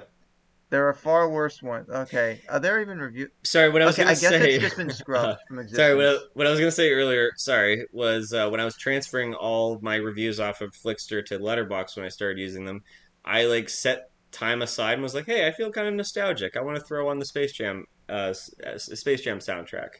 And then there was a time. Oh my God, back to There it was being a time. even going back to lockdown. I was like, I'm craving to play basketball, but I was like, I feel like wanting to play the Space Jam soundtrack while playing basketball. And then what's so funny is after all of us here did the soundtracks episode, I was hanging out with KJ, his girl Gabby, and Veronica, and we're all playing cards, and I threw that album on, and I went, shit, I should have talked about the Space Jam soundtrack in that episode. And I went, whatever. But I could have had a V8. But the notion that like this predated Aqua is what made me go, okay, I have to mention this now. Like to go into the album, guys. Like, come on, like Jesus, like as an adult. Well, as an adult now, songs that have grown on me as an adult. My favorite track, "I Found My Smile Again" by D'Angelo. Holy shit, this is a vibe with a fucking capital V. D'Angelo's always been good at that sort of really smooth and sensual R&B. It's been really nice to see him come back to relevance in the 2010s, but just like that one for me. I unironically love the cover of "That's the Way I Like It" by Spin Doctors featuring Bez Markie. I've said it before, just like I was talking with Electric Ladyland about how the sound will switch between your ears, and like the beatbox, and like. You want to know something about Biz Markie? Is that how you say his name? Sorry, Biz Markie. Biz Markie. You know what? He sadly passed away the same day that A Space Jam: A New Legacy was released. Wow. I feel like that was a little bit of a sign. Yeah. But What's fascinating other songs, though about go ahead. What's fascinating about this as well, 2 songs that were written by one Jay-Z. Yeah. All My Days and the closing track Buggin'. All I want is to be with Buggin'? You. All my days. He co-wrote it. I love changing faces. All of my days is great. I Turn to You is a very wonderful. How do we not ensemble. talk about the Fly Like an Eagle cover? I was just about to bring that up. Oh yeah. We talked about it before, but it's like again another example of a cover being as good as, if not better than, the original. Apparently, Steve Miller Yep. called Seal after he heard the song and said, "That's the best cover of my song I've ever heard in my life." It's got the guitar That's energy gotta a little feel bit in the nice. beginning, but then you have the. We're back to Seal. Is that the? Oh, I think that was the 3rd album. The one with Crazy episode. on it. In a sky Yeah, we were full just. of people. Oh, guys, just I can gush about this. I know it's like. Did you get the? I don't think you got the vinyl repressing in like 2017 when they did it for like Record Store Day on like the. Now here's the Neon thing. Green I want to something. buy this because even on streaming services, like I guess it's licensing kind of issues, but like the Yeah, whole they don't album have is all the Yeah, not. songs. Spotify kind of killed this one. Yeah, Kind of dropped the ball. even on Apple Music when I used that back in the day. So what I do is I just create a playlist on YouTube and I just play the album that way. But I'd like to own this actually. There you It's go. a special sentimental thing. Like I also owned as a kid I owned a talking Jordan action figure from Space Jam. It was literally like an action No figure that was like a way. foot tall. It was Michael Jordan in the Toon Squad outfit, and on the back was a button, and it would say 2 lines from the film, which were "Let's play some basketball." And I really enjoyed playing with you guys. Like I was hearing me talk.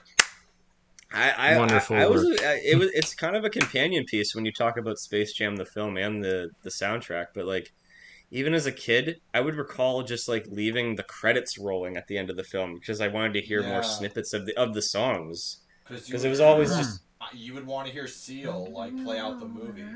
Well, not even that. Even when you play out the whole credits all the way to the very end, they play like about a minute of each. Well, not all of them, but like most of the songs off of the album. And every time I listen to it, it's just a very special time capsule. Like I feel the energy. The fact that this amount of talent and it doesn't feel like they're foaming it in, and they're doing it for a silly Looney Tunes 90s product placement fucking movie, a product of its time essentially. The fact that they put that much effort, that much money into this, and it feels like everybody's giving it its all, is just a special place, and it's a pinnacle 1990, like 1996. Something that only could have happened then. Yeah, it's a really good time capsule. You're right. Fuck. Imagine if the same amount of effort was given to Looney Tunes Back in Action's soundtrack.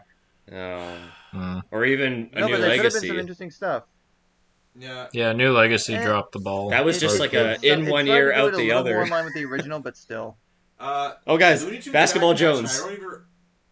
Basketball Jones. Shake your coconuts. Shake Your Coconuts and Move. Junior Senior had a couple songs from Looney Tunes Back in Action, and then there was that other song, Hey Driver to the Top of the World, and that's all I remember. Oh, yeah, Hey Driver by Lucky Boys Confusion. Now, hot take, Lucky Boys Confusion's Commitment record, actually pretty solid. There's some songs outside of that I think some people would like. Broken in particular, I like. Elvis's Viva Las Vegas was in there, but that's... Yeah, well, Viva Rock Vegas from the Flintstones sequel a few years earlier, kind of, Okay, but Lyle? That and Lilo and Stitch, I think people were kind of... They needed a break from Elvis until that Baz guy kind of made it cool again. Lyle, yes, Cody? For a good laugh, I would actually listen to... I know it's played in the film, but they kind of cut out the Chris Rock portion of it, but listen to Basketball Jones. Because it's topical now. It's not only Barry White, but also Chris Rock, isn't it? And just hearing like the baritone, deep voice of Barry White, but then that is Chris Rock just doing his thing. Like it's just a funny contrast. Like I love that basketball. I put that basketball underneath my pillow at night. Maybe that's why you can't sleep at night. Maybe that's why you can't sleep at night. And there's even a part where Michael Jordan makes a cameo. Chris Rock's like, hey, Michael Jordan, you sing. He's like, sing? I don't sing. He's like, whatever, man. I came to all your games. Like, I hope you go bald. Oh, wait, you're already bald. Oh, my God. That was the greatest moment in the history of soundtracks. Oh, yeah. Oh, yeah, even the one you mentioned as well, Evan Coolio's The Winner. Like, keep on pushing, moving on up. It's great. Moving on up. Now, Buggin'. It's like, I'm not a kid anymore. I didn't really listen to that song, but I guess it's just kind of tacked in there for good measure. It's all right. It's the Bugs. It's Bugs' How do you do fellow kids? I'll take that over Porky Pig rapping any day. Oh my god. Oh god. Wait. See, Porky at least Pig that's thing. Buggin' had effort put behind. Yeah, in the second movie. Oh god. Yeah. That brought you back some pleasant memories. My psychiatrist just says, Cody, for your sake, just keep saying to yourself every day, there is no Space Jam: A New Legacy. just do it, and you'll feel better. No, it actually happened. So you were wanting to get a copy of this? Well, you have the cassette, but were you wanting like a vinyl copy or something? Dude, we have a whole case of the cassette somewhere at the house in Windsor, but we can't find it, and I wanted to show it to you guys right here. Can't find it anywhere. Well, Discogs is always good for a browse, but there is an original. There's a promo pressing from '96, 2017. They did some reissues, and then 2021 they also did a few reissues of various color finishes. But the original pressing is probably like over $100 easy. The other ones are like a little more affordable. All right, even that, even if I don't get the the physical copy. It'd be so nice to have a Toon Squad. Oh, you can probably search around and find a download of it somewhere. I'm sure of that, but if you guys want to chip in, unfortunately, I'm sure we will not see a Space Jam 3 anytime soon. If the three of you want to chip in, you don't know. If the three of you want to chip in on a wedding gift for me, the Toon Squad jersey, please. Like an authentic Toon Squad jersey would be the best. I wonder. And that's Cody from the 90s. Oh, Walmart has it. Oh, this almost sold out. Nice. Very nice. Note to end on there. All right, Josh, bring it on home. It's getting late. Well, Yeah. It's getting rather well, late. shoot. How am I Yes. possibly going to end this entire segment of which I've been very much looking forward to talking about? No pressure. Well, I'm going to do something. I'm going to throw everybody else a little bit of a curveball and take this imaginary light over here and shine it on this guy right here. So I normally don't do the whole shameless plug thing, but there's a record that is so important to me personally, and yet I'm hoping that more people will give it a chance outside of this small circle of our immediate friends and family and what have you. So crucial is it that it doesn't even exist yet, and I'm talking about it. Oh. Well, it doesn't exist yet right now, but by the time this episode comes out, it will be out. So Yeah, give it a couple days. March consider it a 15th. sneak preview. 15. So everybody in here knows about it, but for the wider world, our resident emotional person over here has been playing in a band for a couple years, and their debut record has actually made me really get excited about looking forward to new music again. And the last record I'm talking about is the debut album from MoodieBoy, Better Get Better. And I mean, I wouldn't say it's a conflict of interest to say I was involved with the making of this somewhat, but I was, so disclaimer. Yeah, I mean, to pair me up next to Jimi Hendrix and all that, it's just can't even grasp it. I appreciate you giving me a shout, Josh. Well, of course. So now I remember. Now I guess the backstory with this is I remember when all we were talking about was the Sid's Room EP when that came out. That was before I moved out, but I already could kind of respect the ambition to make a whole concept about such. I mean, it was kind of a niche part of a film we all loved, but the effort was there, and obviously it did make some impact. I mean, I've seen the cameo video that that Eric Von Detten made for you, which was shout out to him. That was very wild. That was very awesome. kind of him to do that, and it was, and I imagine that was very humbling. And then I remember when the Vent EP was about to come out, which so to follow MoodieBoy from when it was just this guy Lyle with a bass guitar and then some drum programming. I think did you play guitar on that as well? Yeah, I used an acoustic guitar actually, but I had to do a lot of modifications to make it sound electric. That's all I had at the time. Ah, well, because this was during COVID yeah, when I they was were at my still doing dad's the house. lockdowns and restrictions, so that was understandable. And then to see it evolve to now for the Vent EP, you had someone that I will hopefully have the pleasure of meeting very soon. One Zonghao Lee, who is an excellent that's my guitarist from what I've heard. Mm-hmm. And then now, Very nice guy. Better Get Better feels like a culmination of a couple of years worth of really finding the sound, and especially now with drums in there, which shout out to Mark, who I hopefully will meet soon as well, Mark Chan. Yeah, He's Mark done a Chan. good job on drums. I think like right from, let me see my notes here, it feels like it's a concept in and of itself as well, just because it opens with a track like Port Moody, which of course, if I recall correctly, is a nod to the town in BC where you originally grew up in. Yeah, that was my area. birthplace. Yeah, and just like it's sort of, it's a little bit Namesake, slow too. there, but just like it's where I kind of would want to recommend people this. It's like it's a mix of obviously post punk is Joy Division, but and then second wave emo, kind of like in the vein of the Promise Ring, but with a little bit even of the bands you've been talking about, like Toadies or Local H. You know, those mid '90s alt rock leaning slightly heavier bands that are just. It's a bit of a throwback for sure. I would There's accept definitely that. and I would definitely say, though, the track that really hooked me into like this band is going to go places, I hope, because they have something special, was when I finally heard the finished version of Charlie the Robot. That should be an insert song in a Scooby-Doo cartoon in the next 5 to 10 years. I don't know why Warner Brothers Discovery won't do that when they'll greenlight Velma, but they won't use this song. But Charlie I just hope they don't fucking sue my ass.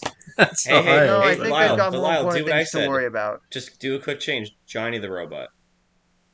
Johnny That the is Robot. Johnny Five. That's perfect. But Johnny Charlie Five's the Robot alive. is You know just what? this. Like, I've said this. Robbie the I've Robot. said this before, and I'll say it again. If you're that big, you'll have the money to lawyer up and defend yourself, and they might lose the case. Like, quite honestly. I think I told people when I tell them about Sid's room, they're like, it's better to ask for forgiveness than to ask. It's easier to ask for forgiveness than ask permission. Well, So. yeah, but Well, but that's this true. is It's the thing. Seems Like to be the that case. guy, whatever guy said, "Yo, Disney's gonna sue your ass for MoodieBoy," like that guy is being a dick. He doesn't know how the law works. No, they haven't. They haven't yet. So You know here's what? hoping. They don't. Here's the thing. If they discover you, like, and they try to sue, like, that's just Disney being this corporate behemoth. But I'm telling you, you haven't broken any laws under fair use or under. Not parody really. laws, so Yeah. you're good. As far as I'm concerned, you're good. If I think the only thing I could get in trouble with, I do quote a line at the very tail end of a song. This is a different element entirely, but like, even still, that's just it's just an impression. Like, I don't know, it's not a big deal. Yeah, there's no way they would be able to like, immediately tell that wasn't an impression. But just But Exactly. hey, in any case, with just this blast of like, as soon as like the boops and the bleep bloops and just that boom, boom, boom, and as soon as it goes to and then as soon as it kicks in, that sounds exactly like if it was the 90s, that would have been like, some sort of, that would be the song when the Scooby and the gang are getting chased by that robot. That would have been the song that would have been playing. Yeah. It would have been like in What's New Scooby Doo when they play a song during the chase scenes. That equivalent. It yeah, was no, just exactly. that urgent, and just it got in, it got out, and of course the little guitar for then do do do bueno do. It would just Yeah. it gave me chills, and then No, that song is definitely one that I'm probably going to be remembered for. Like, even though it's a song that I didn't really spend a whole lot of time on, it was just sometimes things just it caught come to on wicked people. fast. I'm disappointed because I made a music video for it and I sent it to this YouTuber, and it got like 10,000 views, and then his channel got shut down. So Aw. yeah, my claim to fame is kind of dissipated, but that's the internet for you. Uh, That's okay. He'll It'll get get a famous second one. on some other platform. Lyle, Yeah. I'll reiterate this. You know this, but like just for the podcast. Iterate? What are you, Italian? Reiterate.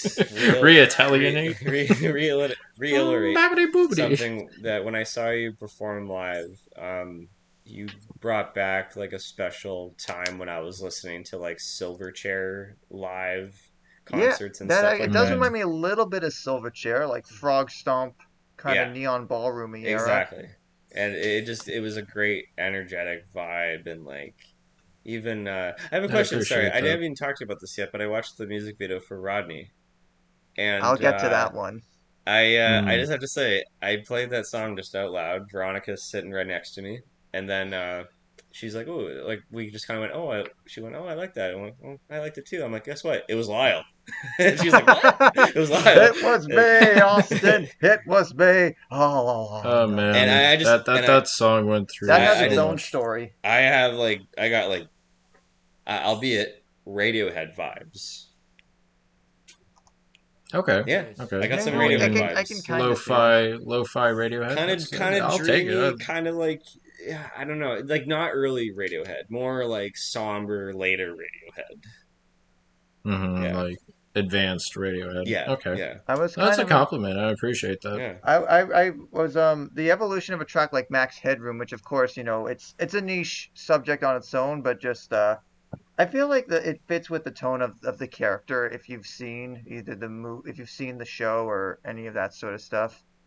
It's not really so much based on the show. It's based on like a time in the '80s where like someone hijacked a Oh television yeah, station. the actual instance. Sorry, The intrusion is more the inspiration for that song. I actually sampled that throughout the song in the final mix, so that was fun. It was nice to have an actual polished version of that song. I hear bits as well of like more of the standard 80s indie rock like Pixies on something like Tantrum, for example. It's just it's a little slower, but it's relatable enough in that we all don't have that much free time to perfect our favorite video game, so we're gonna lose some of the time. Yeah, and you wouldn't like me when I lose. Should I bring Well, up then the we're not Bob? gonna get it's a any more flaw in folk me. stuff for a while. Should let I me bring see up here. the Bob The Bob. Kim Fiber? Well, I'm getting to Kim that, but Farber. Cody, dude. if you Okay. okay, Cody, I assume you've listened to Overcast because I would absolutely recommend you listen to Overcast. Let I don't think he has yet. Okay, then I if played he's it gonna send it live, to you, but or if you get a chance to listen to that one, Did you send that that is to me? like Oh no, you didn't. it's a weird mix to me at least of like the always style of indie rock with like a little bit more of a simple acousticy singer-songwritery thing, but Ooh. that is again it sounds like it's a rainy day song 'cause it kind of is, and just obviously at the end with the little bits of rain that creep in, Mhm. and then Yeah, I think you said it someone raise the best. sun. That part that also gets me with like the piano or like quasi strings that I think I was hearing at one point. It sounds very beautiful. I wish Thank Evan you. and I I can listen appreciate to that. this so we can kiss your ass even more. No, I'm joking. Well, I mean, Wow. so I yeah, I did. This is on Josh's own volition. I did No, not no, this is ask him to great. plug the album, so Well, No, this this is is I'm very wonderful. grateful. in terms of joining Yeah, so in terms of joining in on the Suckfest, I mean, it was great to hear. the Here's a circle Spaceballs jerk. joke. It was great to listen Suck. to. Suck. Okay. Plug. So okay, so Yeah. it was great to hear the finished version of Kim Farber on. You have the most closest personal relationship to that song because I wrote it. Are you talking to me? Yeah, or- Steamy. I'm talking to you, Yeah, Evan. Yeah, because I remember when that song, when it was incepted, I was playing it like repeatedly for like into the early hours of the day, like 3 a.m. And you were like, and I was like, the chorus is coming. It was like, I could paint the world in only one color, Yeah. and you knocked on the wall. And it's like, keep it down. Well, I'm like, I'm sorry. first of all, I'm having a brain blast. inaccuracy. I could. First of all, I didn't knock on your wall. I just sent you a text saying keep it down. I'm Well, trying to you, sleep. you notified me Second that of I was all, being too loud. No hard feelings, man. I can look back on that and laugh. Quite honestly, like Yeah, me too. That It's funny. song It's is just like, quite funky, Like, which I is have- interesting I have considering at that no- point it's such a tonal shift from what's been on the record that Yeah. oh, it's a complete 180. Like, Yeah, I have- but that was the But I it have point. works, no- and then the bridge with the groove in there, and then of Yeah. course the solo is pretty nice. It's legit my shower jam when it got some airplay. I know. Yeah. I know. That then, was a like- wild That was a time. good Like picture. I don't think I've heard a Yeah. song played 3 times in 1 hour. So maybe Right? twice if it's a regular was- I station. didn't Yeah, even for- know it was the I third guess- time. Yeah. Yeah, no. Well, I kind of tuned out after like the second time, but the guy made a video recording of himself listening to the song, and I was just like, wow, we must have played that later. Hmm. Oh, And at what radio station was it in Philly? I believe it was Hold on a Philly second. Cam was the name. Philly Cam, that's WPPM right, Philly FM. Cam. That's so cool. I know, that blew my mind. I couldn't even process it at the time. I like bit my finger when I listened to it. I was like, that's us. Jesus. And then I of can't course wait- I feel I like can't wait this should be your to- closer oh, for sorry, the rest go. of time. Banger. That should Banger. absolutely be the closer. That's what that is definitely like an encore song. Like if I ever get everyone starts cheering, we come back. It's like, all right, let's end this with a bang. Yeah, like that's the one thing where I'm absolutely so. By the time this episode comes out, the record will be out, and on the 15th of March, MoodieBoy will be playing an album release show at this place called Duffy's Tavern, which Duffy's Tavern. I am looking forward to going to because I'm an old person and I'm normally not up that late, so it being early is a bonus. It's a bit nice. Yeah, it's nice. I feel bad that when we play the Horseshoe, that Which we was play when that we play blew my mind that like Horseshoe Tavern. that's a really great step in the right direction. Hell yeah. Yeah, I have to thank you for it. You gave me their contact Oh, information, and they got back to me really quickly. I was Which was I was I'm really flummoxed. glad about that because as I said, like this record got me caring about wanting to be involved with stuff again because there's been a few years since lockdowns and stuff, and then a few years even before that where I'm just like, I don't know if this is what I'm gonna be interested in doing anymore. And maybe I'm feeling more confident that that time will come again. I just don't know when. And then to follow that up with Rail Rider, which that was like that's almost as if not heavier than Banger. It is, and truth be told, that was like the most recent song on the roster, and at the time I could barely play it. So like the fact that like my record producer Morgan, who's Morgan Clark, just utter gem of a human being. I'm so glad I He brought out a managed to get lot of this. like the best parts of your sound for sure. Exactly, and it's interesting when I reached out to him because he listened to it and he was like, "Yeah, this is good stuff," but I don't know. Like I'm thinking of retiring music. Like I don't know. I don't think I have another album in me. And then like a day later, he's like, "You know what, Lyle? I want you to be my last album. Let's do this." Wow. So Wow, that's very this is touching. his swan song actually. And no, he's just an overall great guy. I really enjoyed the entire process because it was new to me. I never done studio recording. It's not like singing in a bedroom or anything. It's like he put a lot of creative flourishes and everything into the album too. I was very grateful to have him. Honestly, Warren Clark's excellent. Yeah, But yeah, Rail Riders. When I first heard that song, when it was finished, I literally said out loud, "I got a boner."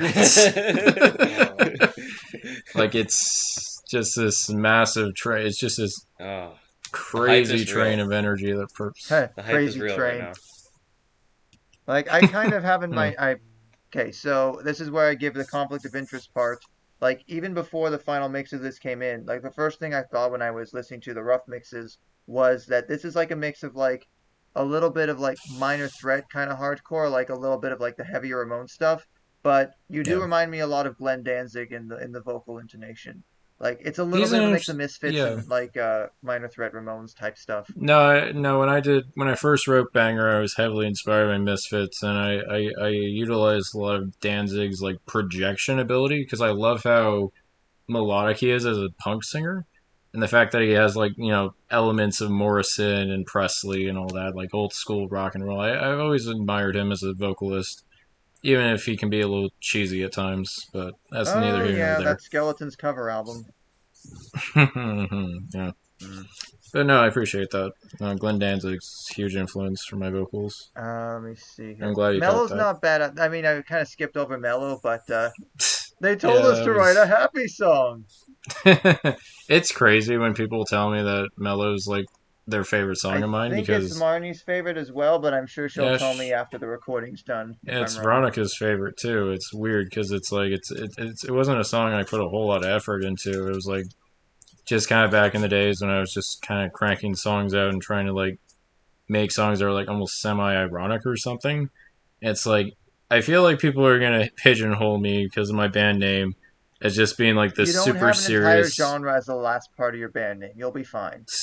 super angsty, super like depressing stuff, and I'm like, no, there's more than one mood in the world. Exactly. Emotions are a Pigeonholing is spectrum. Yeah. subjective too.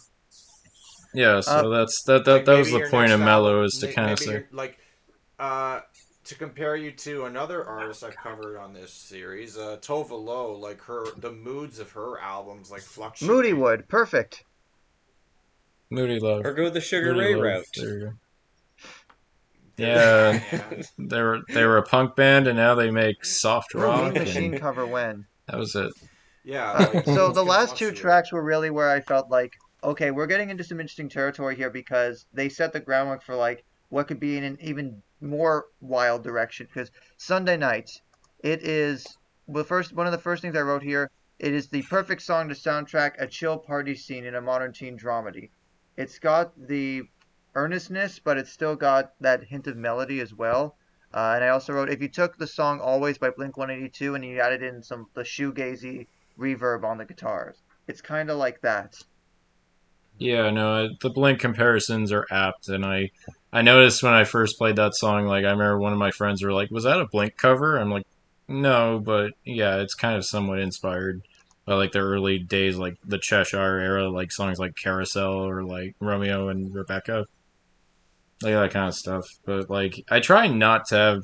I think with this album, I think most bands have this where like you kind of wear your influences on your sleeve.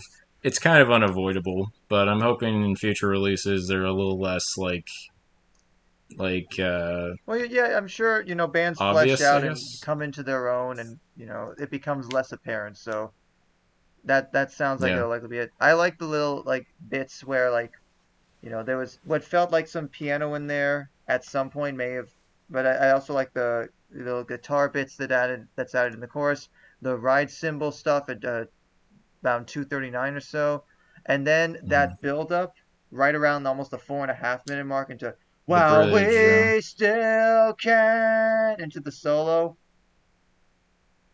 Oh boy. That's just like perfect emotional send off right there. And it was just a true Yeah, journey. I agree. And then now finally we get to Rodney, which is just I think it's like the trip hop epic that isn't yet, but it will be. Yeah, that one went through so many like evolutions. It was like a caterpillar inside its cocoon.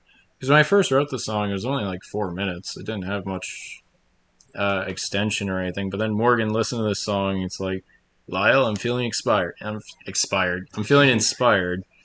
And he expanded the song first at 5 minutes. I'm like, okay, this is some interesting stuff. Because I think I made a joke where it's like every time I play that bass line, that like loopy bass line, I could play for 10 hours straight if I want to. I made like an inside joke where it's like I feel like someone's gonna take this song and make like a 10 hour loop of it, and then he's like, yeah, let's make this a lo-fi song, and he just went to town and extended it into like nearly twice its length and made almost an 8 minute track. And honestly, it's all the better for it. Honestly, I never feel the length of that song. So was the I'm sure in the intention? Oh, sorry. No, go ahead. I was Go just gonna ahead. say, was the intention for having Rodney be the last track? Was it kind of were you trying to like match like a similar vibe, like how like Smashing Pumpkins off of Siamese Dream would close out with Luna? Um, I've never heard of that song before, so Oh, I'd never listened to that song, so I okay. wouldn't say that was the inspiration. But it was basically like I wanted the album to be like bookended from two locations that were dear to me, Makes Port sense. Moody and Port Rodney. Moody, yeah. So those two, that's the sandwich of the the bookends of that album. So yeah, I'd have to listen to Luna to see what you mean, but like If I listen to the whole album and then lead up to Luna, and then you get the idea of what I why I asked that. Like a more okay. of kind of a soft, somber kind of thing after all the kind of ranges of emotions that you go through. Oh yeah, like Sunday night's like the climax, and I just wanted Rodney to be this really nice denouement. Yeah. It feels like Denouement. the to go back to the Radiohead thing. It kind of feels like this at Record's version of exit music for a film almost. Like it's just sort of Oh like as Yes. boy. the credits are That's going, there we That's go. but like it's Yeah. self-reflective, but just like it's sort of like how when I talked about Let's Talk More Rock in the track Anchorless, where it feels like anyone that's grown up in a small town and felt very isolated and just, cast off from pretty much everything, even though it's like there's not much to do, or at least you feel like there's not much to do. It I felt that.